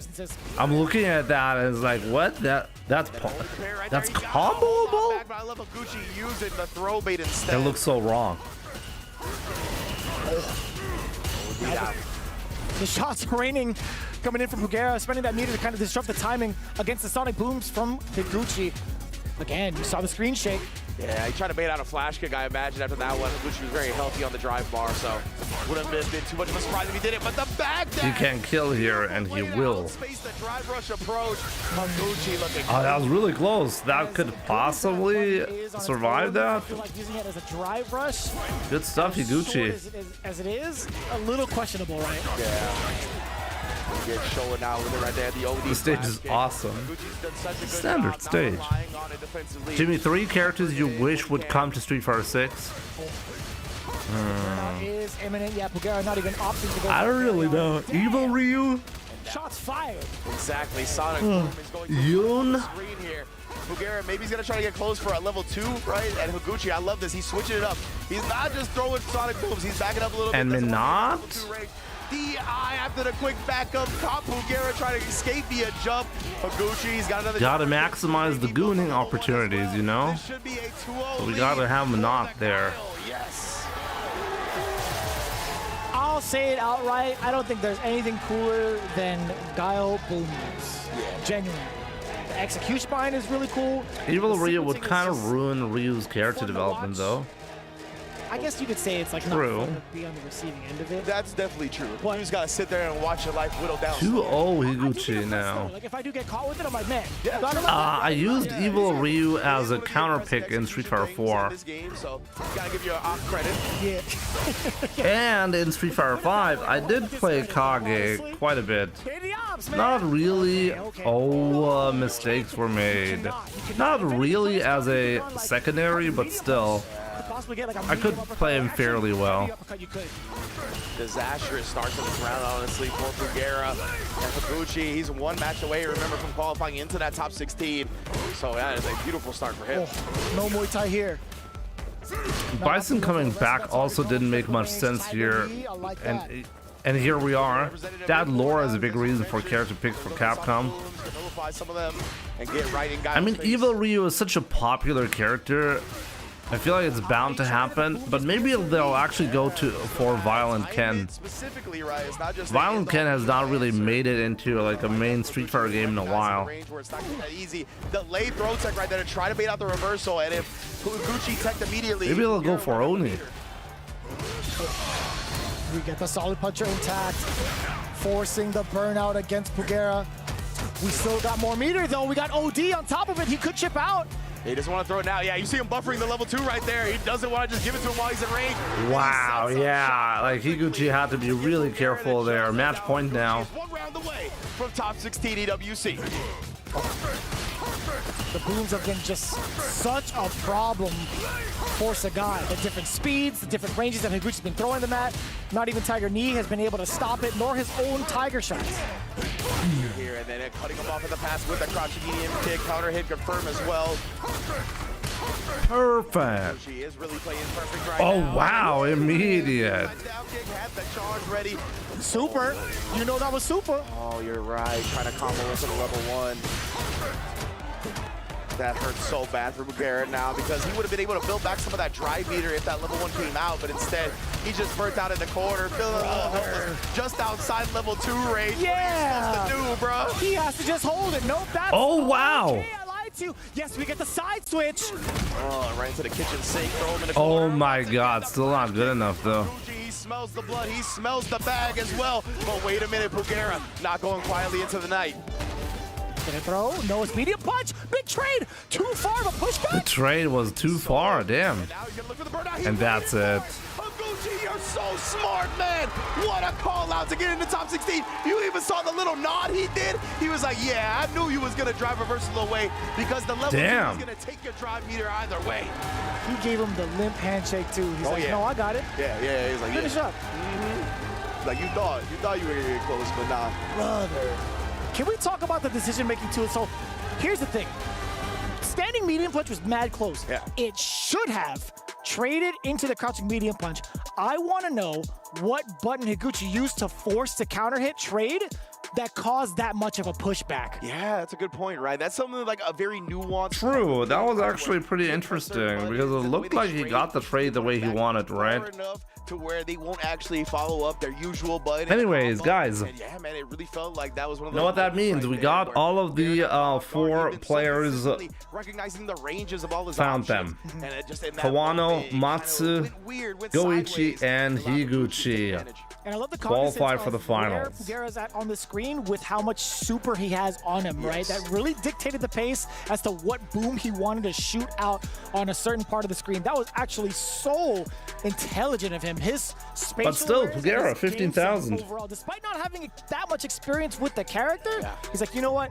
I understand. Now what it's I can time do, for what kind of damage I can Stinky do with my ranked. moves. How is it stinky? Higuchi with the double nod. He definitely knew exactly what was going to happen. And of course, our top 16 is in the books, and we'll be back to give you a preview of tomorrow. Don't go anywhere.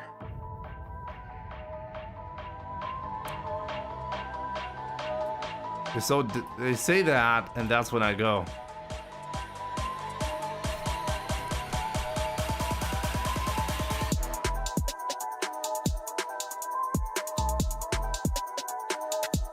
Don't go anywhere, Jimmy.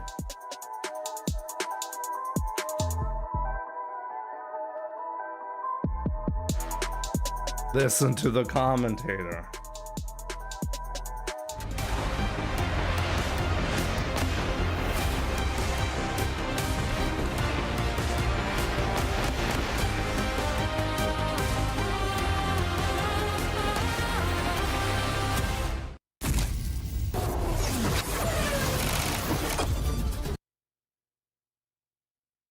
Street Fighter 6. Yo, Ice DD, my man, thank you so much for the raid. Just starting up. Hope you enjoyed EWC. Welcome, everyone. He knows, he knows. Appreciate it, my man. Enjoy your stream, bro. Thank you so much. I'm gonna stay here for a little while. Play a little bit of ranked. I haven't done so in a while. Lose some points, you know. You know the drill.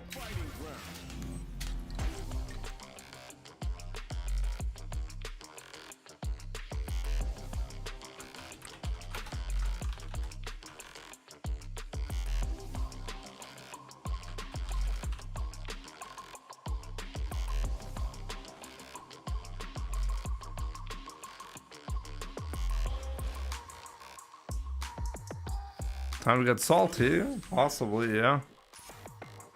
But I'm playing Ryu. I can't lose, right? I heard if you play Ryu, you cannot lose. That's what I heard. Well, if we're hopping onto ranked, Jimmy, a quick suggestion in case you donkey kick, heavy hasho. You what? Heavy hasho, drive rush, back hard punch leads to OD donkey kick.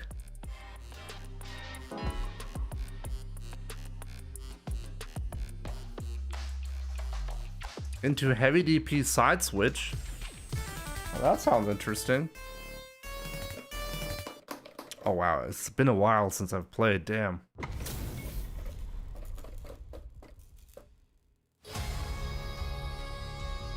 Round 1. Fight.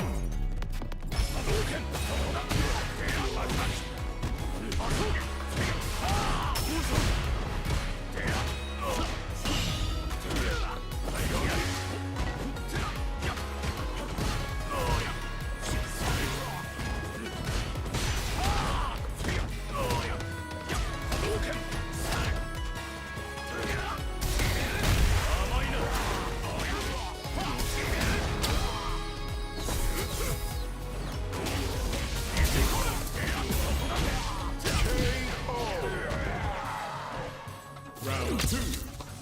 Fight.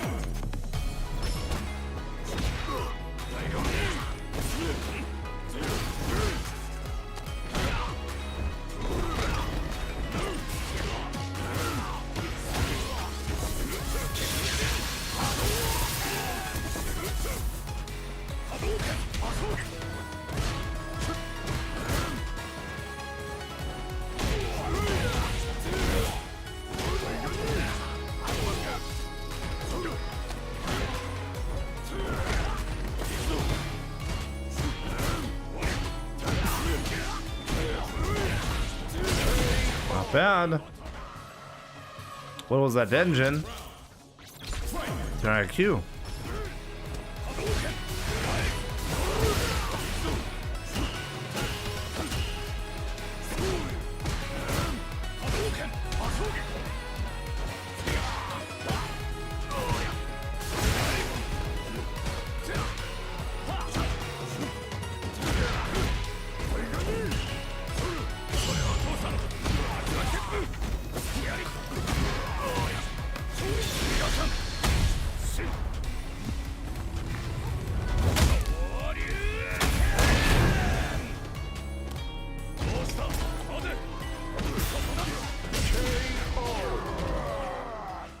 Ryu wins.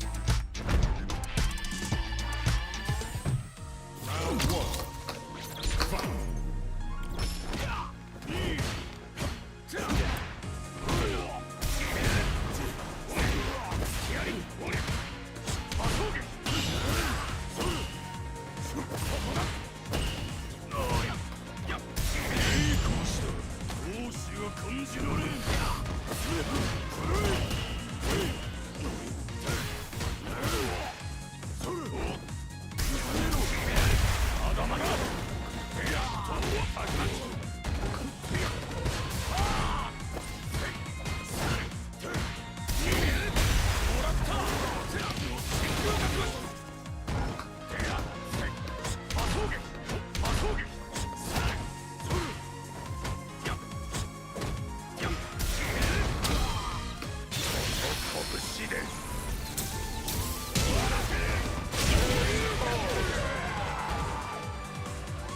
Round 2.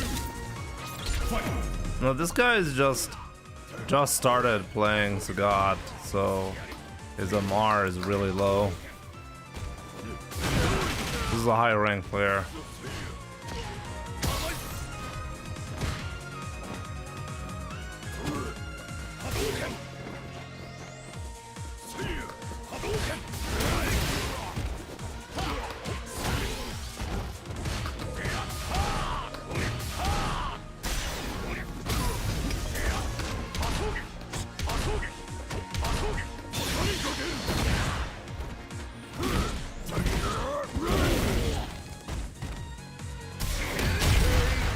a big waste what he's doing. Wasn't really necessary to do that.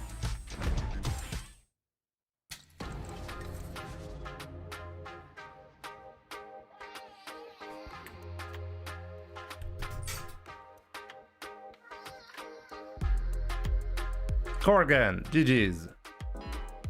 Timmy, time to give Jimmy another suggestion. When you get a DI and the opponent is high in the air like that, you can delay a jump medium punch. Medium Hasho DP. Oh, I could even drive rush.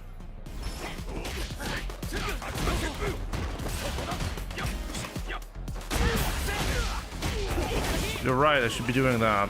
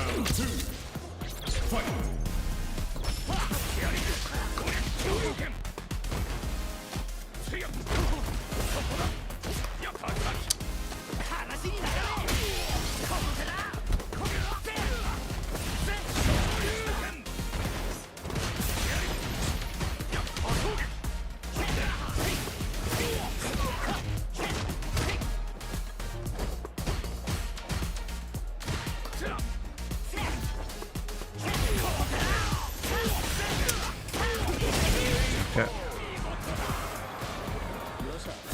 Revenge for Kusanagi.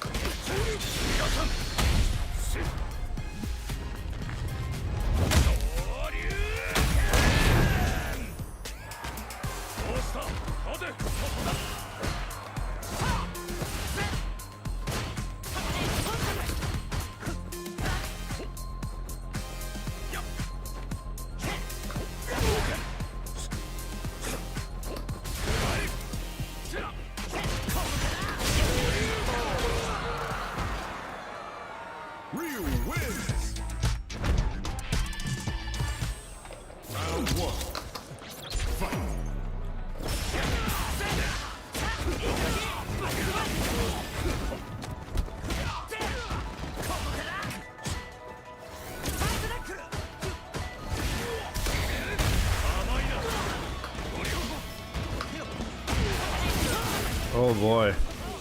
Whoa.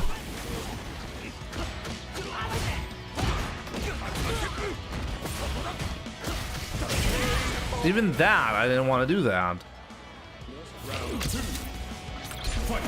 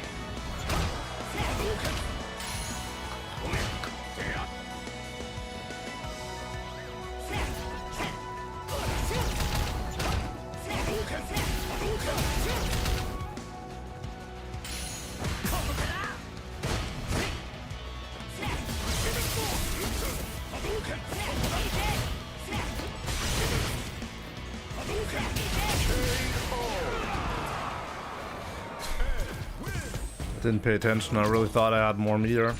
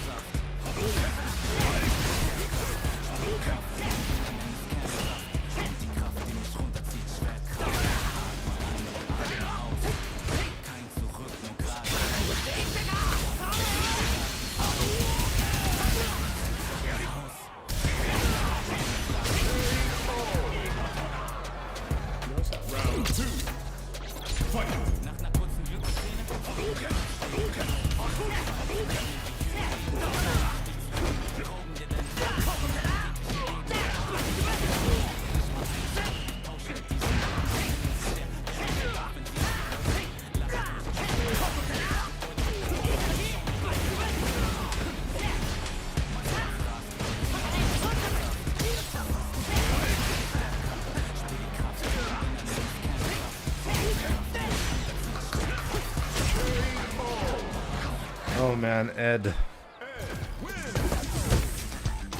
Ed.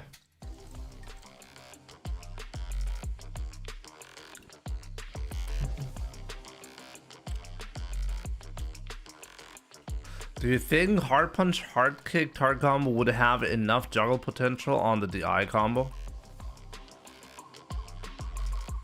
On what DI combo?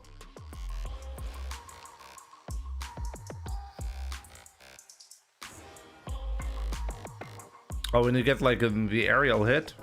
Escalypse, good to see you, my man.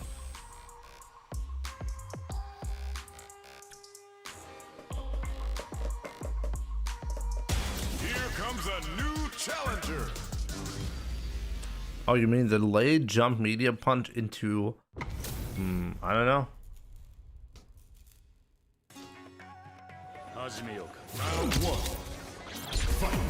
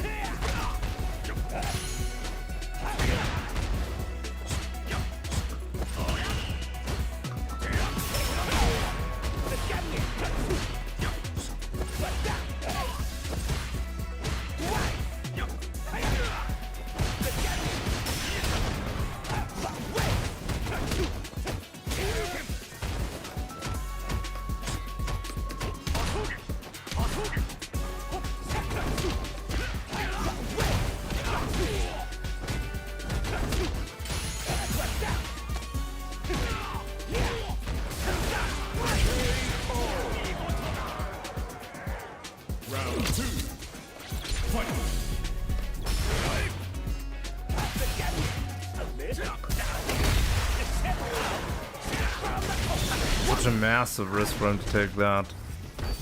I happen to do firewall. How lucky is that?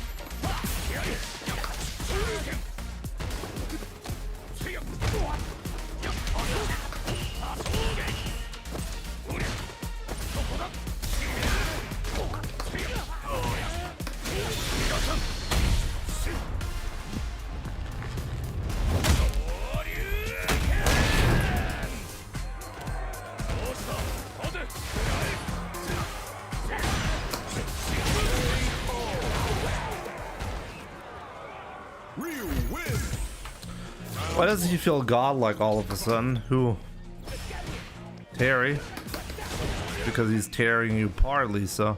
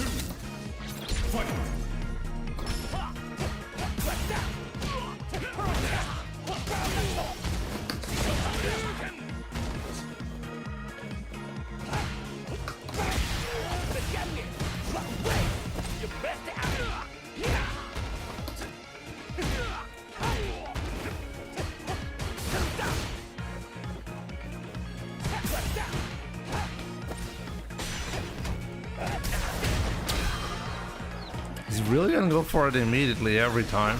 Crazy.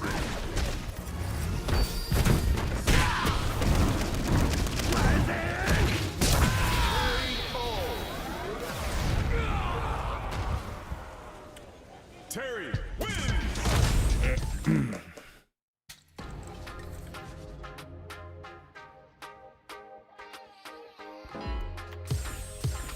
Wi-Fi.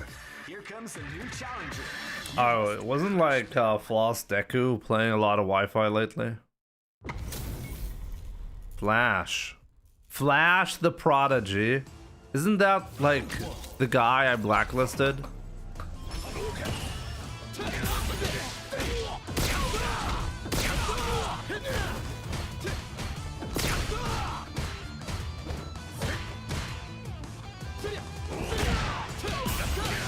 It is him, right?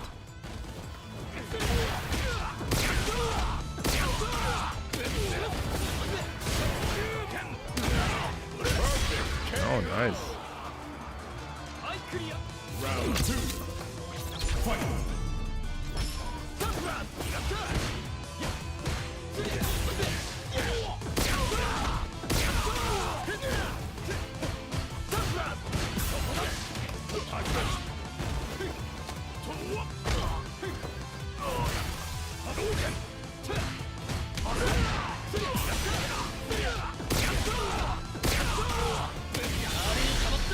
Crazy way to avoid the Hasho.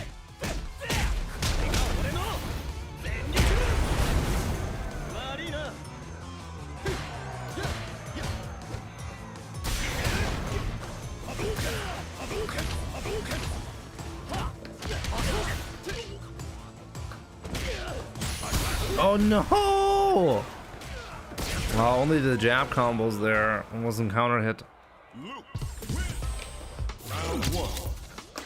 He cooks. This guy's never beaten me.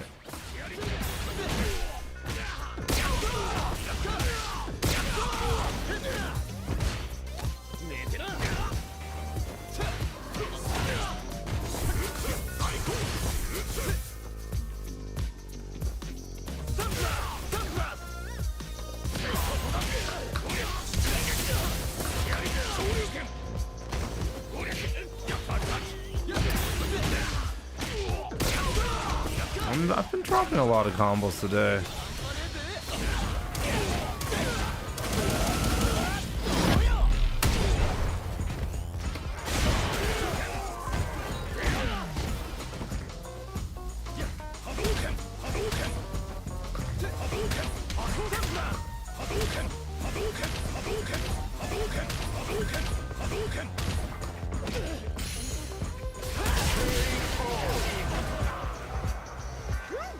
Round 2. Fight.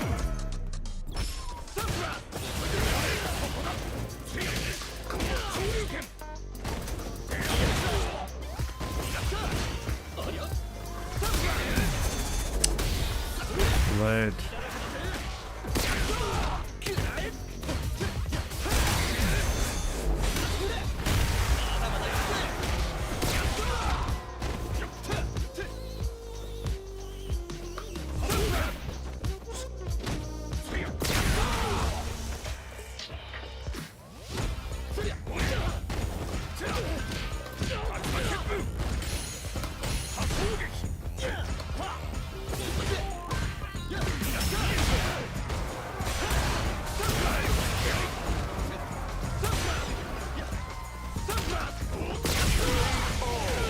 Just do it. Luke players.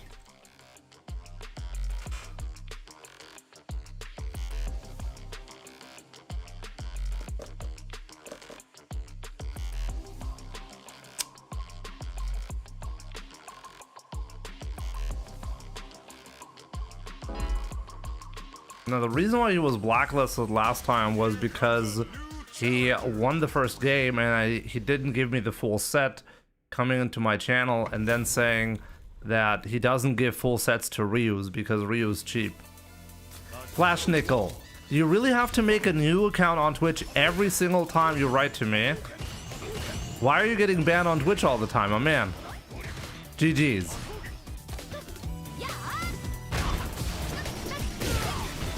I think this is like the 5th account that you're writing to me to.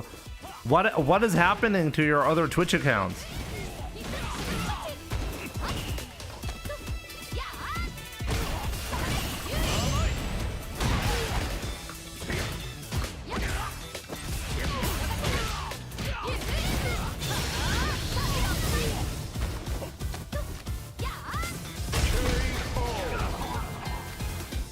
Round 2. Fight.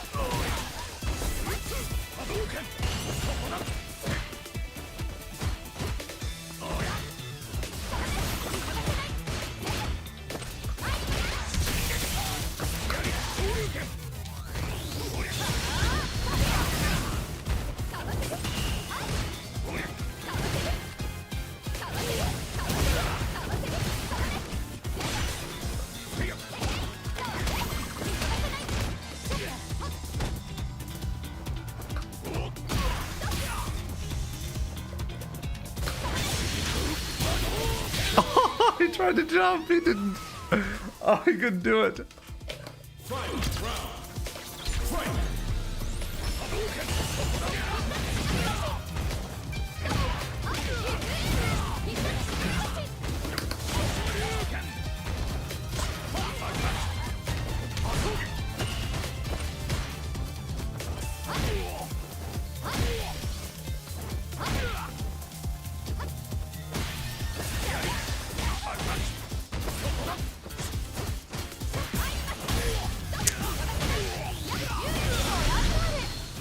Gotta DP him more for doing that.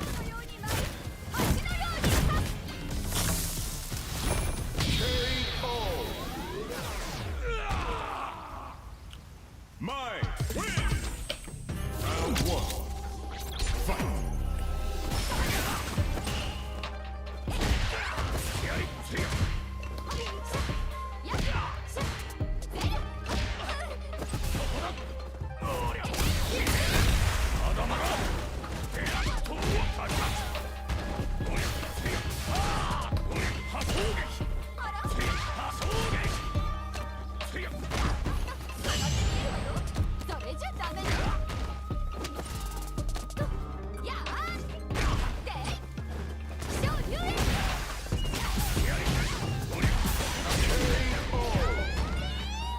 Should have gone for the fourth jump. Actually, that would not have worked.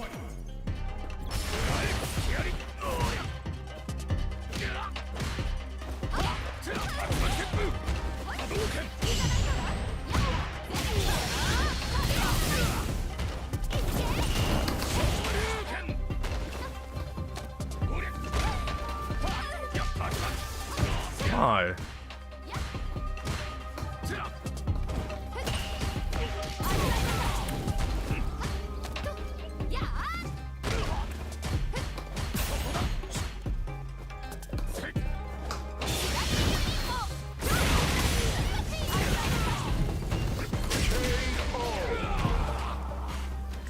Did not care about the level 3, okay.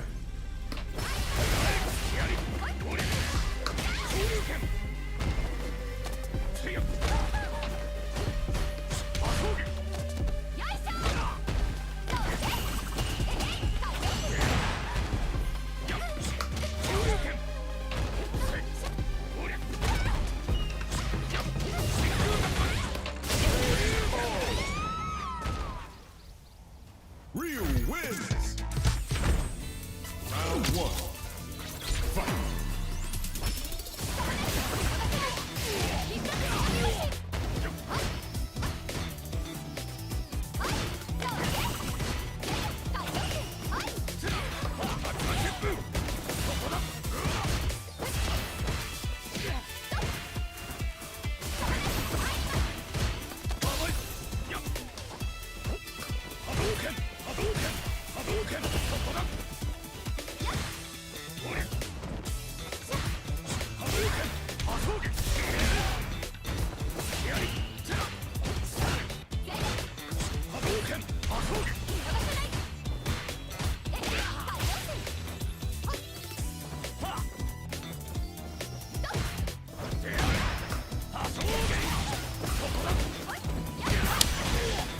Too far away, really?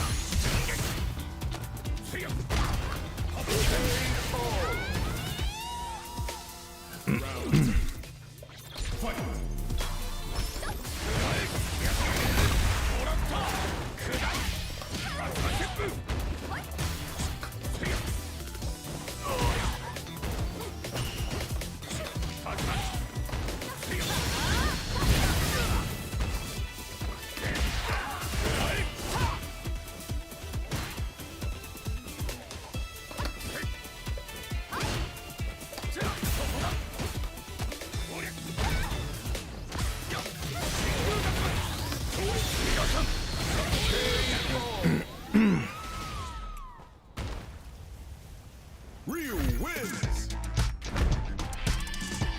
There we go. Rum God, my man, thank you so much for the 17 months. I really appreciate it.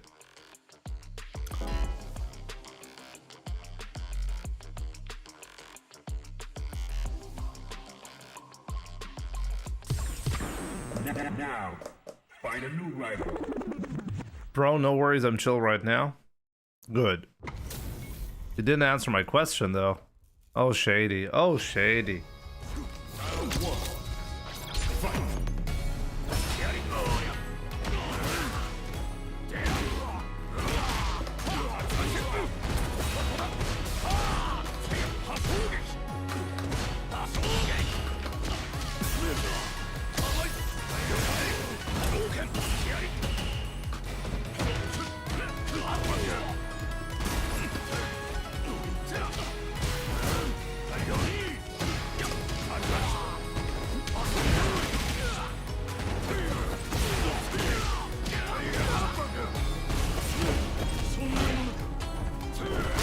Shady. Not bad. Round 2. Fight.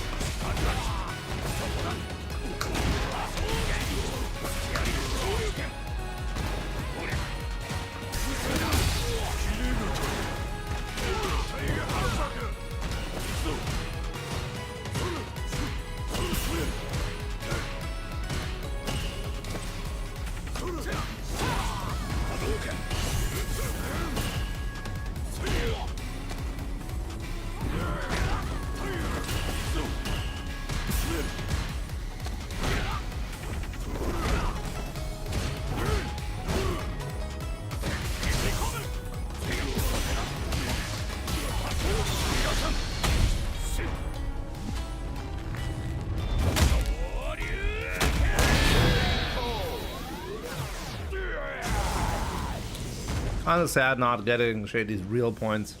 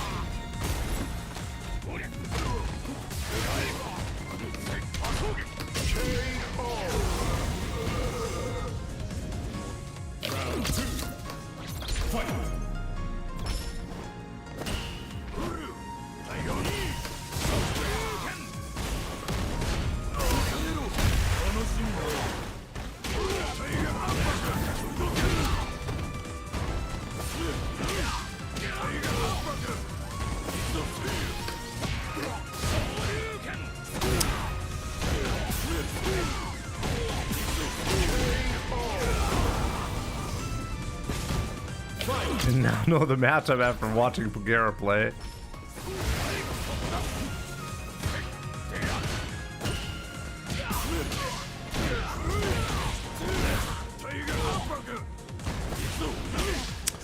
I do not recognize the animation yet. I don't recognize that's the overhead animation.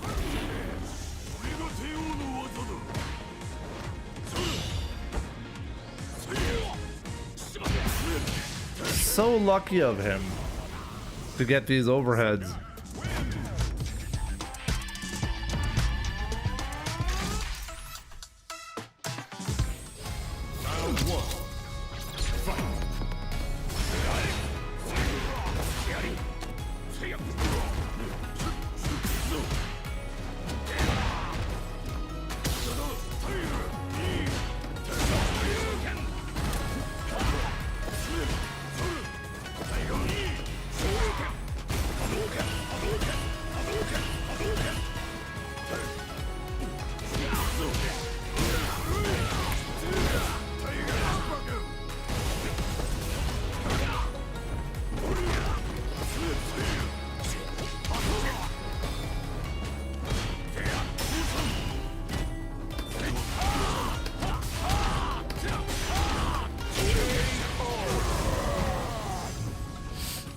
Ryu's OP needs a major nerf.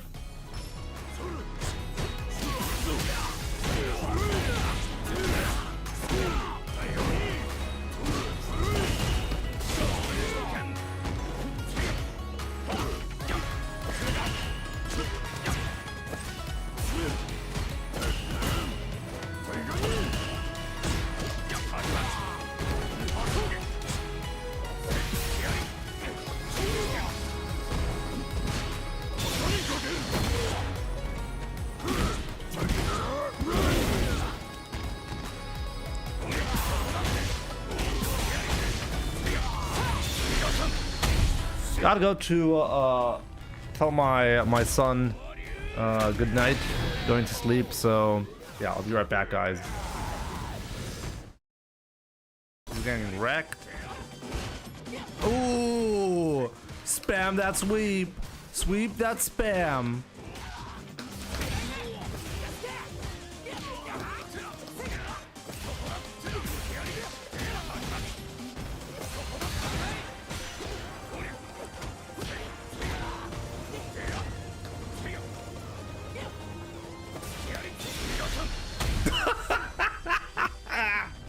Rush air down, back jump, out to air level 3. There we go. Oh, no. Come on.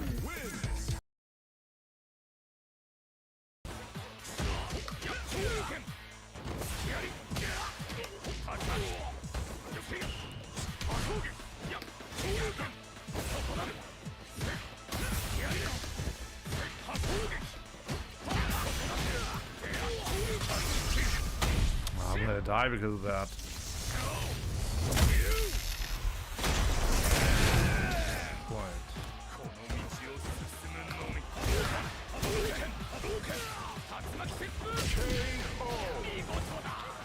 I knew it. Ziemlich viel BS in seinem Gameplay. Sehr schwer vorauszusehen, was der nächste Move ist. Kontrolliert sehr gut.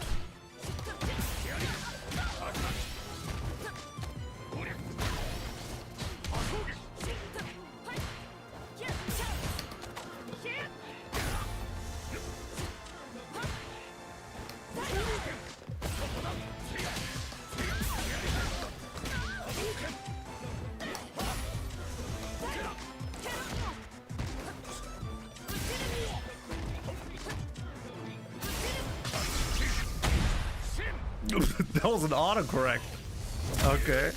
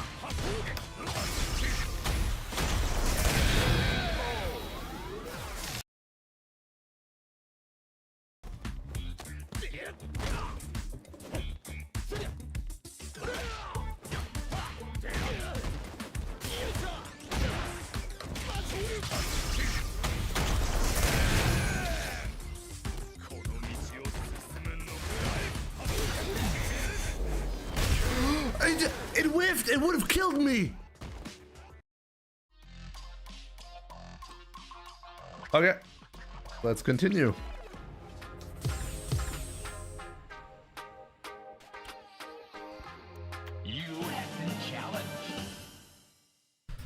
Here comes a new challenger, Elena. Oh boy. Mystic Smash. Mystic Smash. Now that's a name I've not read in a long time.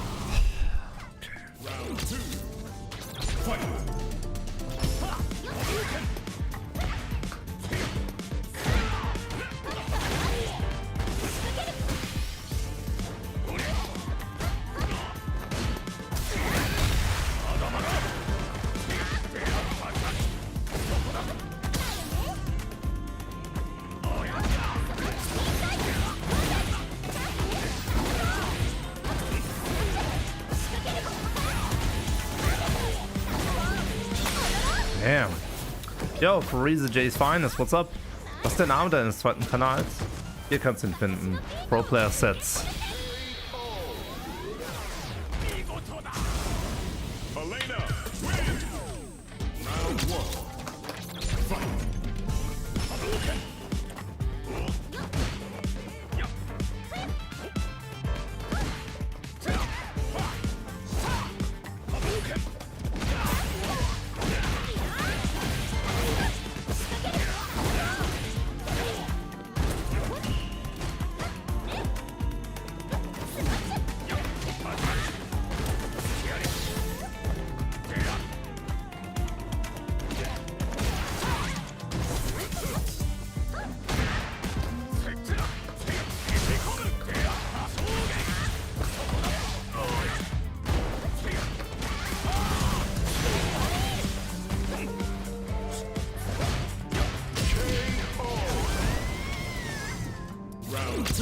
Mystic, so difficult to beat.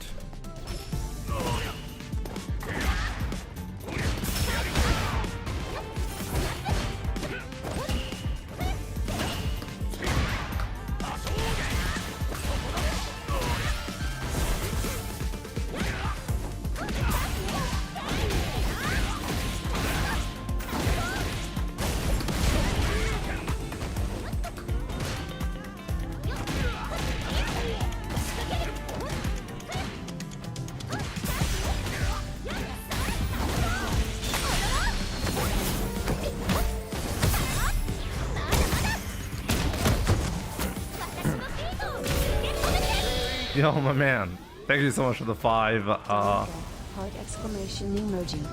Danke. Ich danke dir. Vielen, vielen Dank. Ein guter. 5 Schweizer Franken.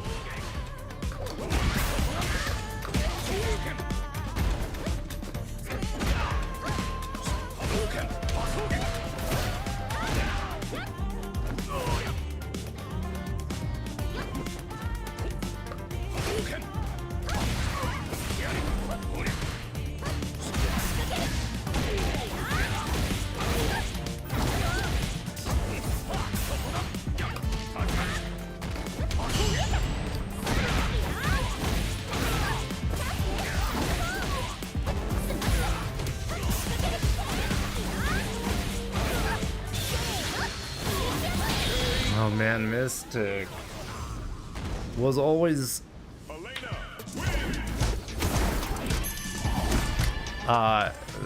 CHF Schweizer Franken, money from Switzerland.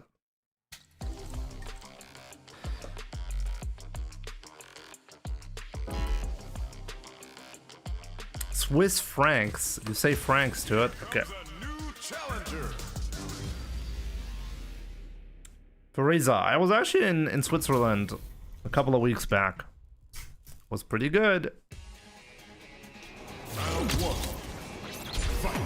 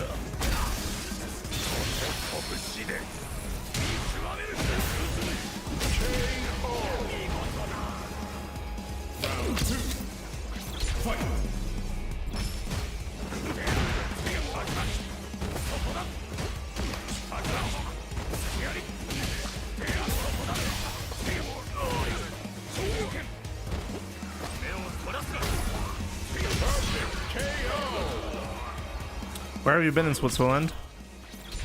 In Unterliberg. Not sure if that's something that says something to you.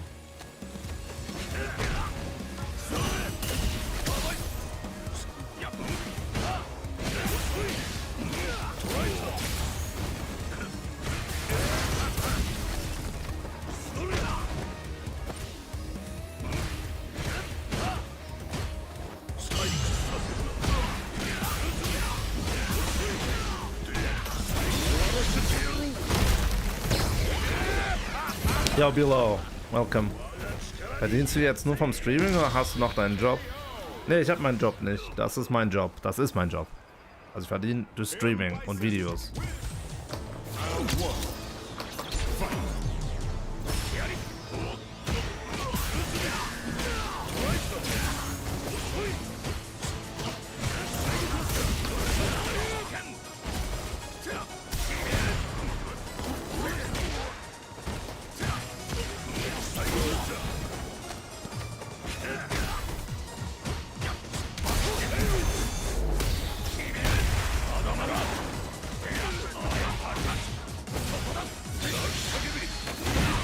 This guy has guessed right on every single interaction.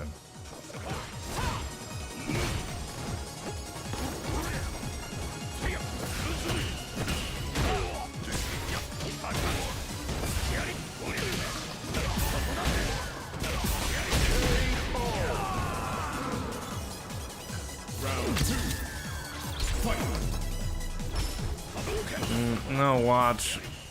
Normally I don't drink as much, but I currently am trying to drink a lot more. So I don't have to go to the restroom if I don't drink a million gallons, you know?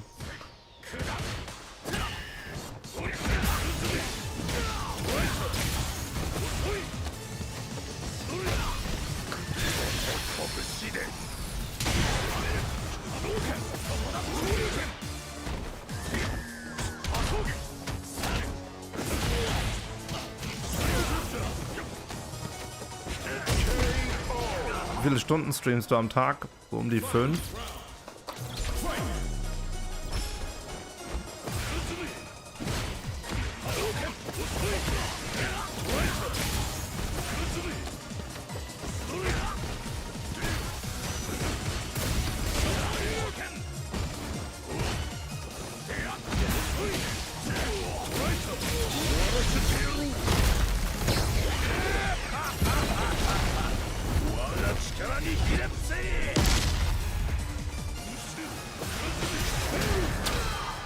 The more you drink, the more your body gets used to it.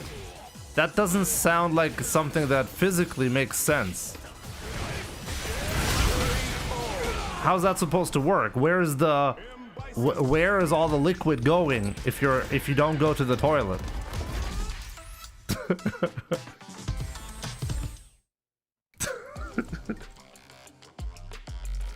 Meine Blase gewöhnt sich nicht daran, wenn ich 3 Liter Wasser trinke innerhalb von 3 Stunden. Nee, da gewöhnt sie sich nicht dran. Glaube ich kaum. Vielleicht wird es ein bisschen anders, okay.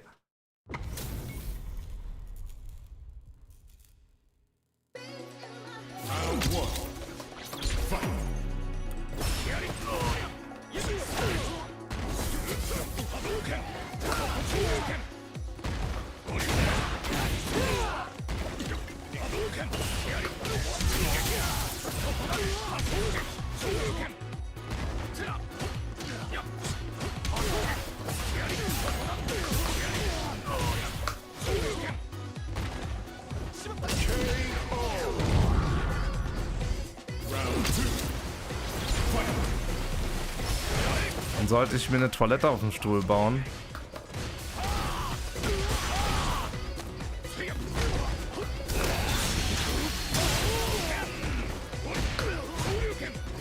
That would have been such a sick trade.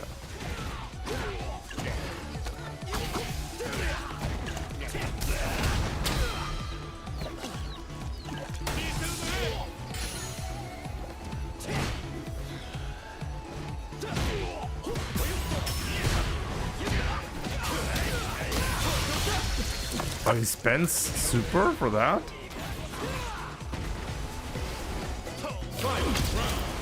Einfach dein Setup auf der Palette bauen.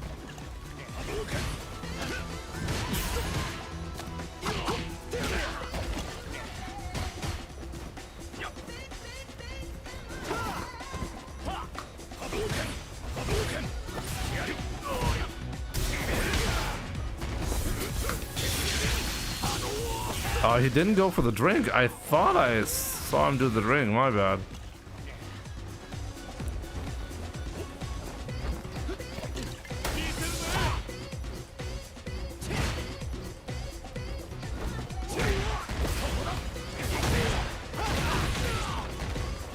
I'm so fucked when he has that. Jamie wins.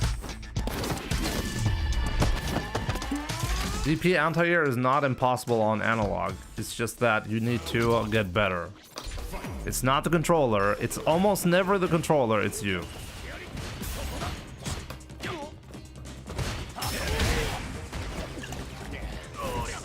Plenty of players who play on analog, no issue.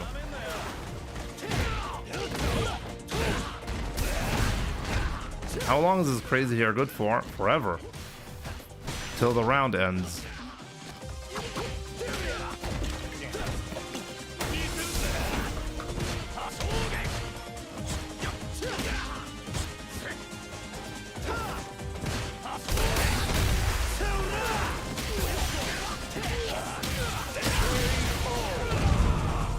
Jin is really forcing his drinks.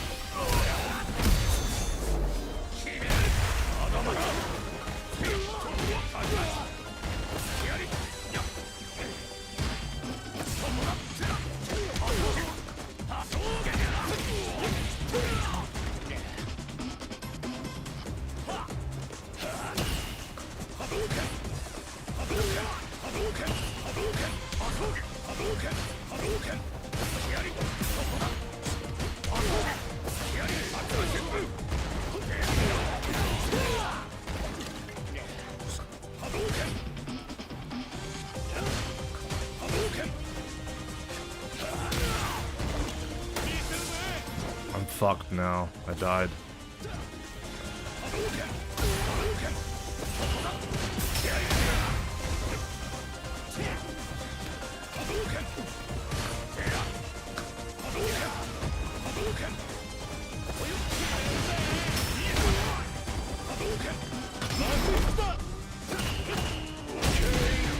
Oh man, I have no idea what this guy's doing. Jin, what are you doing? Oh man. Oh man, what are you doing? Just take the win. Please, just take the win.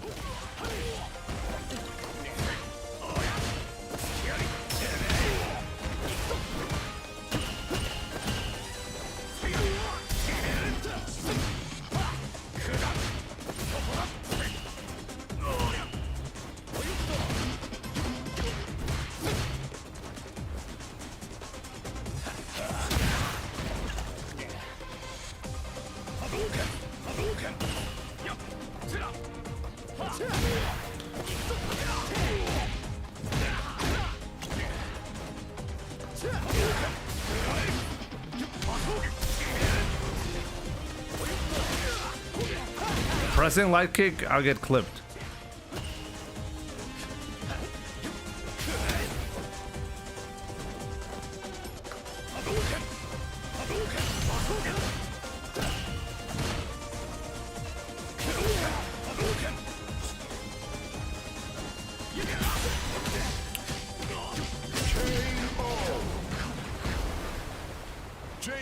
When he does drive rush, I cannot counter poke. It's so silly.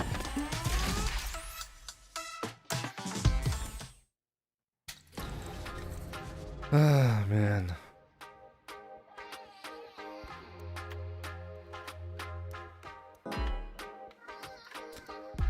Knuckle2 plays on analog, but does he play DP character?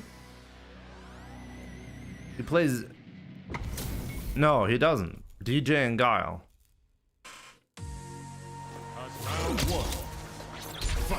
Oh, he does. He can play Cammy. You're right.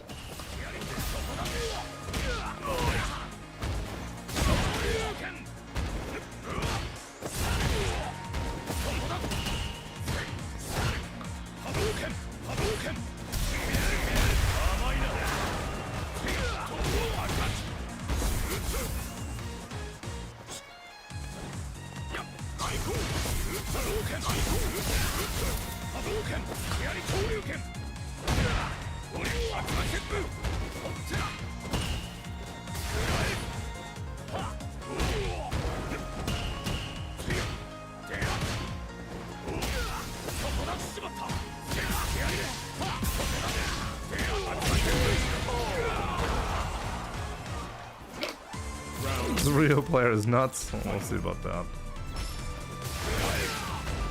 Do you really need to open the stream right now? Is it that important?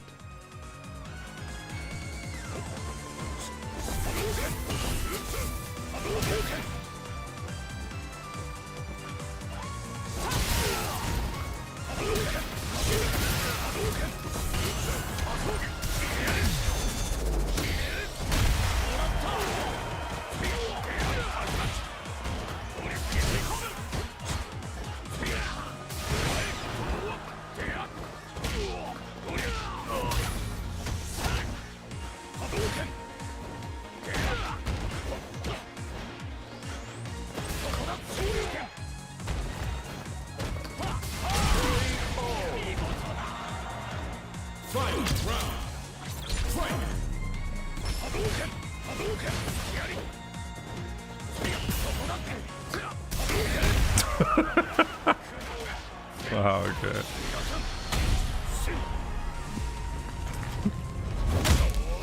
Oh boy, oh boy, oh boy.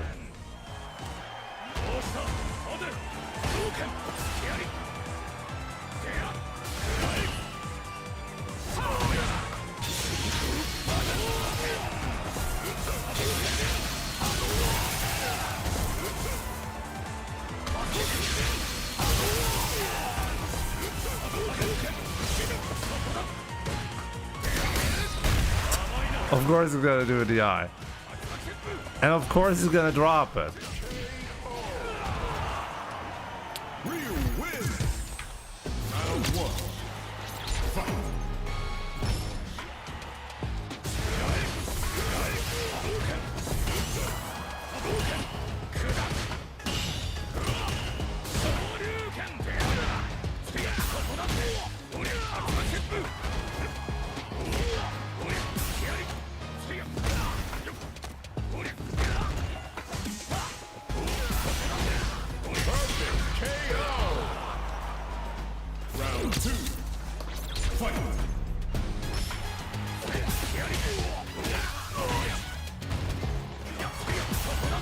Right now it looks like I'm playing a different person.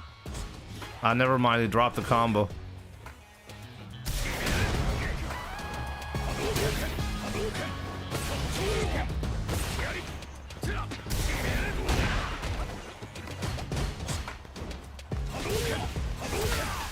What's wrong with you?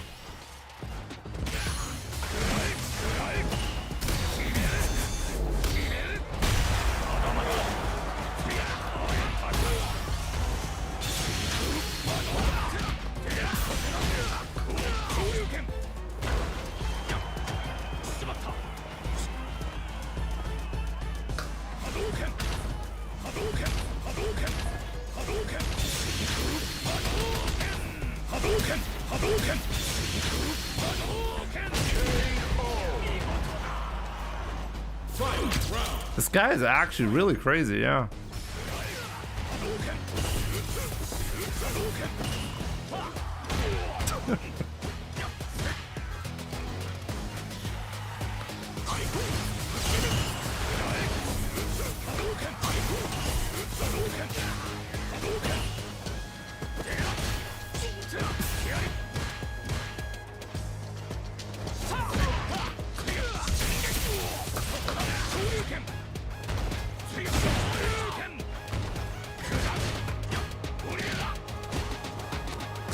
What?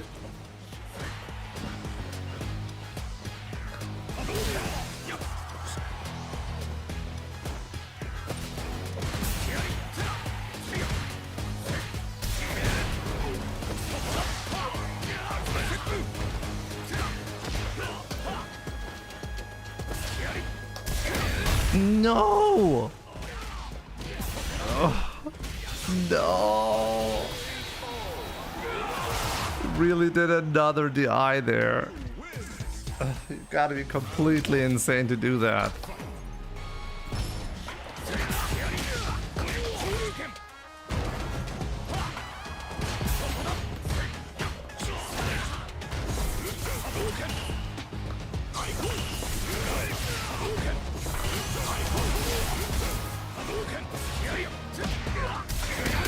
Oh my god.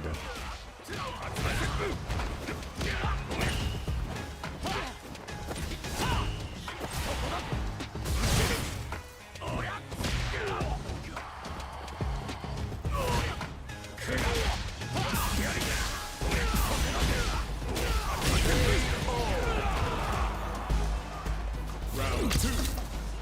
Fight.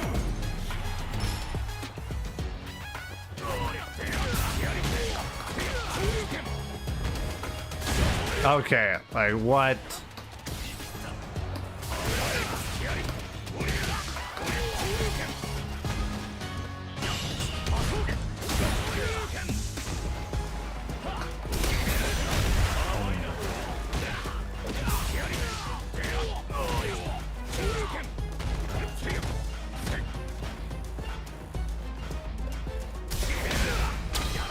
Oh, I tried to be too greedy.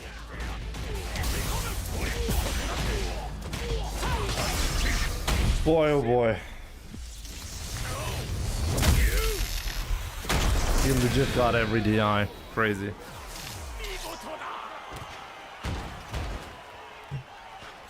Ryu wins. I should know. Went to the gym, body tired, so I'm losing.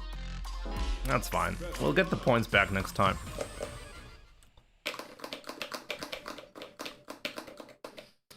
Now we'll get the points back when I'm not tired. That's fine. Oh, this 8 wins in a row. Okay. Round 1. Fight.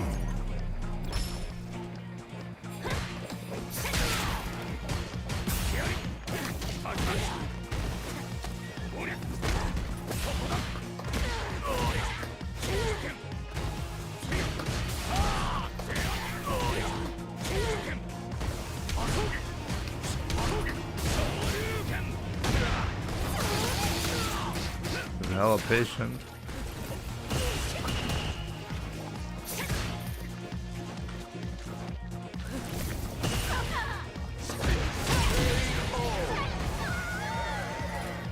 Round 2.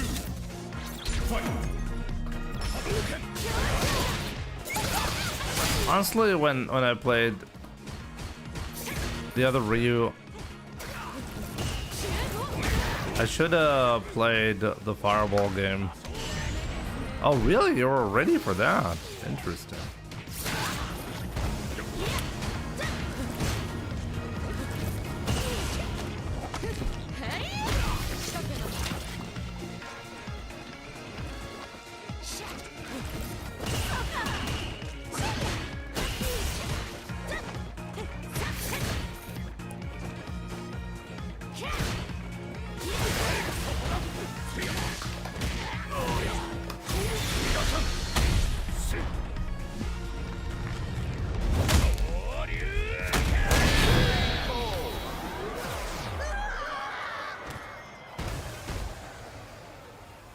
Ryu wins. This guy sent you to losers?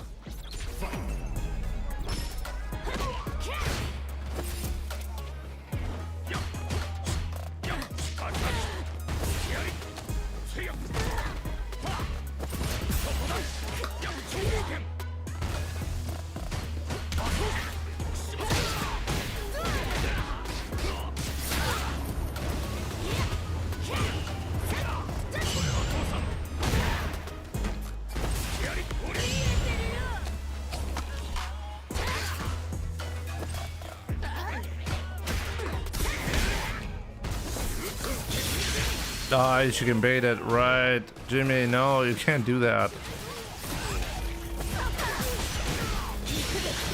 I keep forgetting about that.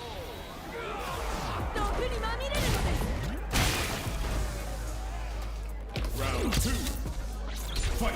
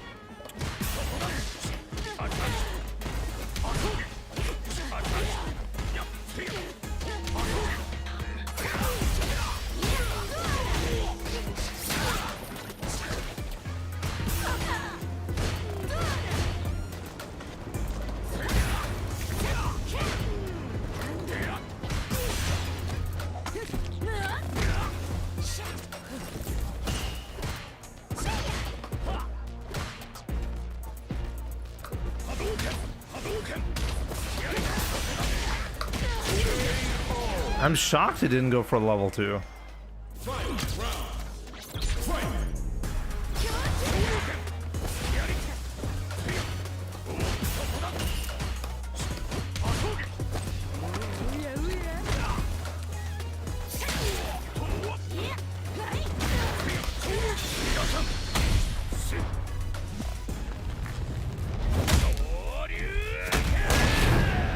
Yeah, that hard punch whiff was pretty heartbreaking.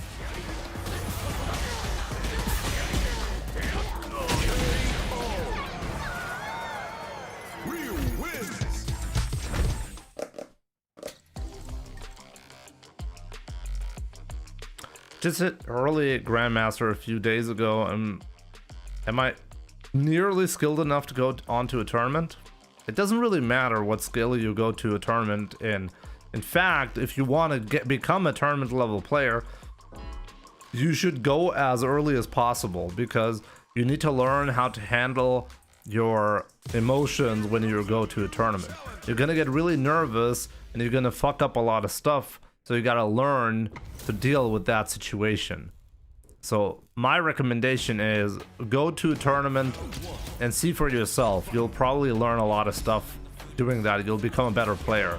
You shouldn't go to a tournament to become, when you're a good player, you should go to a tournament to become a good player.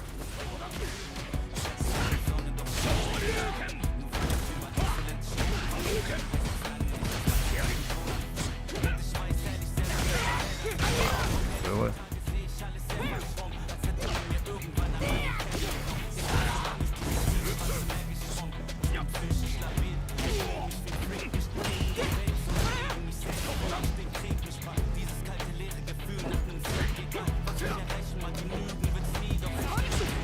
I could have killed there, my bad.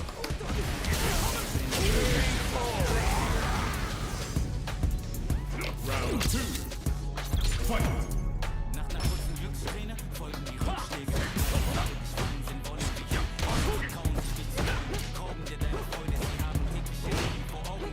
Okay, you will never tech. Okay, fair enough. Oh, you did tech!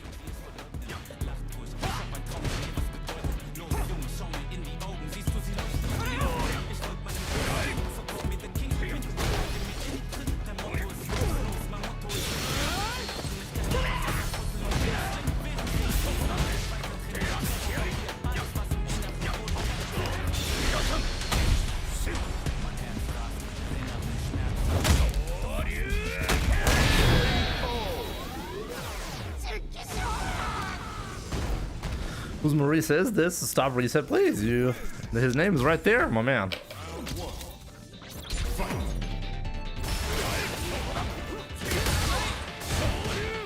Why do these players never take the plus frames when they have them there? Never.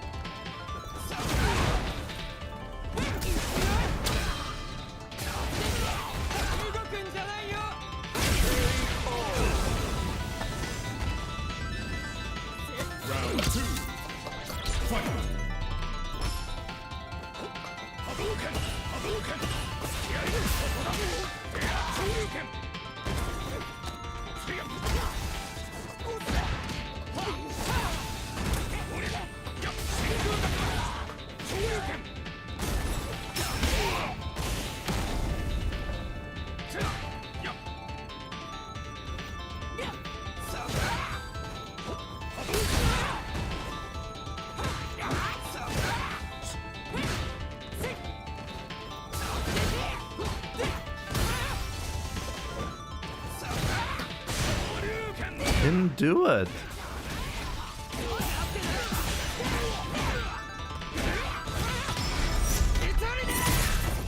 Wow, the damage output on that is actually insane.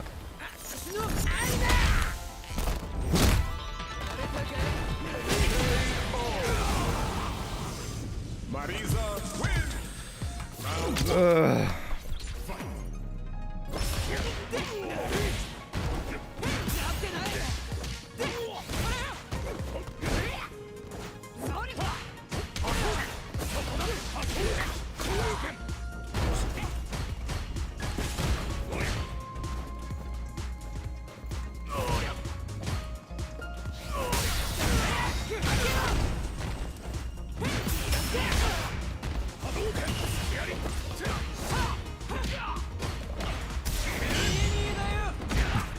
Fuck is this?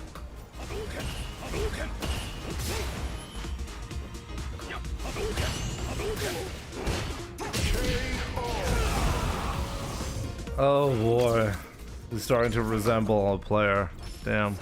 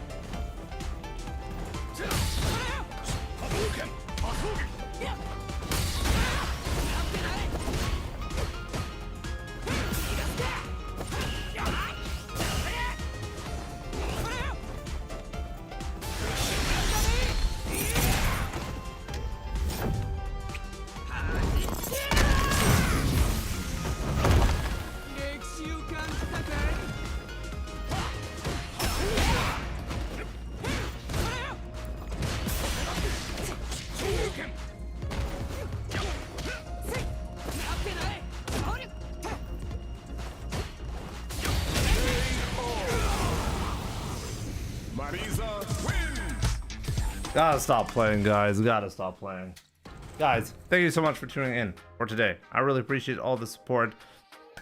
I'll come back tomorrow. Tomorrow's the finals, right? And on Sunday, there's gonna be the Salt Mine League tournament.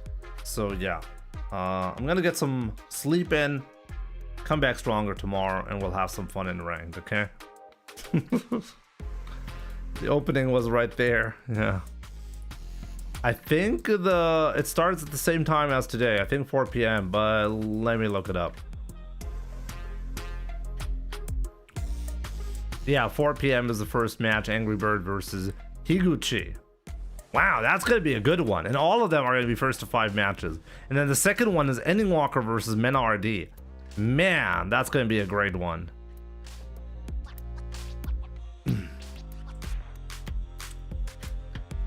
Why is Higuchi labeled twice there? Higuchi, Goichi, and then Higuchi again, and Kawano. I think this is a genuine mistake. I'm not sure. I think they made a mistake when it comes to wait, I actually have a picture, right? There. This should be the correct one. And Higuchi should be oh.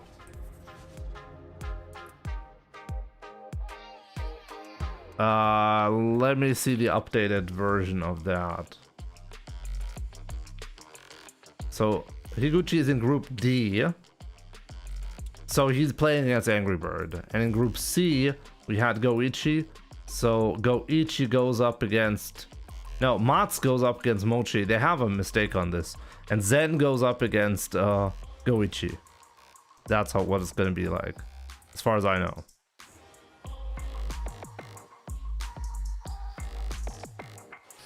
How's yours, Black?